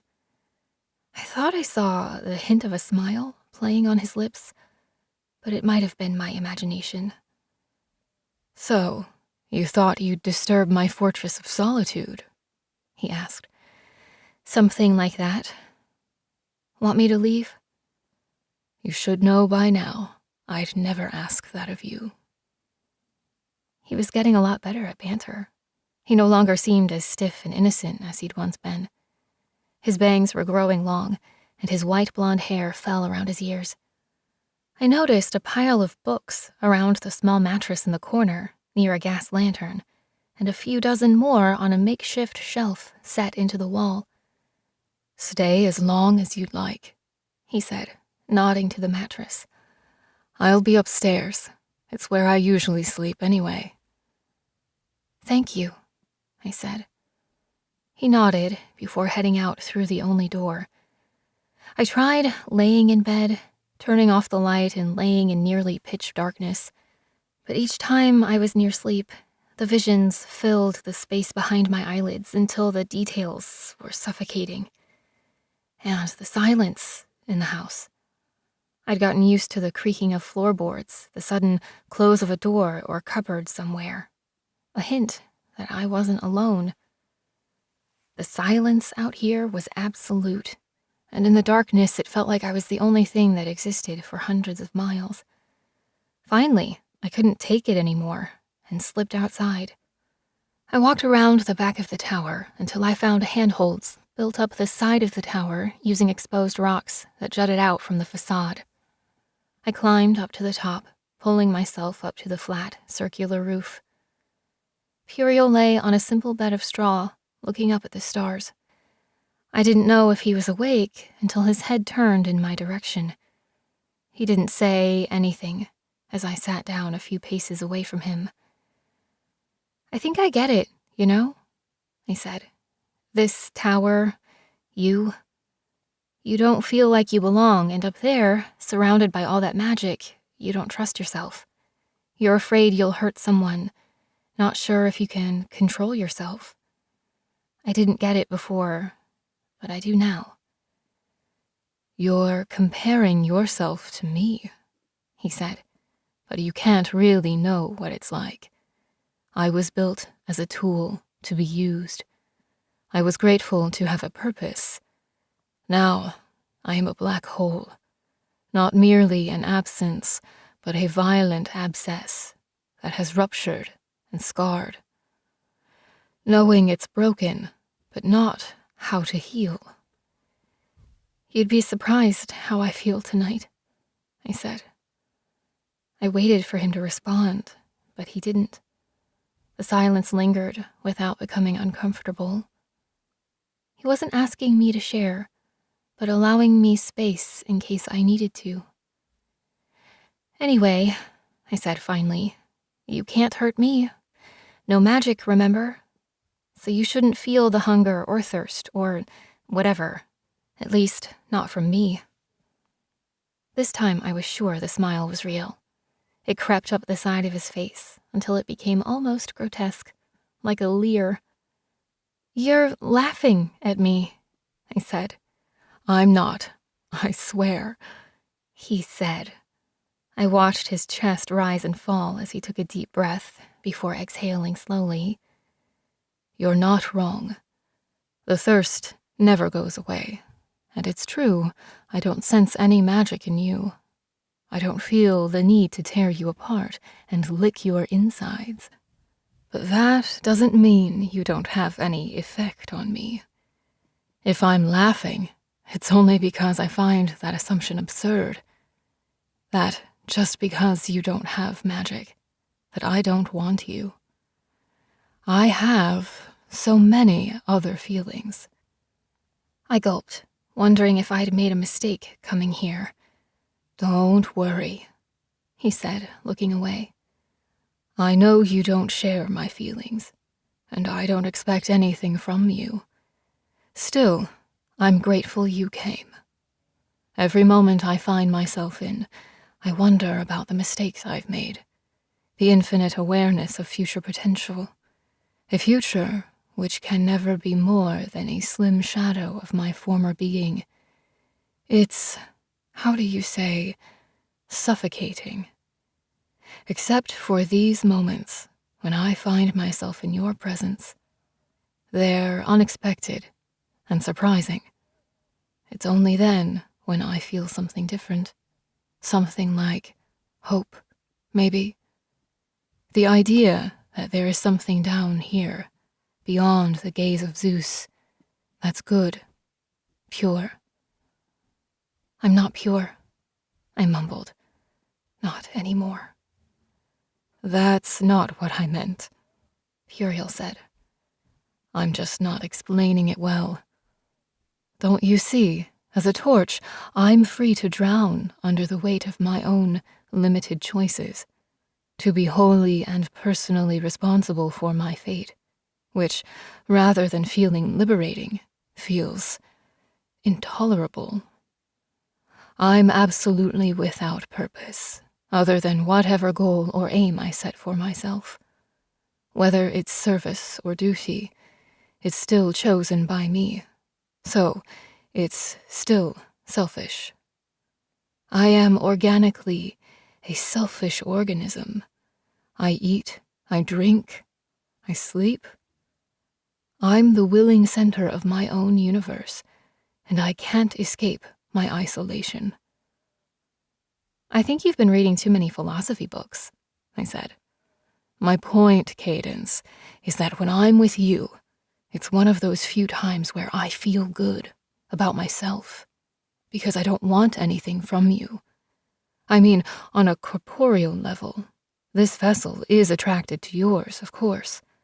But as you said, there's no magic in you, so my feelings don't get mixed up or confused with the thirst. I'm not blinded by it, corrupted by it.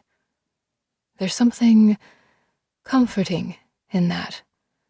I'm aware of the moment, the space between us, the chill in the air, the beauty of the stars and the landscape, the thrill of your sudden appearance. There's something true and honest and essential to that. You're right, I've been reading a lot, but only because I'm trying to find the words for all of these new experiences. I've never needed them before. You're doing pretty well, I said. And if it's any solace, even if you don't think I can understand how you're feeling, I think maybe I feel the same about you somehow. He sat up suddenly and turned towards me. At Neva, everyone wants something from me. Tonight I had some visions, more than one. I wasn't ready for them. I've been hiding my whole life, avoiding my gift, avoiding what it meant for me, the responsibility. Here at Neva, people believe me, but it's not enough. The weight of it all, the expectations. I do have a purpose. Abel has given me one, but I don't have any freedom. He decides how to use me. I am his tool. I suppose if I trusted him completely, I might understand how freeing it would be to just let him use me and not be responsible for any of it. But I am responsible. Who I talk to, what I say, it changes their actions, their decisions. I told Priya tonight what really happened with Matt. That wasn't your fault, Puriel said. Maybe not at first. I couldn't have predicted all of the events. But it was my choice not to confess earlier, not to tell her the truth. I couldn't change the past, but I could have handled it better. I was starting to think we were friends, but now I don't think she'll ever forgive me because I kept it a secret. Secrets are something I don't have a great deal of experience with, Puriel said. My mind was one with Zeus. All knowledge was his knowledge. But in my current experience, I'm starting to understand how the truth can stand between people. The consensus is, those who are the most truthful are the most blameless. Those who speak fearlessly, all things as they are beyond reproach.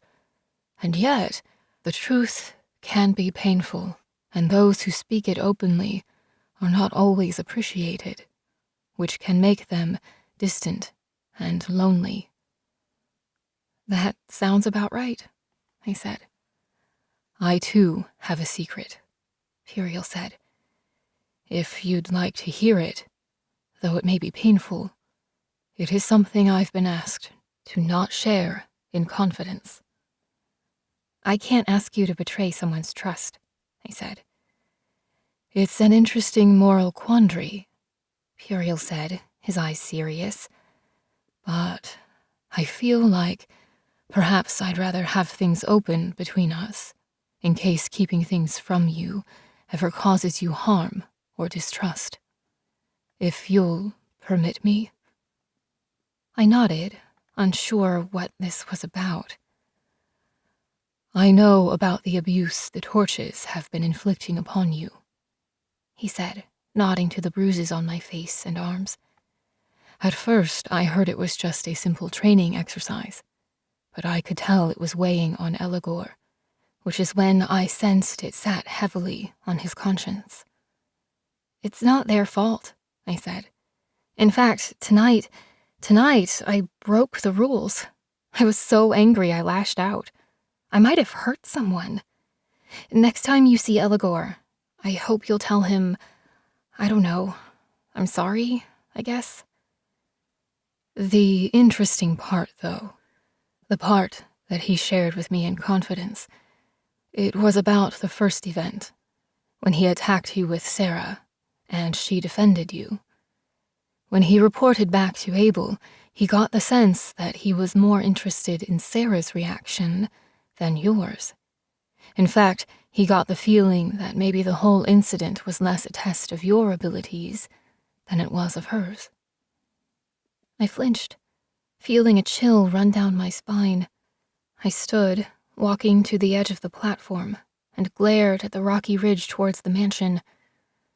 My heart pounded as I realized I'd left Sarah all alone in that big house with Abel and the others. I didn't even know where she was at the moment. I was letting her wander around freely. I'd been treating her the age she looked, rather than the age she truly was. The years I'd robbed her of by making that stupid deal with the Watcher in Seattle. I've upset you, Puriel said, standing behind me. No, it's not that. Honestly, I'm not surprised. I just wished I'd seen it sooner. Of course Abel was testing her.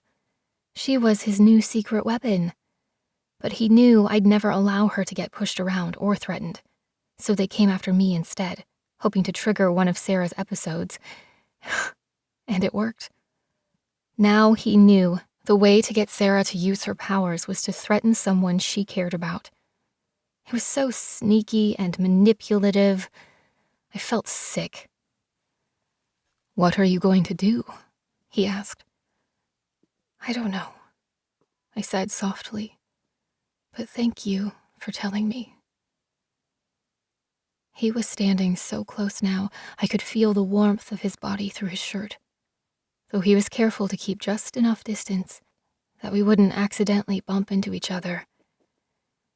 I turned around to face him, looking up at his exquisite face that somehow always looked like one of those tortured martyrs, contorted in pain and suffering.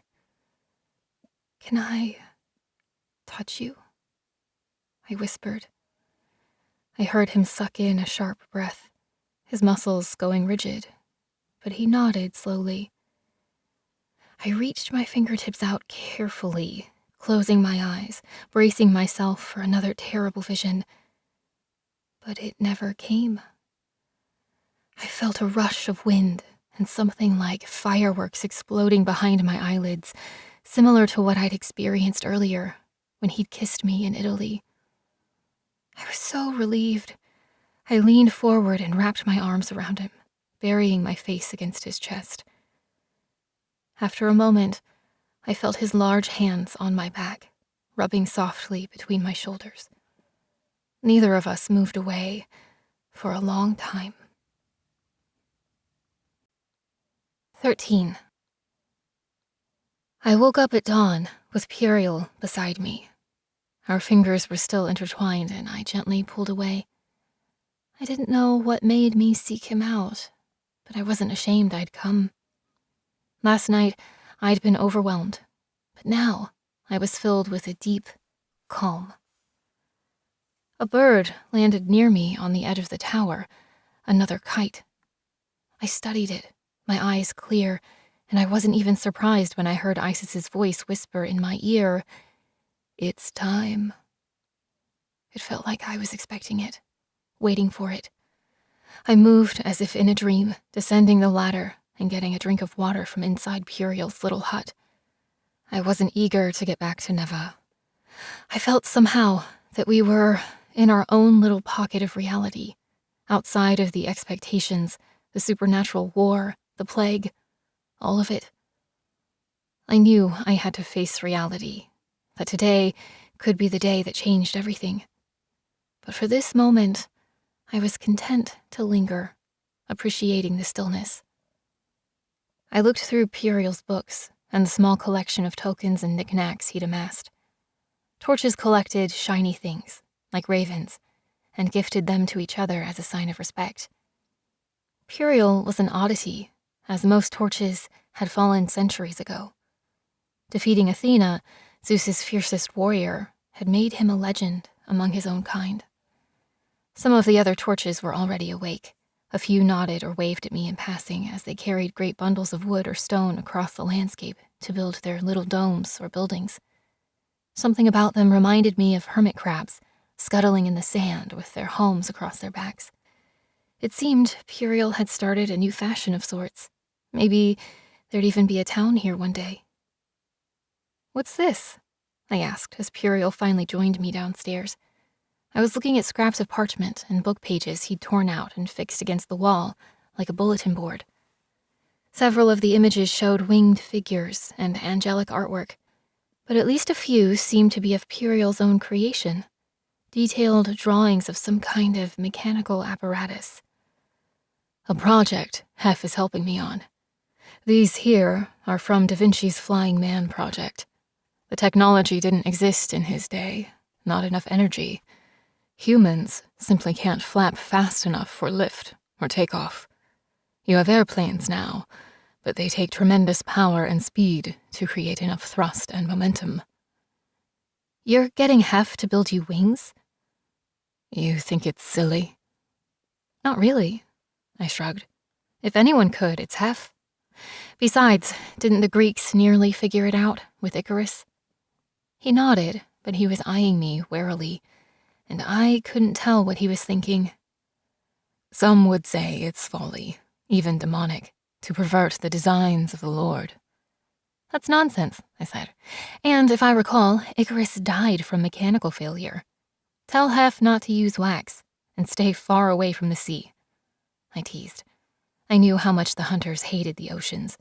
Formerly Poseidon's territory, it was teeming with creatures with a vendetta against Zeus's flying forces. "I should get back," I said finally.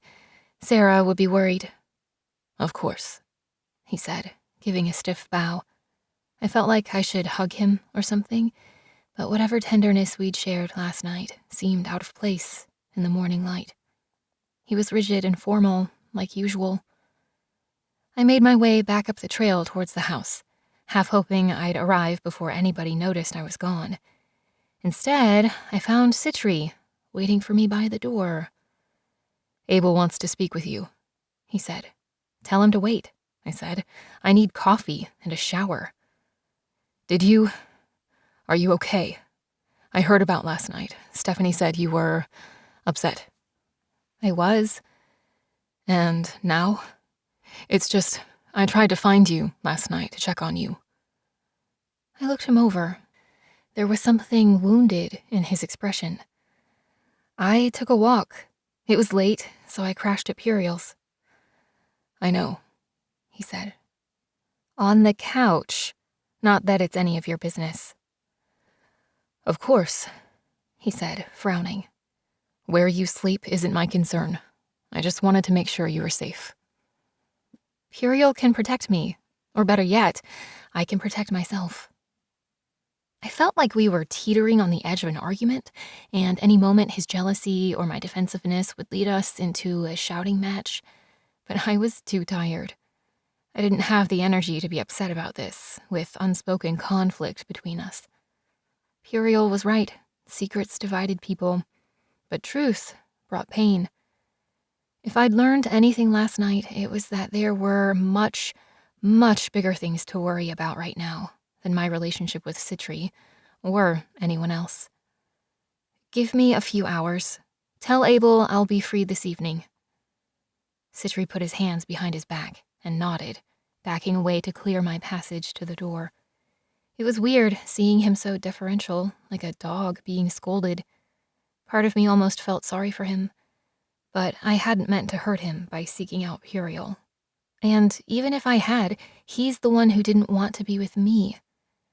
Or had he said that? Not really. Abel had forbade him, and Abel was his master. He'd had to choose his loyalty, and he'd chosen. I couldn't blame him for that, but it didn't mean I had to forgive him either. I found Sarah asleep in my bed, curled up with her clothes still on.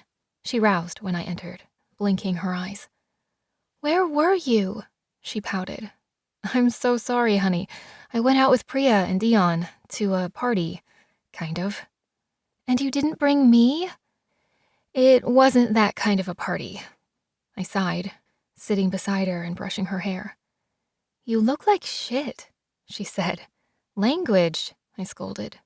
She rolled her eyes at me. But yeah, I know. Things got kind of rough. What happened? She asked, her eyes widening. I promise I'll tell you soon. But first, I need to go to the temple and see Jessie. Wanna come? She nodded, eagerly. Get dressed, then. I'm going to shower and change, then we'll grab some breakfast on the way over. I washed the mud and blood out of my hair and watched it swirl down the drain until the water was clear, then lathered my body with the scented body soap. Once I'd put on clean clothes, I felt almost like myself again. This time, though, I made sure to cover my skin with jeans, a floral patterned silk blouse, and a burgundy velvet coat. I pulled on my long gloves and even tied a silk scarf around my neck. The deep navy blue brought out my eyes. They were more vivid than usual, but probably because of the dark circles beneath them or the purple bruises on my neck and jaw. Normally, I might have bothered with concealer or foundation, but I let them stand as marks of honor. Maybe. I wanted Abel to see what his torches had done to me, and know that I'd held my own. I may not have played by the rules, but then neither did he. We grabbed jam croissants and slices of ham from the kitchen before heading out. We hadn't gone far before a thick black smoke caught my attention on the other side of the house. When we arrived, we found a handful of torches burning a pile of bodies. I could tell from the X'd eyes that they were more of Zeus's deliveries. Regular people, their mouths open in silent screams, some still with apple cores that had gone yellow and rotten. Eligor appeared next to me, another body over his shoulder, which he placed on the burning pyre. The smoke was so thick it was nearly toxic, but Eligor marched right up to the flames and even shifted the bodies with a long metal rod so the fire would burn evenly. He stoked the flames until the fire was so hot I could feel it even at a distance. The plague is spreading, Eligor said, even within North America now. Abel's afraid Zeus will try to use it against us by dropping plague-infected corpses into Neva. So he's asked you to burn them. Smart. Eligor nodded courteously before stepping away. Wait, I said, touching his arm lightly with my gloved hand. I'm sorry about last night. I lost control. If I hurt you or the other torches, I'm sorry. Eligor's eyes widened slightly. He paused, thoughtfully, looking me over. I understand, you know, what Puriel saw in you. The other torches, we didn't get it at first. Most of us still regret our moment of doubt that led to our fall. We couldn't understand how one of Zeus's hunters, who had followed his orders without hesitation throughout all these centuries, hunting and persecuting, stamping out all traces of magic, we viewed them as unthinking, soulless automatons, completely fixed with purpose, resolute, immovable. We both pitied them and envied them. When Puriel fell, we thought it was because of him, that something was wrong with him, that he wouldn't have fallen if he wasn't already, in some way, broken. When he fell again, becoming a leech, we felt it confirmed our suspicions, that he was weak. That's not true, I said. He didn't give in because he wanted to. He gave in because he had to defeat Athena, to save me. Yes, mistress, that's my point. It wasn't about Puriel, it never was. And that's not to say he isn't remarkable in his own way. I've grown to like him, quite a bit, actually. But he didn't fall because of his own weakness for some human girl. It wasn't him. It was you. There is something about you, mistress. We can all see it. Maybe not at first glance. You're easy to overlook at first. But you have a way about you, a sincerity. It is truly exceptional and surprising. Like an unexpected sunrise. I smiled at the compliment, though part of me resisted the metaphor. He didn't know what I'd seen last night or what I was about to do. It was mostly a blur, but I was sure some, if not all, of the torches from last night were fated to die. Had one of the deaths I'd seen been his? I wondered if he'd be surprised later to find out I'd seen his death and lied to him about it. How far in the future was I capable of seeing? I didn't know, but I wasn't immortal like them, which meant if I saw their deaths, it would likely happen in the next few decades, if not years. And it wouldn't be peaceful.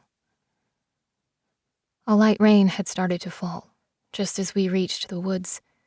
Sarah was still wearing her 2 big rain boots, which seemed oddly prescient as she began jumping and splashing in the forming puddles. The temple was still empty, with only one priestess tending to the coals of the sacrificial fire. White smoke curled against the dark trees. We helped her sweep the stone platform and fill buckets of water from a nearby stream. Then Sarah showed me how to weave garlands from creeping ivy, flowers, and olive branches. Her small fingers, once clumsy and childish, were now long and tapered, and she was surprisingly deft. I watched with pride at her determined face as she knotted the branches together firmly, preserving the pink buds without any twine or glue. "You're good at that," I said. "I've been practicing." She smiled. We'd been there for an hour at least, before Jessie showed up with a handful of her other priestesses. "Kai," she said, giving me a hug. "You're early. We don't usually open until the evening." "It's time," I said simply, repeating the words I'd heard this morning. "Whatever, weirdo. You feeling okay?" She lifted my chin, examining my bruises. "Fine," I said. "I missed you." "You saw me yesterday, silly." Yesterday seemed like ages ago. So much had happened in so short a time. I wanted to tell her everything I'd seen, but I couldn't in front of Sarah. I didn't even know what it meant myself. I didn't even know how much time we had. I'd never been able to see visions that far into the future, a month or 2 at most, I think. Though it's not like I'd had a lot of instances to test. And the gods were immortal.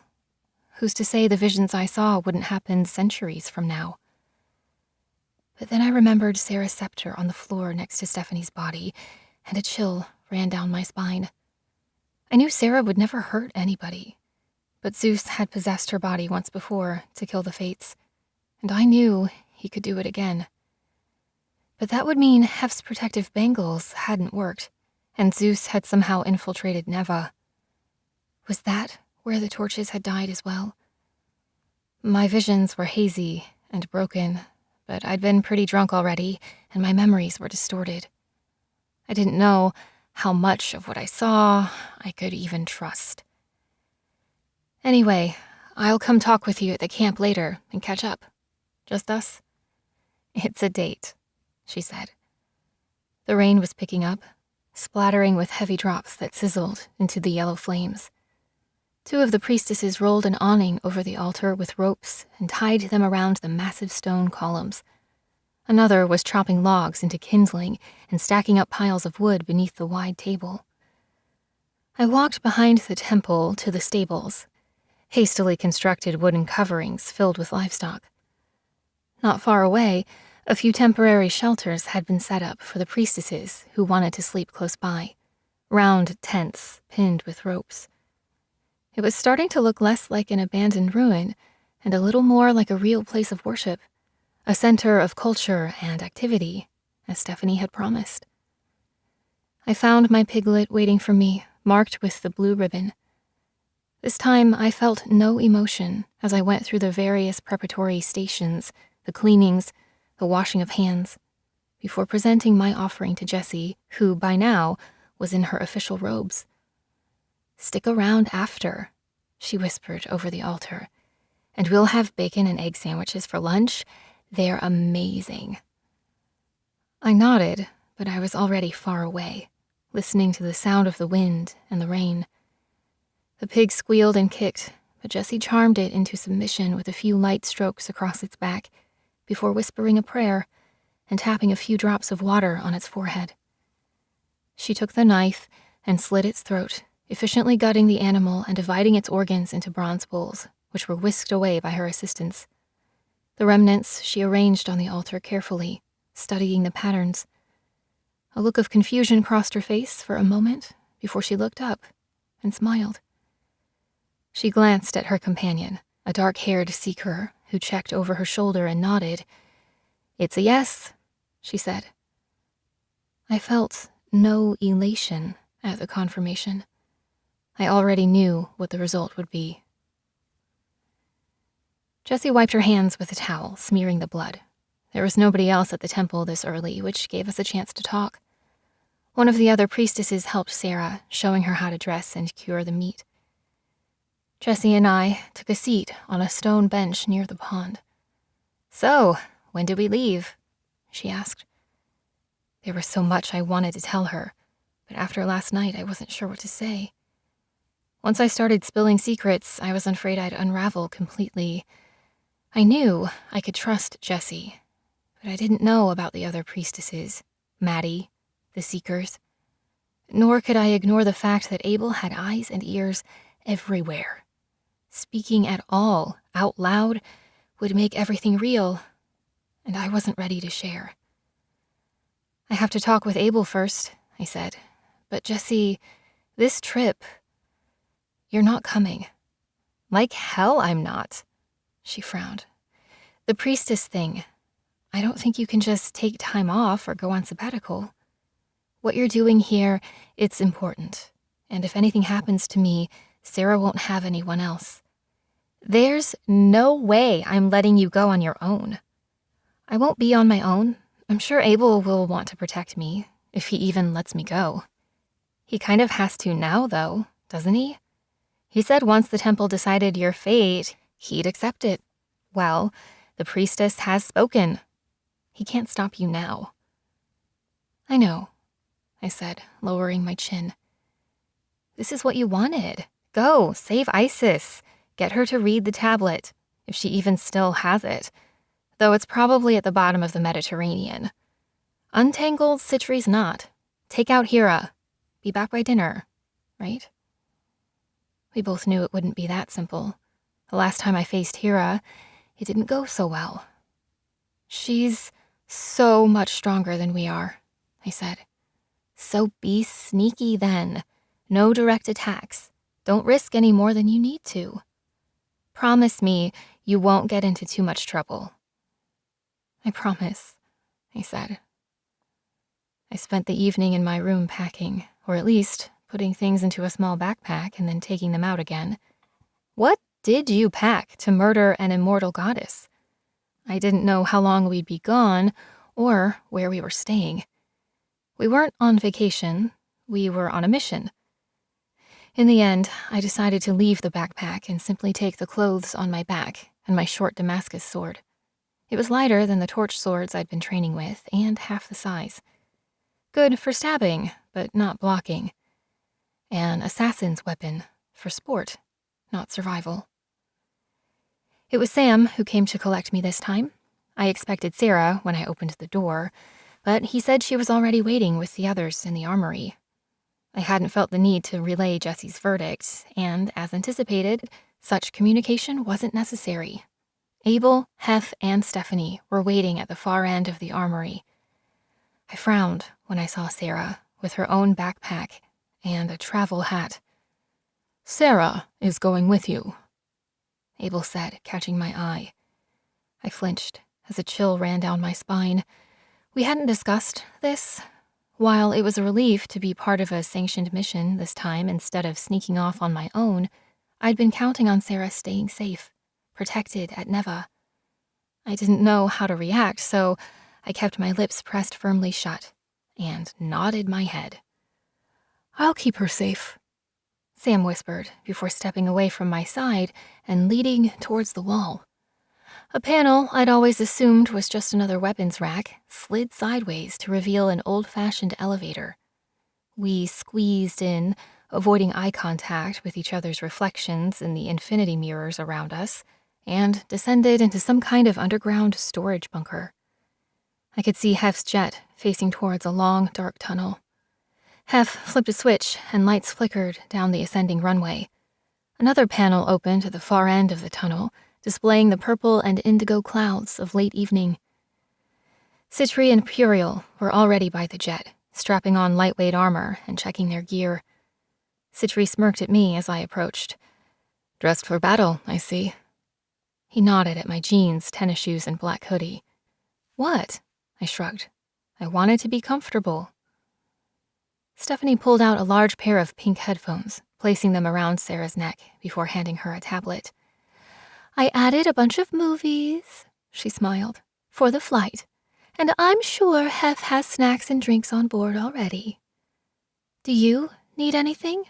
Sarah asked her. "Yeah," Stephanie said. "Pick me up a pack of flaming Cheetos and some cherry Coke." She winked at me over Sarah's head. "What? You don't like Dion's homemade kombucha?" Sitri smirked over his shoulder. We watched as a pair of torches loaded the plane with crates and refueled it.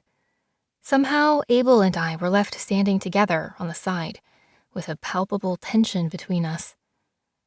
Why was he sending Sarah on this mission?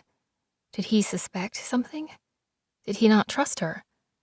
Stephanie must have told him about what happened last night, but he hadn't asked about my visions.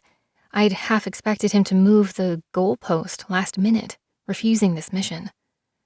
Part of me almost hoped he would. "Thank you for being patient, Kay. To be honest, I'm not completely comfortable with this plan, but my wife's logic is strong. Eventually, you might get the right opportunity to sever Zeus's thread, but as it currently stands, he's unlikely to ever give you that chance, unless we force his hand. If he decides you're a serious threat, he will kill you. Honestly, I'm a little surprised he hasn't already. Egypt was a close call." "I know." "But it's also true that Hera is his greatest source of power and ally. He has thousands of hunters, but somehow you and Isis managed to weaken Hera during your last encounter. You didn't retrieve what you were seeking. The mission was not a success by any stretch, but you have rattled the cage. Perhaps I'm curious what will happen if you rattle it a bit more. So, you will go to Greece. Sam will carry the shears for safekeeping and get them to you at the right moment, when you need them, when you have a real chance at defeating Hera. You have, I presume, no reason to hesitate there." I thought about Hera burning my arms, her rage as she attacked us at the tower. He was asking me to kill for him, with no coercion, no incentive, and I was going along with it. "Why?" I asked suddenly. "I mean, I know why I'm doing this, but what's in it for you?" "You think it's reckless?" He smiled. "Just a little?" "It was your plan, if I remember correctly." "But you could stop me, force me to stay?" "I told you, Cadence, I don't do that." He sighed, stretching his neck to the side. "If you're looking for a pep talk or some paternal wisdom, I'll tell you this. Every opportunity to fail is an opportunity to learn. In a stalemate, like the one my brother and I share, knowledge is the greatest weapon. But each insight has a cost. There's a price for understanding, and it must be paid. It doesn't come without sacrifice and pain. Learning always comes from failure. What you failed to see, failed to be prepared for. The thing that's always worse than expected. So, you could say, a reckless plan is the greatest teacher. Do you understand?" I guess so, I said, thinking back to the piglets I'd held all week. Was he trying to desensitize me? Though I'm pretty sure you just admitted you're playing games of chance with our lives for your own amusement. Life is a game of chance, and if we cannot amuse ourselves, what good is laughter? Are we really doing this? Alice asked quietly, interrupting us. After all this time? I looked over her shoulder, hoping to see if Jessie had joined her, but the elevator was empty. We may not have better odds, Abel said, at least according to the auspices. Unless Cadence has any new information she'd like to share. I wilted as his eyes pierced through me, but I couldn't tell him what I'd seen about Dion and Stephanie and the torches. It was too much. He'd probably put Neva in complete lockdown, and if I told him about Sarah, I had no idea what he'd do to her. If there was even the slightest chance that Sarah was really going to be responsible for Stephanie's death, she'd be in immediate danger, and I didn't trust Abel to protect her. No, I said, biting my lip. I glanced behind him towards the elevator, trying to remember if I'd seen Sarah's scepter on the wall in the armory, or whether it was already packed up on the jet somewhere. Then have a safe trip, he said, giving a short nod before stepping back towards the exit. I caught Stephanie's eye, and she met me by the door of the plane. I knew I should warn her. But as long as Sarah or the scepter weren't together at Neva, then my vision couldn't come true.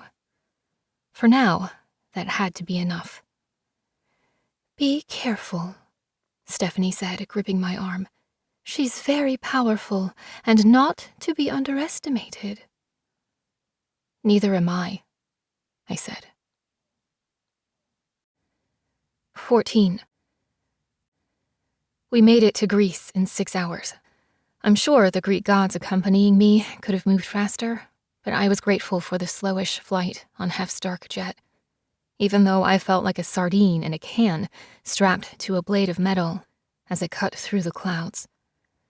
The downtime gave me a moment of respite, even though I knew it was just the calm before the storm. I glanced nervously at Sarah in the seat across from me next to Sam.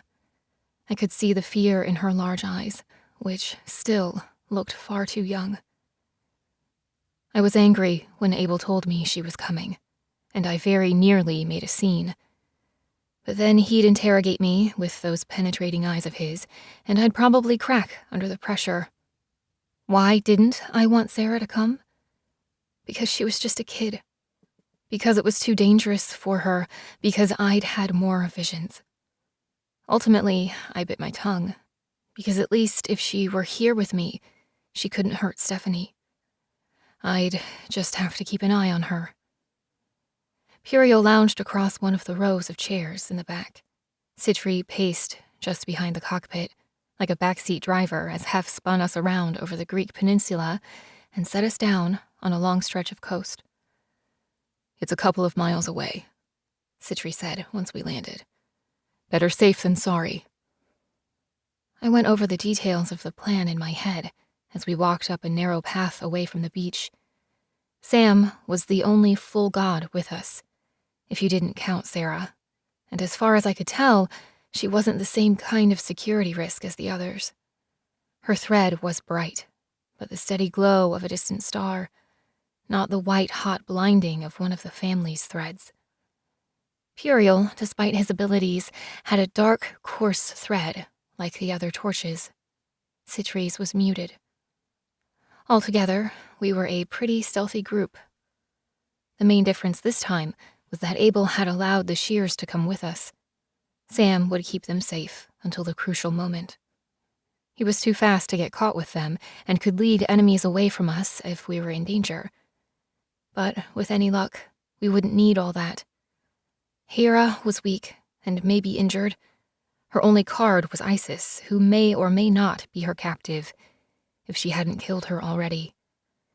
Find Hera, find Isis. Kill Hera, save Isis. If Hera was causing a plague, it might stop once I managed to snip her thread. That would take off some of the pressure and give me a few years, at least, to figure things out. Get the spell, unravel the threads, save Sitri, kill Zeus. It was like a bizarre game of chess. Hef had burnished my armor, extending the metal glove into a movable shoulder piece and pauldron that fit under my clothes. It was cold against my skin, but not uncomfortable. The extended iron would absorb more of Hera's magic, so it wouldn't burn so much this time. And with luck, I wouldn't need to touch her thread anyway. Sam would pass me the shears.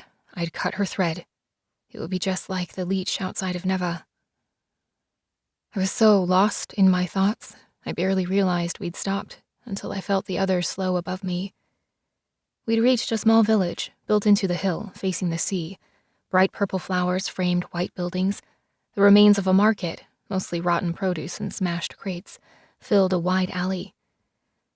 The few vendors who remained were selling herbal remedies and black market medicines, thick like tar. The handful of pedestrians still out pulled up their masks or wrapped their scarves around their faces before changing directions. Windows closed as we walked down the cobblestone street. "Come on," Sitri said. "We're not that bad looking, are we?" "It's the virus," Sarah whispered, her eyes wide. "They're scared." "They should be," Sam grumbled. "No new births, a vicious plague. It's like the end of days or something. Bet the preachers are having a field day with this." As if on cue, bells drew our eyes to a steepled church at the center of town, before a large square. We watched as a man dressed in all black shifted a corpse from a pile of bodies to the side, hefting it into a cart. He turned to watch us pass, wiping the dust off his goggles. "The hospital must be overrun," Sam said, reading the printed signs. "They're using the church as a vaccination center." "Safest place for them, then. East Orthodox churches still burn sage for purification." "And?" I asked. "It kills 97.5% of airborne pathogens." "Better not take any chances," Hef said, handing out some industrial respirators. "Keep your masks on. Move quickly. We're not here for them." We passed a pharmacy and a tobacco shop, both of which had been ransacked and vandalized. At the edge of the town, the paths collided again into a wide staircase. Parts had been redone roughly, but I could tell from the massive stones supporting the platform that this had been here for centuries. Sitri seemed to read my thoughts. "It's been a while," he said, "but this path used to be big enough for a cart of oxen, and was framed by statues and poplar trees all the way up." I could almost imagine it. The area was still beautiful, with jagged mountains and hills rising steeply from a green glass harbor, but it was marred by the modern buildings, graffiti, and trash. "A few months ago, this place would have been crawling with tourists," Sam said. "The harbor full of cruise ships." "I'm glad it's not," Sarah said simply. "It's too beautiful to be shared." The town looked like it hadn't had much time to recover from the sudden deficit of people. Garbage was piled up around bins. Cats watched warily from rooftops. From the top of the hill, I could hear the beat of drums so low, it was more a sensation, like the ground trembling than a noise. Already, we came across the first group of supplicants, loitering in a weaving line around the remains of a ruined temple. Just down the other side, we saw hundreds more, the line extending down the narrow, jagged path. They were dressed in white linen and modern clothes, carrying offerings of hens, pigs, sheep, and goats. Some were on their hands and knees, some wore masks, but most of their faces were uncovered, sweating in the sun. "So, what's the plan?" Puriel asked. "I wasn't expecting so many people," Sitri said, rubbing his jaw. "It'll be hard to get close to her, at least in the daylight. We could just fight our way in," Puriel suggested. "We're not here to fight," I said. "These people, they're innocents, but Hera will use them to protect herself." Why can't Sam just go in and rescue Isis himself? Sorry, but no, Sam said. I'm here to protect Kay, and to hold the shears. That's my only mission. If I get caught in a struggle with Hera, even if we manage to free Isis, it could put Kay or the shears in danger. Hera will sense me if I get too close. Then her guard will be up, or she'll disappear again. The chances that she'll actually be here, that's a 1 in 60-year opportunity. If we lose her again, it could be years before we figure out where she's holing up. She wouldn't be here at all if she wasn't already desperate.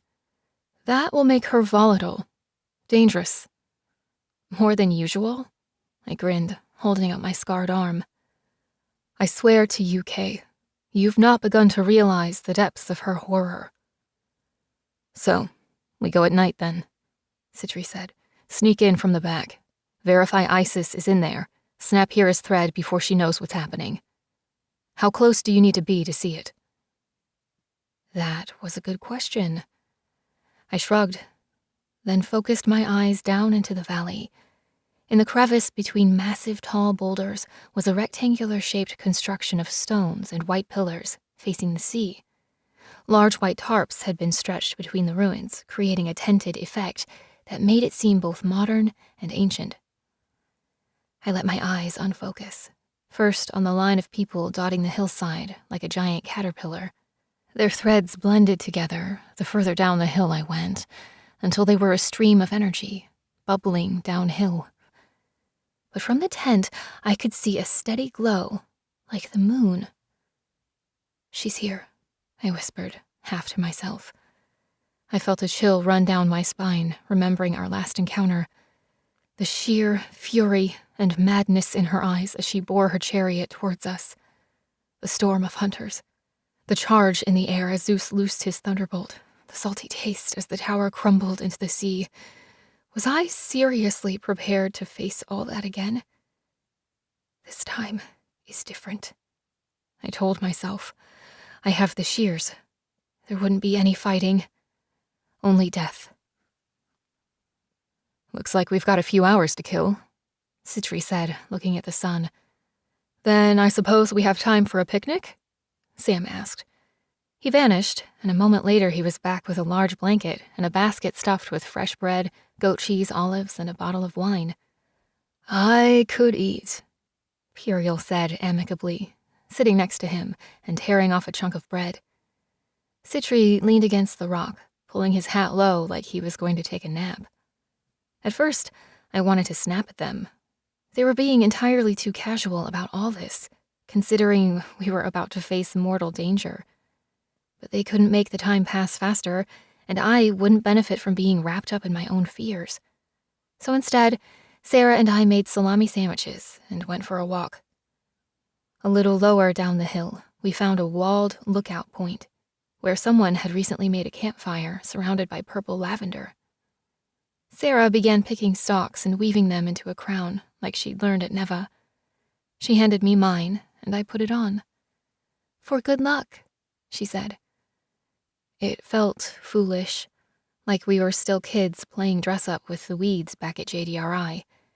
Jessie and I had always indulged her creative fantasies and fairy tales, knowing it was a coping mechanism from the harsh realities of being abandoned. It was hard to remember now that she was still mostly a child, despite everything she'd gone through, and the solemn, wise eyes and lanky limbs that put her just on the cusp of her teens.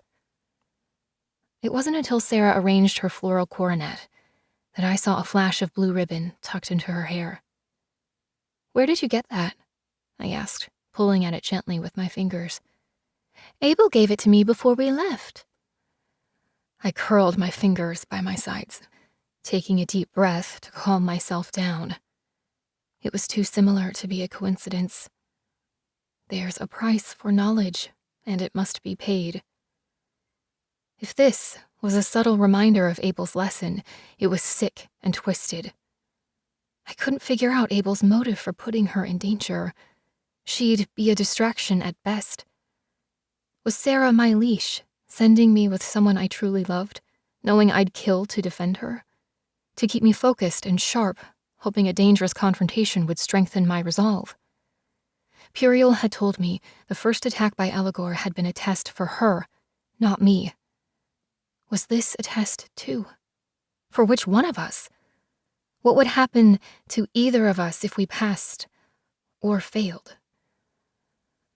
Walking back, we found a few women selling lucky bracelets, robes, and purifying oils, as well as snacks for the travelers. Goat cheese and tomatoes with basil, fried meat on a stick that tasted like rabbit. We didn't have any local coin, but we bartered our floral crowns. I heard a couple talking as we passed. You don't actually believe she's really here, do you? Would there be a line this long if she wasn't? Goddess of the hearth and family. Of course she'd visit now. The sun was setting by the time we rejoined the others. We merged into the line of supplicants, which had grown even longer and around the hill. We kept our masks on, sleek modern ones, but even so, we stood out as a group. Puriel's light skin and the dark veins under his skin and eyes, Sitri's rough glare and bulky shoulders, even Sarah's youth. Though we saw other families with young children, the majority of the worshippers were old and single, or young couples wanting a supernatural cure to barrenness. 3 hours later, we were close enough to see the main pillars of the temple, flanked with flaming torches and tall armored guards in tunics. They weren't quite hunters, but didn't seem entirely human either. Despite the archaic garb and their long swords, several of them were also holding semi-automatic rifles, and a few had modern helmets and night vision goggles. I turned away quickly as one of their red, glowing eyes seemed to focus on me. To the side of the temple, smoke rose from a bonfire of wooden effigies. A pile of logs dressed in bridal veils, with carved faces, waited for their turn nearby. As we got closer, dancing and music rose to a feverish pitch, extending towards a wide platform around the back that leveled off down to the sea, illuminated by the moon. This is creepier than I expected, I whispered. But also amazing, Sarah answered. I'll stay here, Sam said, climbing up on the ruins of an arched doorframe. When you get inside, Sitri will stand at the door until you're close enough to see Hera's thread. Signal him, he'll signal me. I'll have the scissors in your hand in less than a second. After that, it's up to you. I nodded, even though I felt physically anxious and my stomach twisted in knots. All of these worshippers, hoping that Hera could help them, heal them. And I was an assassin sent to destroy their last hope. Even though I knew this was the plan, that this was what we came here for, it didn't mean I had to like it. Sarah held my hand as we got closer, the thin plates of my armored glove keeping a cool distance between us. Finally, it was our turn. When the guards scowled at our empty hands, Sitri handed me a skinned rabbit, and Sarah a plucked hen, and pushed us forward. He asked one of the guards for a light, and stood by the door, keeping them distracted. We passed through a series of beaded curtains, ducking under the low doorways, and emerged into an inner sanctum of sorts, with painted walls and bronzed bowls. The incense was thick, along with the smell of blood. 6 priestesses drained offerings and severed tendons with large knives around the edges of the room. But in the center, on a raised platform, was a square altar, framed with billowing silk and floating lights. As a gust blew it to the side, I sucked in a breath. Hera, hunched over like an animal, was stripping meat from the cadaver of a goat with her bare teeth. I flinched when she saw me, her head jerking up to smell the room. She pulled back the curtains and stood at her full height, which seemed to almost reach the ceiling. Had she grown taller? She was wearing a white bridal gown and veil, which didn't quite cover the golden mask covering half her face. Blood dripped down her chin and neck, staining the white dress with thick, undulating patterns that rippled as she moved. I glanced back at Sitri and nodded. Time seemed to slow and warp. I raised my hand, trusting Sam would place the scissors immediately. I felt a gust of wind, and dimly felt the weight of the shears, their magic tingling my palm. But when I looked up again, searching for Hera's thread, she was already in the corner, hoisting up a figure wrapped in chains and black ribbon. A small blade extended from the white lace around Hera's wrist, and she pushed it into the figure's throat. "I figured you might be stupid enough to show up here," Hera said. "So I kept your little witch alive. It's her you want, isn't it? To read the emerald tablet, to save your wolf, to kill my husband. Obviously, I'm not going to let you do any of that." I reached my fingers towards her thread, glowing brightly against the ceiling. If I held it still with my gloved arm for just a moment, I could cut through it. "Know this, human," she said, narrowing her eyes. "Even if you somehow managed to cut my thread, it wouldn't be before I slit this whore's throat. Something I should have done long, long ago. The answers you seek, gone forever. But if you walk away now, I may decide to let her live." "Do it, Kay!" Sitri yelled, fighting his way into the room, weapons drawn. The thread glistened between the golden shears, the force of it already making my arms tremble. All I had to do was snip. But was I really faster than Hera?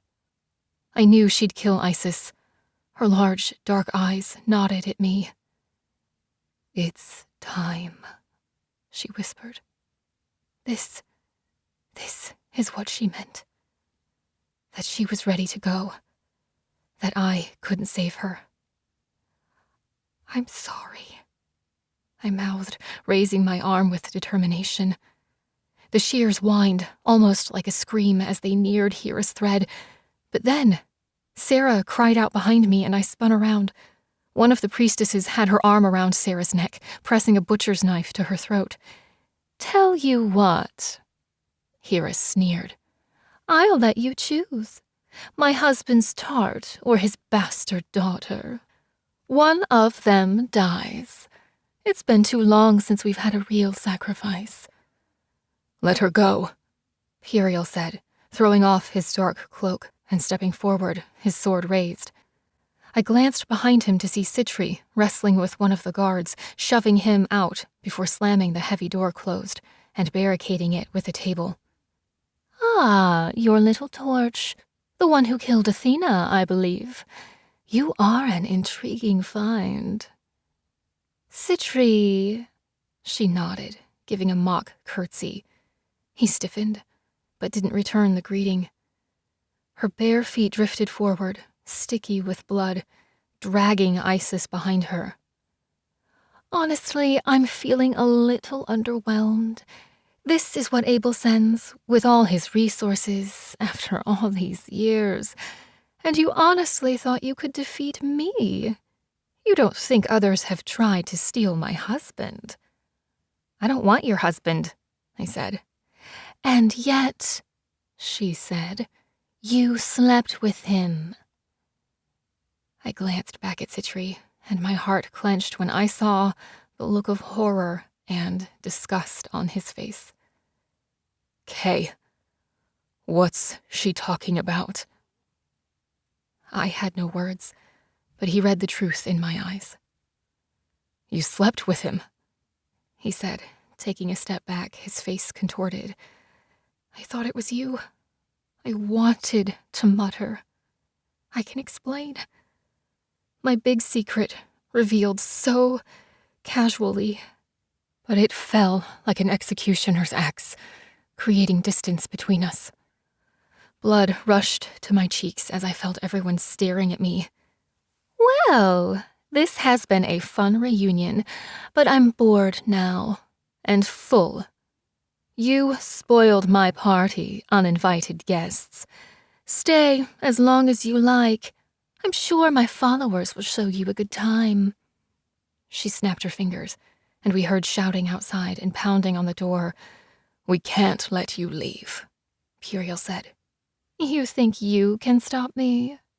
She raised an eyebrow, as if relishing the challenge. We must, I said. People are dying. It has to stop. The plague? She laughed. That was all you. Seriously, opening an ancient Egyptian tomb filled with a rotten torch, what did you think would happen? What are you talking about? I asked, dread filling me. They were a contingency plan Isis developed. A bioweapon created in her labs with her science. She basically threatened to take everything down with her. A plague, sickening the whole world, seeping from Egypt like a poison. Why do you think we let her live so long? But you could stop it, I said. Why would I? Hera shrugged. Look at all this power. They've never prayed to me so hard. But now that it's out, I suppose there's no good reason to keep her alive. With that, Hera sliced the blade across Isis's neck, grabbing the emerald tablet and yanking it off the chain.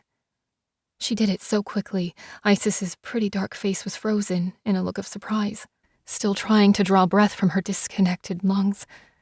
Her eyes turned to me, in panic. Then Hera grabbed her hair and ripped her head from her shoulders, tossing it down the steps where it rolled to a stop near my feet. You did this, and now here's your reward. She crushed the emerald in her palm, and it exploded into glittering shards that stung my cheek. Gunfire rang out as Sitri put a bullet in the priestess that was holding Sarah. She sunk to the ground, a hole in her forehead. There was a blur as Sam raced through the room, taking out at least 4 of the priestesses. Hera grabbed Sam and tossed him through the far wall.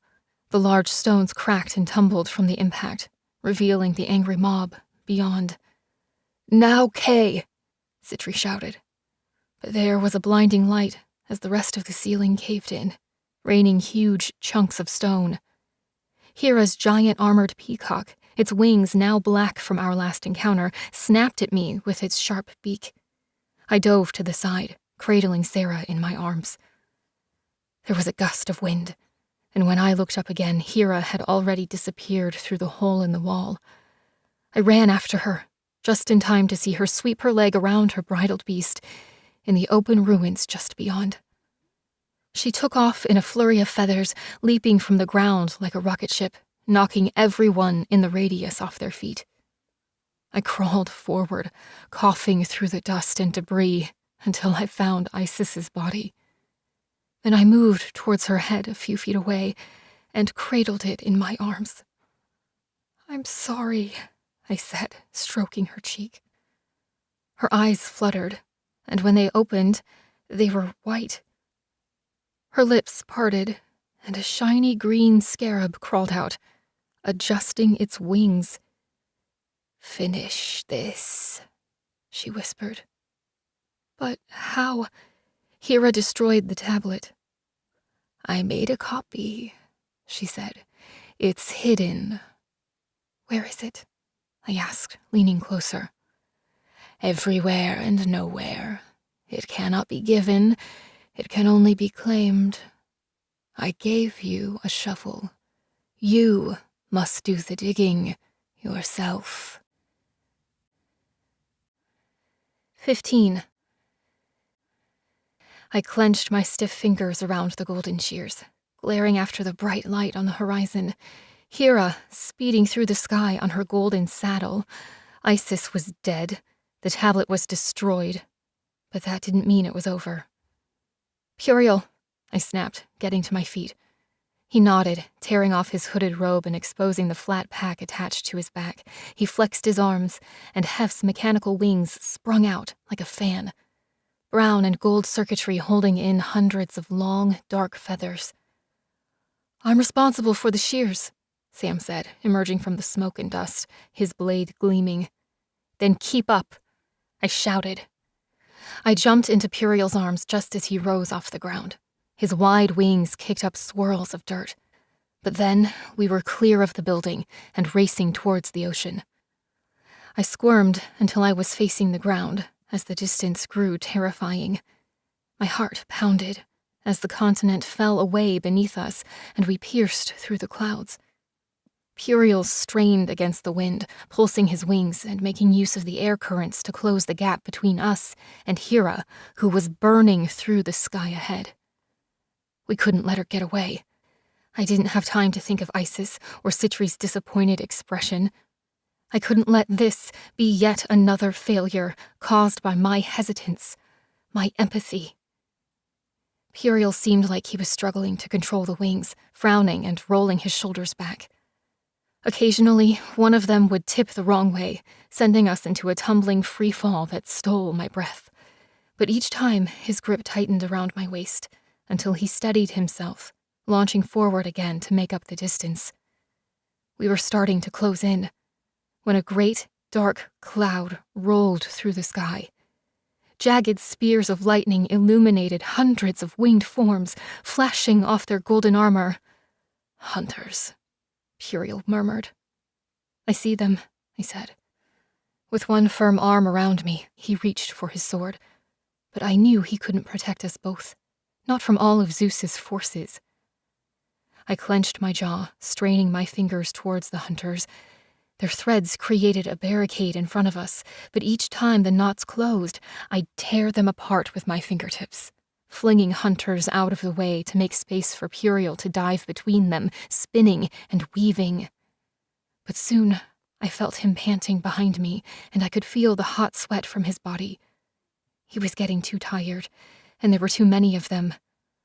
I lashed out again with my gloved hand, drawing as many threads as I could into a bundle and squeezing them in my iron fist. Then, with my other hand, I sliced through their threads with the shears. The hunters spasmed, crashing into each other before falling limp and letting gravity take them. But they left behind small pockets of energy, pale glimmers in the dark sky. "Puriel!" I shouted, pointing at the gleaming magic. "I see it," he grunted.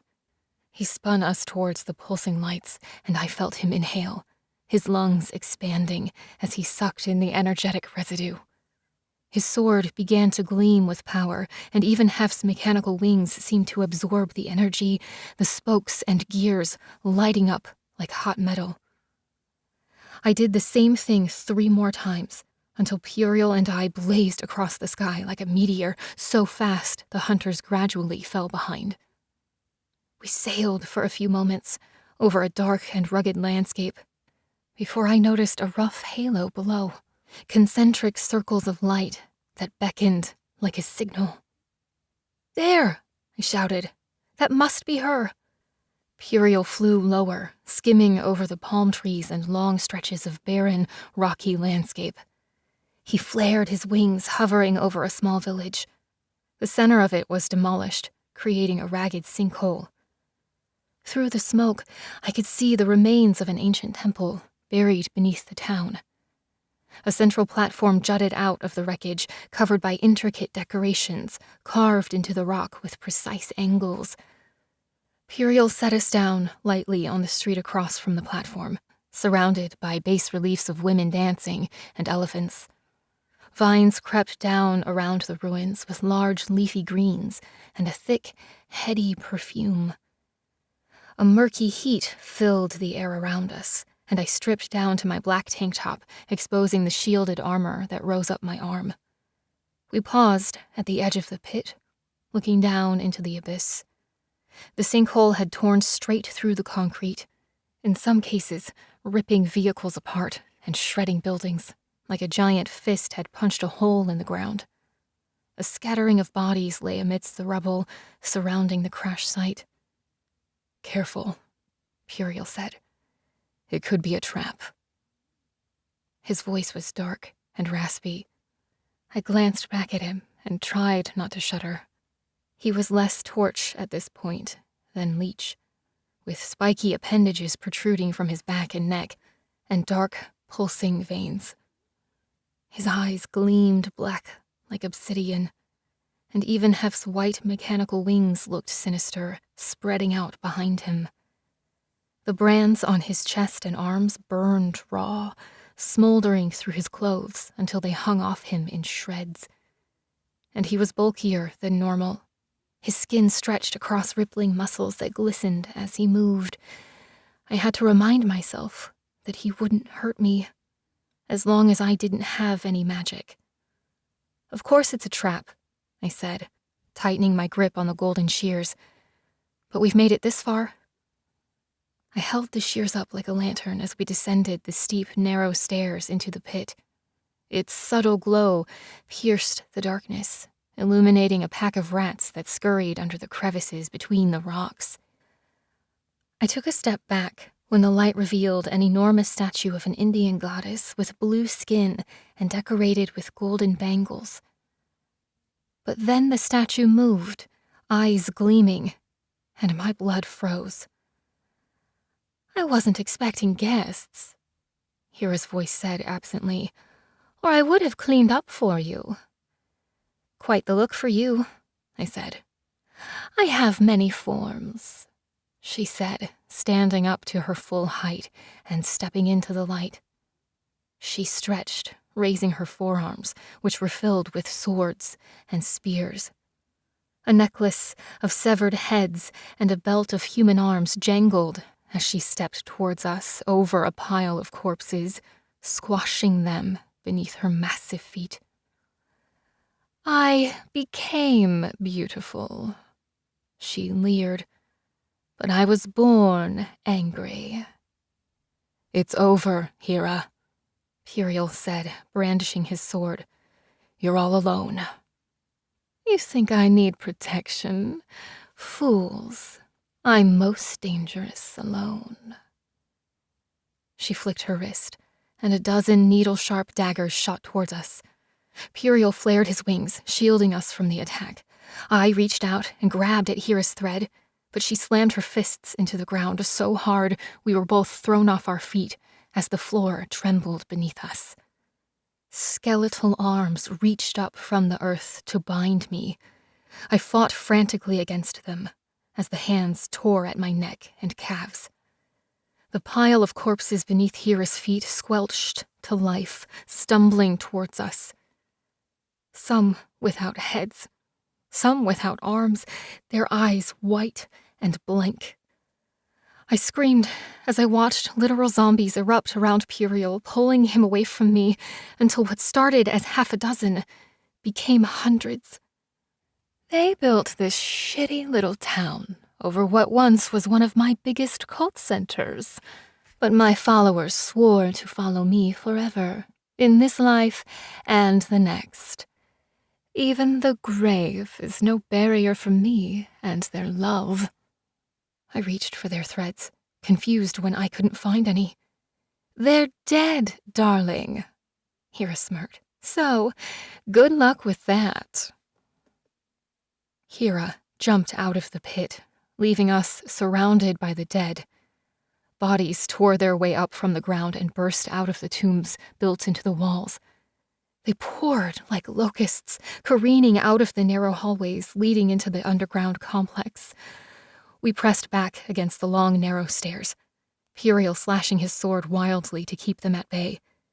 Dusty, dry skeletons toppled into piles of bones.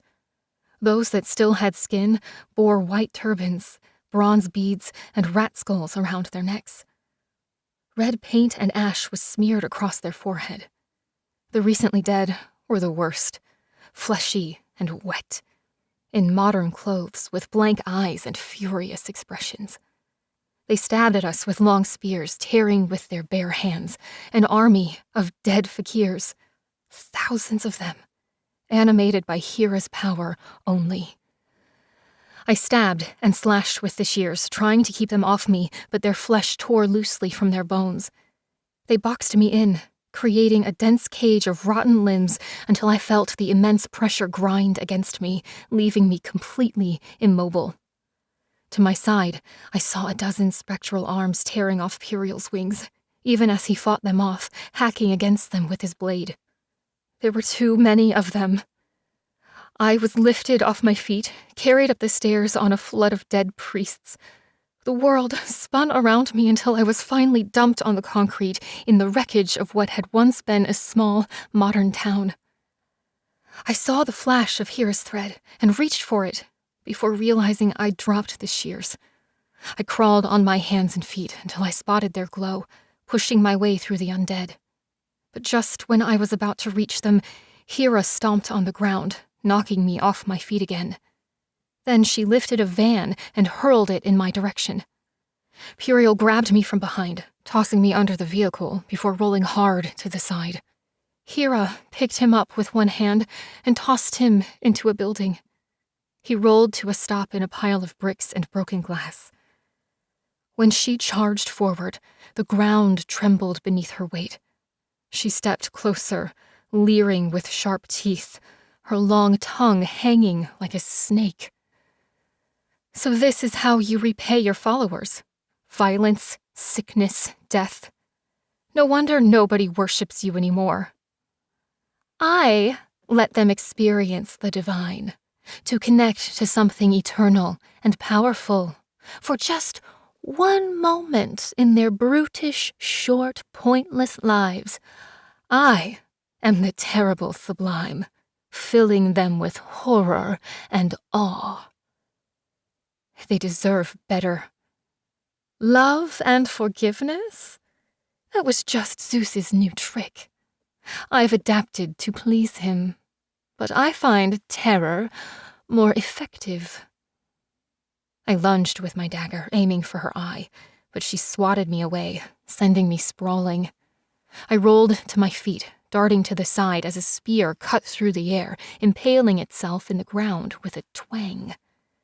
I ran as she bounded after me, lifting me up in her thick fingers and sniffing me.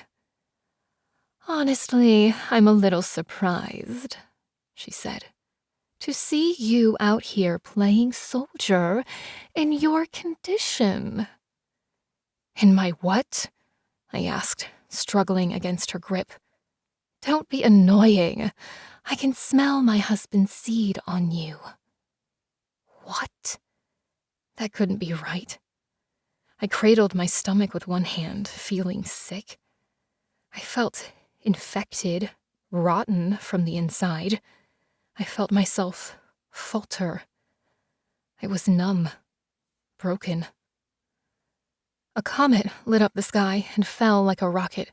I used the distraction to push away from Hera until I was swallowed up by the horde. Sam landed, his fist to the ground, Sarah clutching around his neck. The impact stunned our pursuers momentarily, flattening the battlefield. I sat up, choking for air and pulling my limbs away from the skeletal arms, in some cases snapping them off like brittle kindling. Nice of you to show up, Puriel said, collecting his sword and shaking himself off. The others will be here in a minute, Sam said. I'll clear a path. Sam blazed a circle around Puriel, churning through the zombie horde like a lawnmower, just an oscillating point of impact and a spray of blood and body parts. I saw a golden glimmer and shouted at Puriel. He nodded, picking up the shears and handing them off to Sam. A moment later, they were in my palm, warm to the touch. But then the clouds darkened and spiraled down in front of me as a tempest of hunters descended from the skies, creating a wall between me and Hera. I ripped through them like a curtain, tossing them to the side in a pile for Puriel to consume, but more and more appeared. At the same time, thousands of the deeply buried had made their way out of the depths of the crypt, filling the streets behind us. A dark flash erupted over my head as Sitri pounced through the barrier in wolf form, scattering the hunters with a massive paw. He charged at Hera, snapping at her neck, but she caught him by the throat and tossed him to the side. But it was enough to create an opening. I heard screams behind me and turned to see Sarah, glowing with static electricity, running towards me. Puriel was just behind her, his long claws framing her small body, fangs dripping. His mechanical wings hung broken and torn behind him, and dark shadows swirled around the plated edges of his armor. His sword was glowing like a lightsaber as he scythed his way through Zeus's forces, hacking them to pieces before draining their essence. He was reaching out towards me, his eyes wild, jaw unhinged, growing larger by the minute. But he wasn't coming for me. He was coming for Sarah, hungry for her power. I tucked her behind me defensively. "Go," Sitri snarled, stepping between us. "I've got this." He turned to face Puriel, giving me the moment I needed to reach for Hera's thread.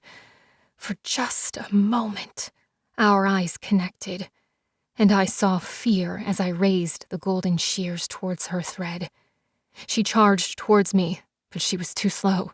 She couldn't reach me in time. Just before my fingers made contact, I felt a painful pressure in my arm. I looked down to see Sarah at my side, her palm gripped around my bicep. She was smiling at me. But it was a weird smile, wicked and sardonic. My heart sunk. I knew that smirk. Puriel was fighting his way past a dozen hunters to get to me, but he wasn't the threat. She was. 1,000,000 volts floods my body, and I'm burning. The metal safeguards on Sarah's wrist heats up, melting through her arm. I can see her bone. Then it blackens and smokes, crumbling like charcoal. We're both screaming. 16. For the longest time, I couldn't tell if my eyes were open. But gradually, the darkness became a field of white, and it cracked in half as I blinked my crusty eyelids open. Then the pain hit. It was physical, mostly, a slow, throbbing agony from the bumps and bruises I'd suffered in the fighting. I flexed my fingers in the light, counting them, then wriggled my toes. I was alive, and apparently in one piece. Where am I? I croaked, my voice sounding foreign to my own ears. I caught the movement of shadows and knew someone had approached my bed. But everything was still too blurry. Then it was dark again. The next time I opened my eyes, I was conscious enough to look around at the unfamiliar building. Wide, round archways and colonial architecture. The walls were white, as were the bedsheets and pillows, but it wasn't clinical or sterile. Creeping vines snuck in through the cracks in the windows, spilling across the ceiling. I frowned at the IV in my arm, the needle held in place with tape. Something was dripping from a suspended bag. I was in a hall of some kind, with at least 20 other beds, but none of them were occupied. I stepped out of bed, placing my feet on the cold tiles, and stepped over to the window. My knees felt weak. I was hoping to get a sense of where I was, but everything about the landscape was foreign.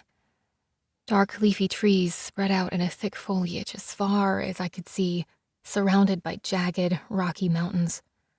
A single road made of red dirt wound up the hillside towards the complex, which appeared to be a cross between an old abbey and a hospital. I could see the steeple of a chapel down below, past a central courtyard. Figures were moving in small groups, their black robes kissing the tall grass. I pounded on the glass, screaming until one of them looked up at me, but something was wrong with her eyes. A shiny blue butterfly landed on the windowsill, and I stared, mesmerized. For a moment, I thought it would start talking to me, a messenger from Neva. But then it flew away. I jumped when the door opened behind me and 3 nuns scurried into the room with fresh sheets. "Where am I? Where's Sarah?" I demanded, looking around for a weapon. All the nuns were silent, apart from the rustling of their big white hats and black habits. I heard footsteps behind me and turned around, my heart racing. "Don't worry, Cadence," a familiar voice said. They're here for your safety. I recognized Hera, but the slobbering blue monster was gone, and even the angry bridezilla she'd been in Greece. Instead, she was dressed in modern clothes, with a black pantsuit, a white blouse, and a heavy gold chain. She was carrying a tray with broth and 2 slices of buttered bread. She set it down on the table next to me and held up the spoon, as if offering to feed me.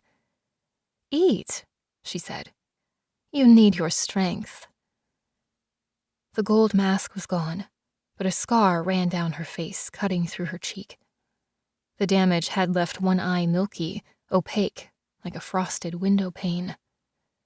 Come any closer, and I'll scream. The nurses are deaf, and there's no one else around for 50 miles. You'd have to scream pretty loudly. And what would you tell them exactly? That I'm an immortal Greek goddess? That you were marked by the fates? They already question your sanity. I'll tell them you kidnapped me, that I'm here against my will. The sisters are discreet. It's not uncommon for a wealthy family to remove a young woman from society when she's in your condition, especially after making such a generous donation. What condition? I asked, biting my lip. You know, Hera said. She smiled and winked at me, then hummed to herself, adjusting a vase of purple flowers near the window. I stumbled past her towards the door, my legs still wobbly, and grabbed the handle. I yanked it open, but the door was locked with a heavy chain. Help! I screamed. I noticed my black gloves had been removed, as well as Hef's armor. My arms were bare, and it triggered a rush of memories. What happened to Sarah? I asked, almost in a whisper, remembering the smell of burnt flesh. But I knew, and it was my fault. She'll live, Hera said. Probably. Anger flashed in my eyes. I saw her thread, and for a second I thought about grabbing it, even after what happened last time. But in a flash, she was at my side, gripping my wrists painfully.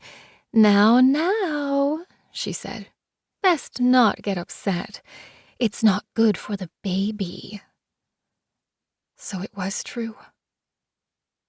I'm pregnant, I said. Saying it out loud, it seemed like a bad joke. It was impossible.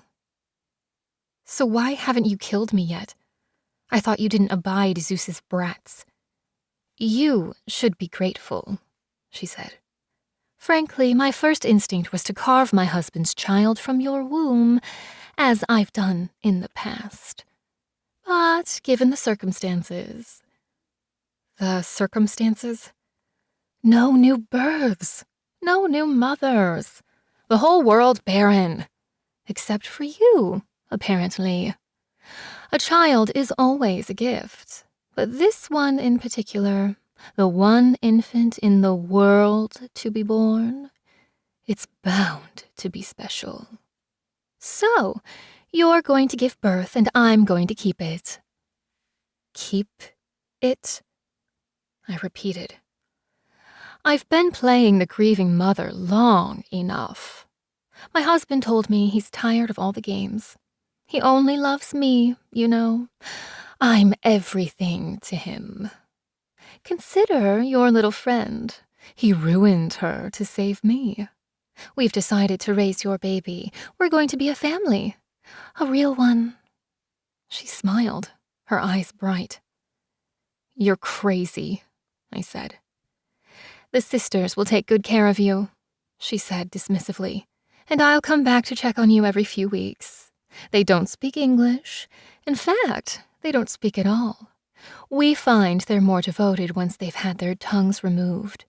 It's like a vow of silence, I suppose, and it certainly makes the property more peaceful, without all that banal chatter. Now, any questions before I leave? I tried to think. A dozen questions on the tip of my tongue, but I was too stunned to think clearly. "Where am I?" I finally blurted out. "Brazil," she said. "The Igreja da Beata Maria Virgem de Nossa Senhora da Conceição." I know, it's a mouthful. English is so much more efficient. "The Church of the Blessed Virgin Mary of the Conception." "You're no virgin," I said coldly. "Your husband just doesn't want you." It was a joke at first. I was tired of all the names and translations and getting lazy.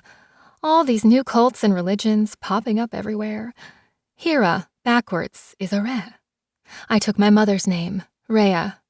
I used to call her Ma. Mary, Mother of God. Maria. Get it? The gods and their word games. But what am I supposed to do here? Rest. Relax. And if I refuse? You have no choice in the matter. And Kay, don't go pestering the staff. If you become a nuisance, you might just serve better without a tongue as well. After she left, I explored the room, wondering if I could break a window. I found a small mirror over a sink in the corner and studied my reflection. A large padded bandage covered one side of my face. I sucked in a breath when I removed it and saw green. At first I thought it was infected, until the flecks sparkled, and I realized they were fragments of the emerald tablet embedded in my cheek. I had to get out of here. Security wasn't great, but I didn't want to tip my hat too soon, so I observed. I counted the nurses, no guards that I could see, nothing magical at all. The sisters served food 3 times a day, like clockwork. I barely ate for the first few days, afraid it was poisoned or something. I was tormented by anxiety about Sarah, desperate for a chance to escape. But then hunger caught up to me, and I started looking forward to the meals. Rice, beans, bread, or carne asada, fresh exotic fruit, a half-poached egg with toast for breakfast. No coffee, just strong black tea. I tried to recall what happened before I got here, but it was a blur. The last thing I remembered was reaching towards Hera's thread, Sarah stopping me, and the smell of her burning flesh. Zeus must have possessed her again, to save Hera. I prayed Alice would be able to heal her if they made it back to Neva fast enough, but Sam would have prioritized getting the shears to safety. Puriel would have come after me if he could have, but he was barely in his right mind when I last saw him. I saw the blue butterfly again, and a pair of ring-tailed monkeys. I felt their threads, whispered messages and blew gently, like I had done with the guard. I half expected it to work, and for Sitri to come charging in. But after the first week, my hope was waning. What had happened to the others? Why weren't they looking for me? There must be some clue, some chance of tracking me down. But then my natural skepticism reared its head. I wasn't magic. Not really. The world was large and full of billions of humans. From the looks of it, this old building was in the middle of nowhere. I was on my own. The third day, I tried to escape. I didn't have any weapons. The only utensil they gave me was a wooden spoon. But I didn't need any. I waited by the door until it creaked open, then plucked the first thread I saw.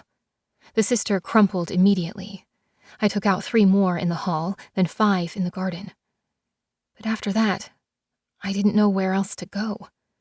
The convent was set on the top of a mountain with sheer cliffs all around. A white block standing on red boulders, shrouded in fog and trees. I found a narrow path winding down the backside of the hill and followed it for several miles until my feet were raw. I was wearing loose hospital slippers and a nightgown. All my clothes had been taken. Hera said the nearest town was 50 miles away, which would take me a few days if I didn't stop walking. But maybe I'd find a car and hitch a ride before then. I started out with confidence, But after the sunset, the jungle became dark and foreboding. I jumped at every noise. Howls and screams of unknown animals made me tremble. The road was so dark I almost couldn't see the red dirt, and it was colder than I expected. Soon, my teeth were chattering. I hadn't seen a single vehicle all day. At first, I thought I could tough it out, but then I couldn't stop imagining that I might be going in the wrong direction, that I could walk 1,000 miles before hitting a town, and I'd end up starving in the rainforest or getting eaten by a panther or something. I made it back just before dawn, and the sisters welcomed me without a word. I searched their faces for anger or reproach, but they were curiously blank. They poured a bath using a rich, creamy soap that smelled like fresh lavender. They seemed kind, despite their horrible disfigurement, which made me feel bad about attacking them earlier. Did they even know what had happened? That I'd been gone? I couldn't tell. My pillow was softer than I remembered it, and even the food tasted better.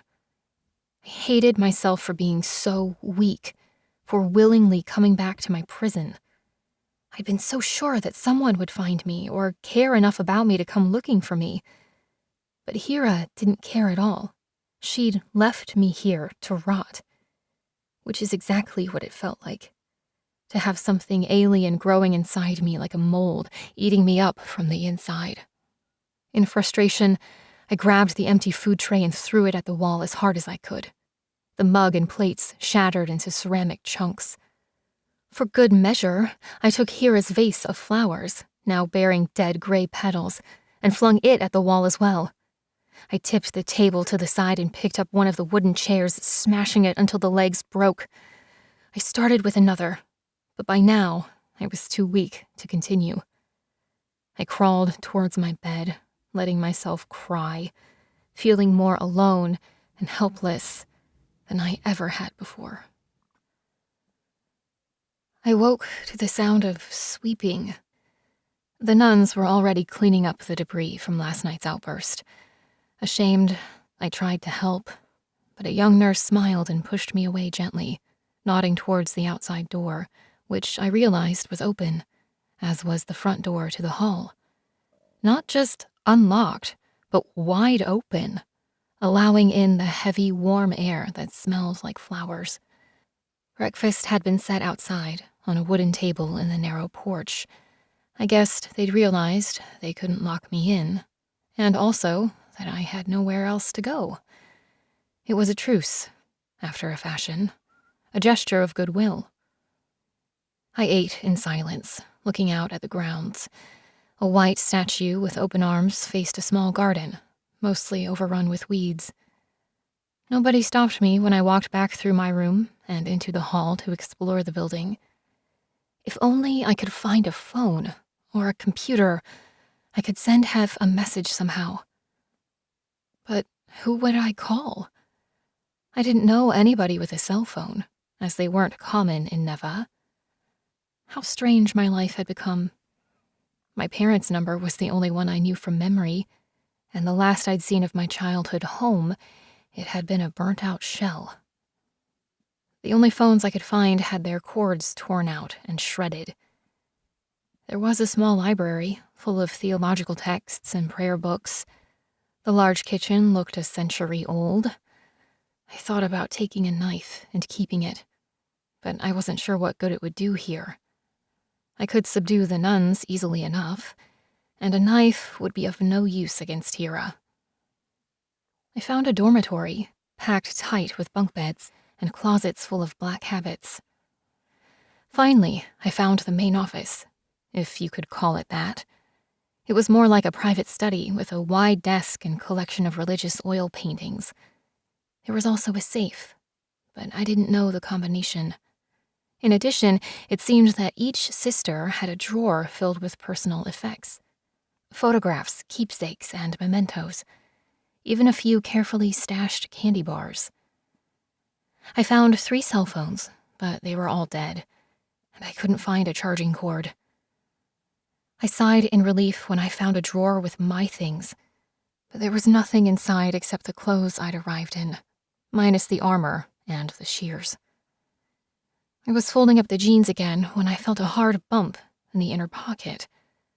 I pulled it out, and it sparkled in the light. Priya's ring. Something valuable, at least. I found a piece of yarn from a half-finished crocheting project and strung it around my neck. It wasn't much, but it was something. I started marking the days on the wall, scratching lines with an old nail I found. Some days I didn't get out of bed. Other days I was restless. I explored the garden and hiked to the top of the hill, marked by a simple cross. But there was nothing but jungle as far as the eye could see. A simple bell rang for meal and prayer times, but the schedule varied. One Sunday, I noticed the main building was emptier than usual and looked outside to see the nuns crowding into a small chapel down the hill. Moments later, I heard the sound of an engine and saw dirt clouds from the road. Someone was coming. I watched the Jeep park, and a man in a black suit stepped out, adjusting his white collar. From the passenger side, a boy, a little younger than me, sat in jeans and a t-shirt. Modern dress. The older man headed into the church. I followed him, peeking in through the doors. The priest said a short sermon, reciting a liturgy that was vaguely familiar, even in Latin. Then the sisters lined up for communion. I glanced at the Jeep. I could knock out the priest and take the keys if I had to, or at least try talking with him. Instead, I looked for the younger man, who I assumed was his son.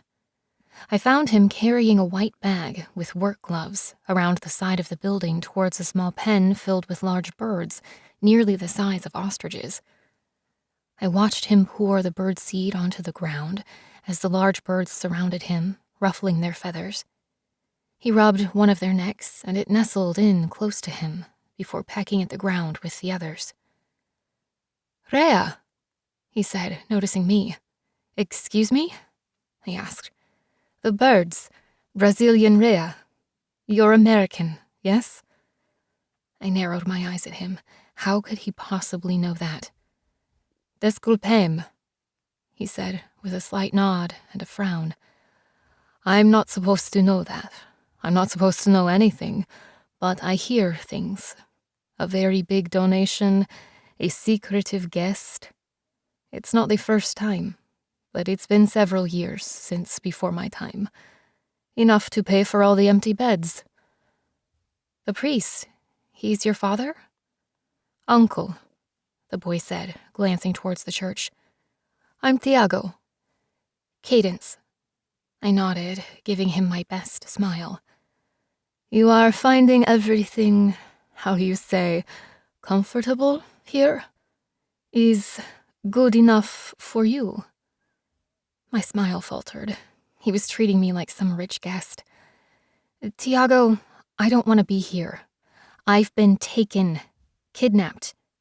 Do you understand? People are looking for me. My family. I have to contact them." I saw his fingers move towards the bulge in his front pocket. "Please, let me borrow your phone. One quick call." "I'm sorry. It's forbidden. There are rules." "I can pay you," I said, taking out the ring and holding it into the light. I knew the diamond was valuable. "If I was caught, we'd both be punished. They wouldn't let me come back to see you again, and I'd like to see you again," he said, this time with a charming grin. Was he flirting with me? I took a breath, holding it in. I'd already been here for weeks, and this was the first service. I thought about waiting until the next one, building his confidence slowly, assuming he would even come again. But I didn't have the time or the patience for that. Instead, I reached for and plucked his thread, laying him down gently into the hay and mud. His eyelids fluttered, but he didn't resist. "I'm sorry too, Tiago," I said, holding him still while I fished his cell phone out of his pocket. I held it to his thumb to unlock it, hesitating. Who should I try to call? Who could get in touch with Abel? My heart pounded as the dial tone cut out and a thick voice started speaking. The international version of "please hang up and try again." Then, suddenly, the phone burst into flames. They jumped quickly to Tiago's body. He screamed at first, in pain, as the fire consumed him. In shock, I let go of his thread and watched him stumble to his feet and blaze towards the church. He made it halfway, before collapsing in a burning heap. "You didn't have to do that!" I shouted, sensing Hera behind me. I glared at her, my fists squeezed tightly. He was a good person. You didn't even know him. He was one of your believers. He wouldn't know a goddess if she was standing right next to him. Besides, this is your fault. Every person you try to involve, I will kill. Just like this young man here. In fury, I grabbed a small handheld pitchfork from a pile of hay. What? What are you going to do with that? She smiled. You know you can't hurt me. I've hurt you before. When you had magic, power. Alone, you're nothing. Not nothing, I said, slowly turning the pitchfork towards my own belly. You wouldn't, she said. You think I want this thing growing inside me? You'll die. Everybody dies. You know, I really thought we could be civil about this, but I can see you've grown too comfortable here.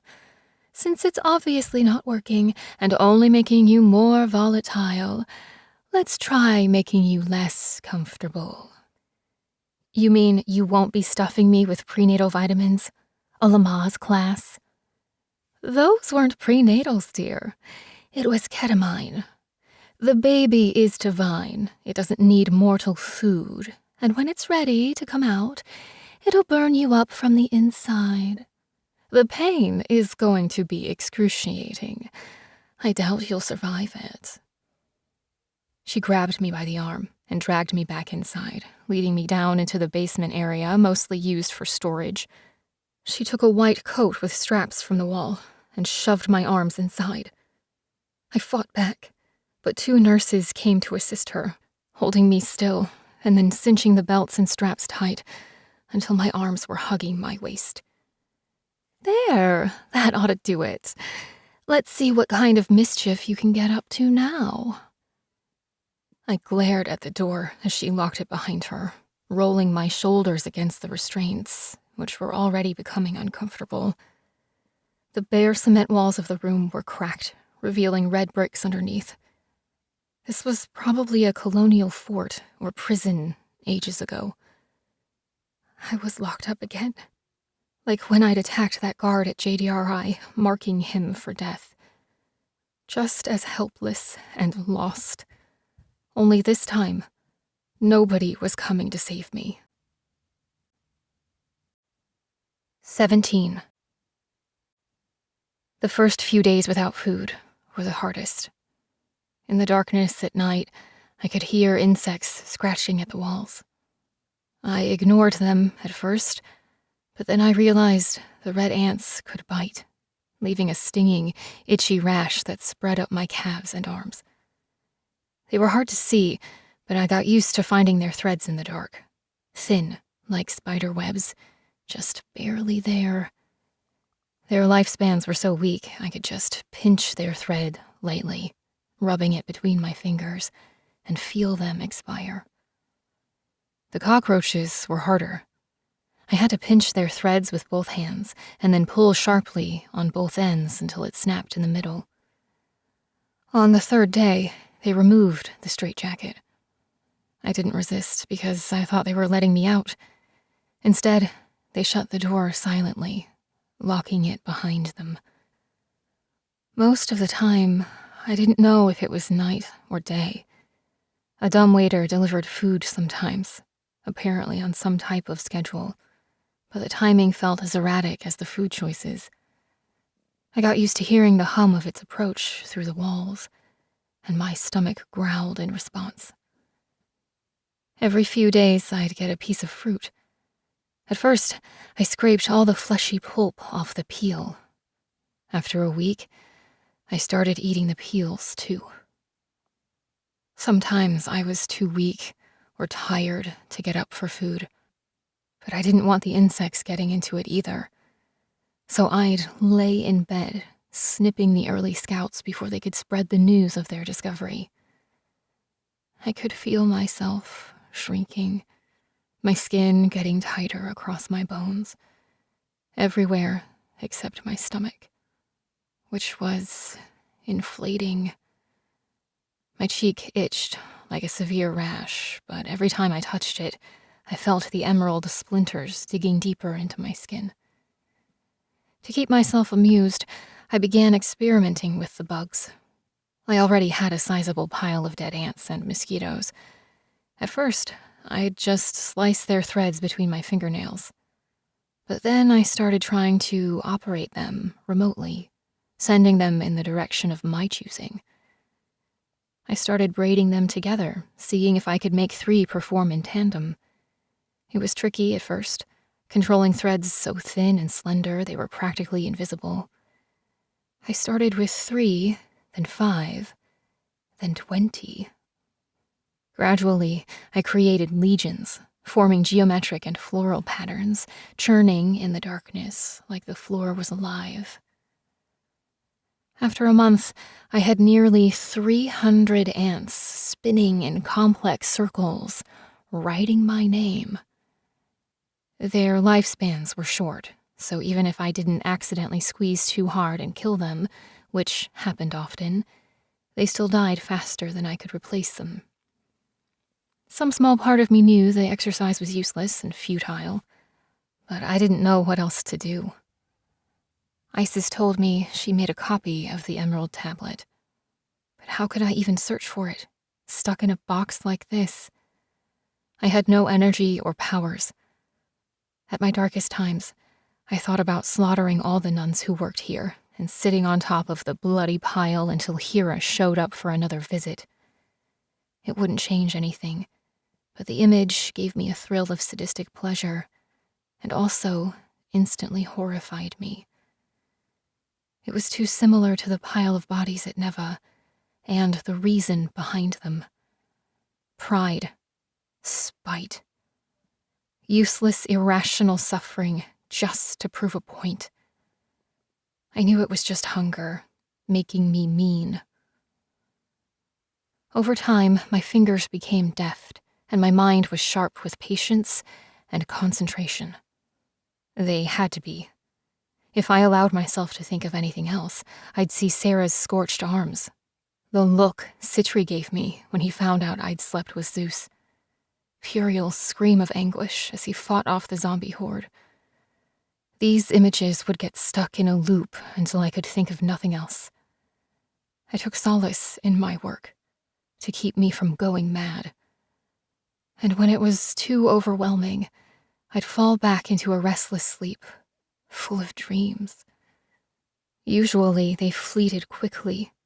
My brain, lacking nourishment, often dreamed of food. I dreamed of my parents, making strawberry waffles when I was young, or the potatoes and gravy we had for holidays. Sometimes they felt more vivid than my wakefulness. One night, I dreamed of a car accident. Mom was driving, and someone gave us candy. We sat, wrapped in blankets, waiting for my mom to finish speaking with the police. I couldn't tell if it was a dream or a forgotten memory. Then it shifted, and they were gone. The wind whipped around my cloak as I climbed the steep rocky hill.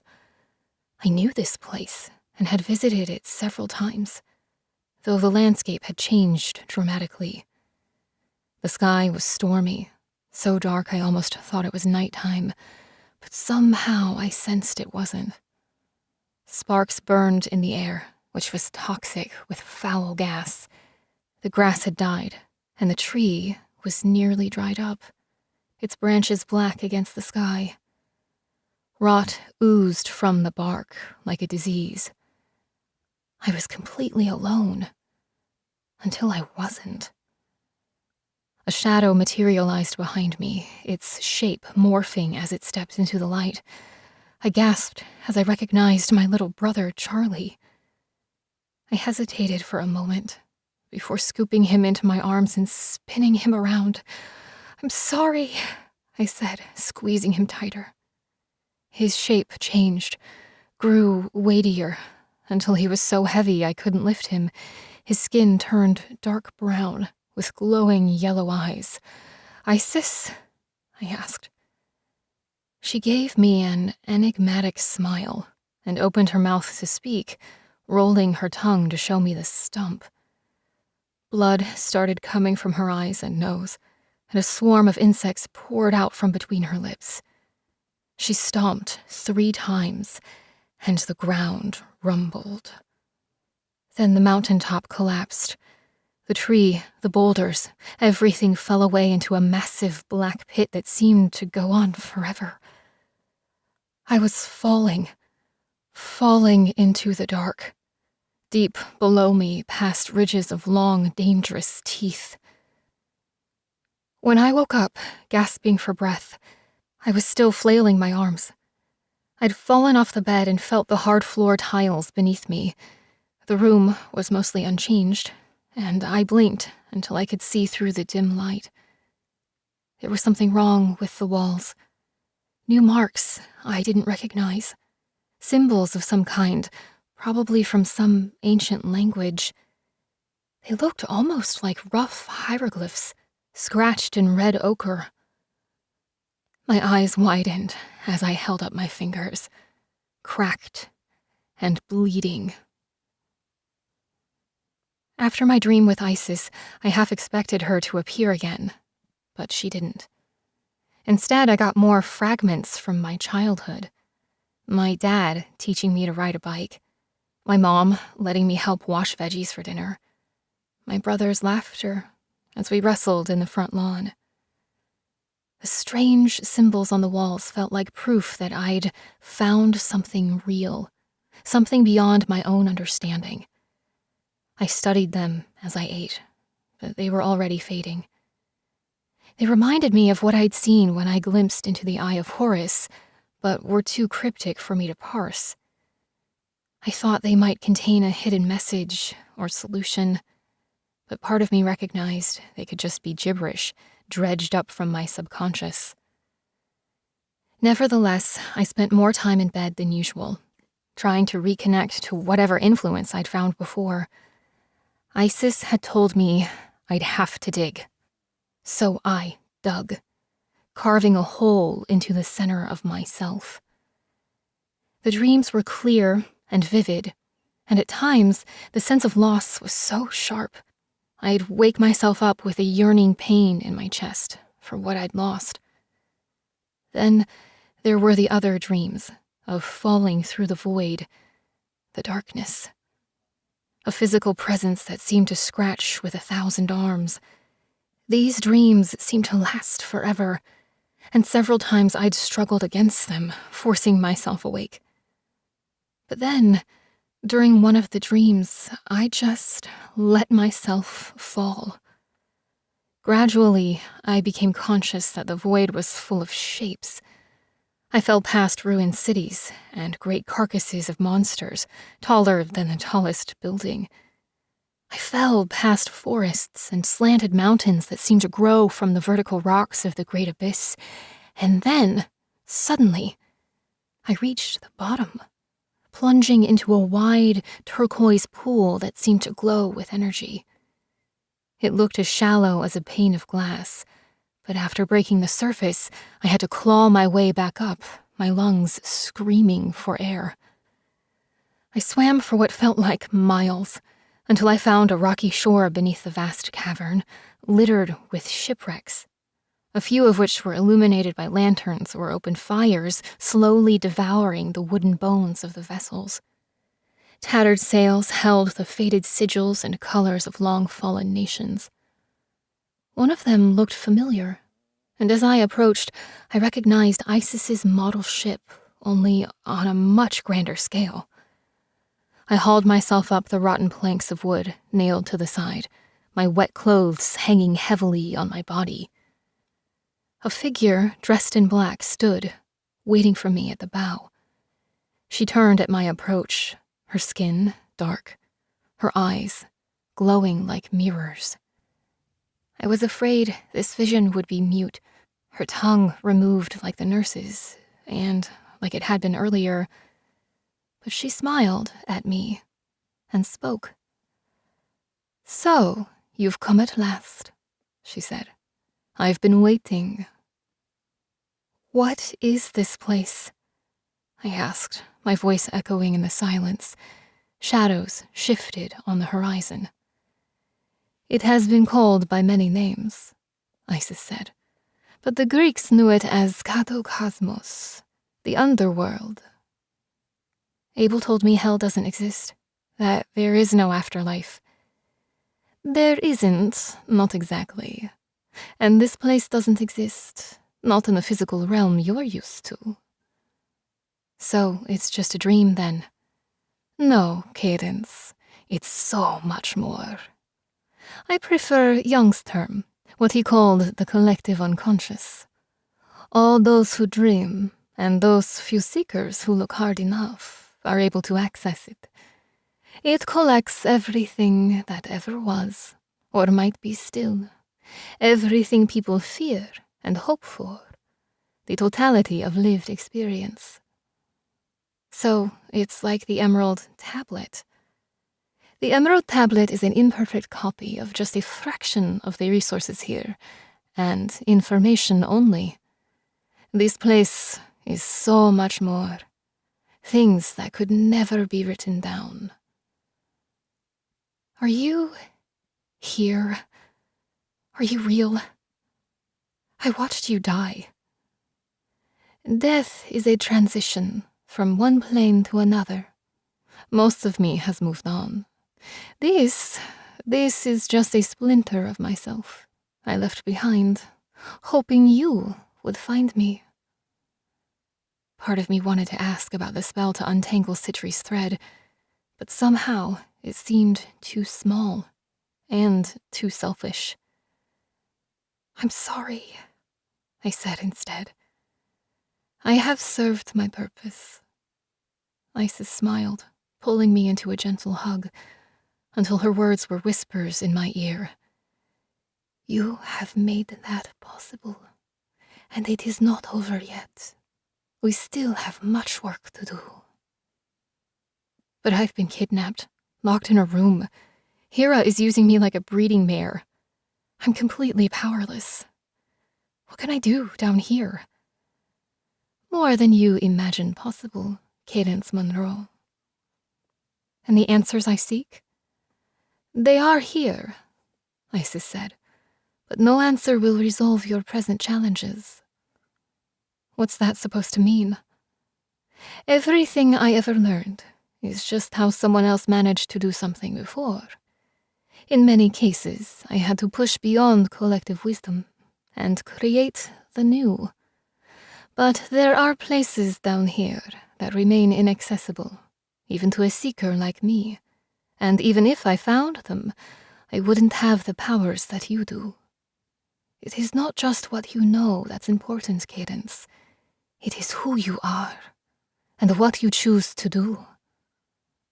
I can point the way, but this journey you must make alone." She glanced at my arm, noting the red band around my wrist, and for once, I didn't have the urge to hide the mark beneath my sleeve. "Find the Sapphire Spring in Tartarus. There, you will find what you are looking for." "Isn't this it?" I asked, looking over the clear teal waters of the vast underground lake. "This is only a small tributary for the river Styx, a mere puddle. Come," she said. "I'll draw you a map." Epilogue. The first thing I became aware of was the ringing in my ears. and that the building I'd been in for the last few months was gone. Instead, I was standing in the ruins of a smoldering crater. I saw something shiny in the rubble and reached over to pinch a golden tiara studded with rubies from a pile of ash. I shook off the blackened remains of a partial skull. Then, I crawled my way through the destroyed building, over the pieces of floor and wall. I squirmed when my palms brushed against a string of wooden rosary beads. One of the nuns vaporized to ash. When I reached the top, I stood up straight. My hands hung loosely, blood dripping from my fingertips.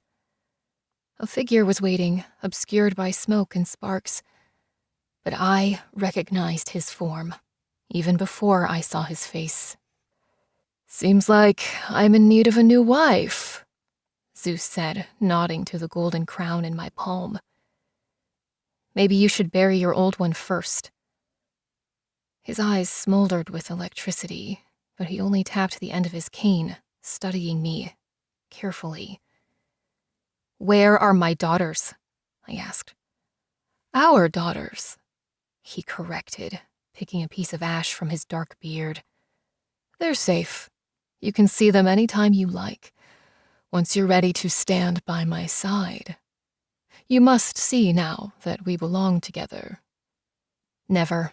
I'd rather die." "Suit yourself," he said, adjusting his tie. "Let me know when you change your mind.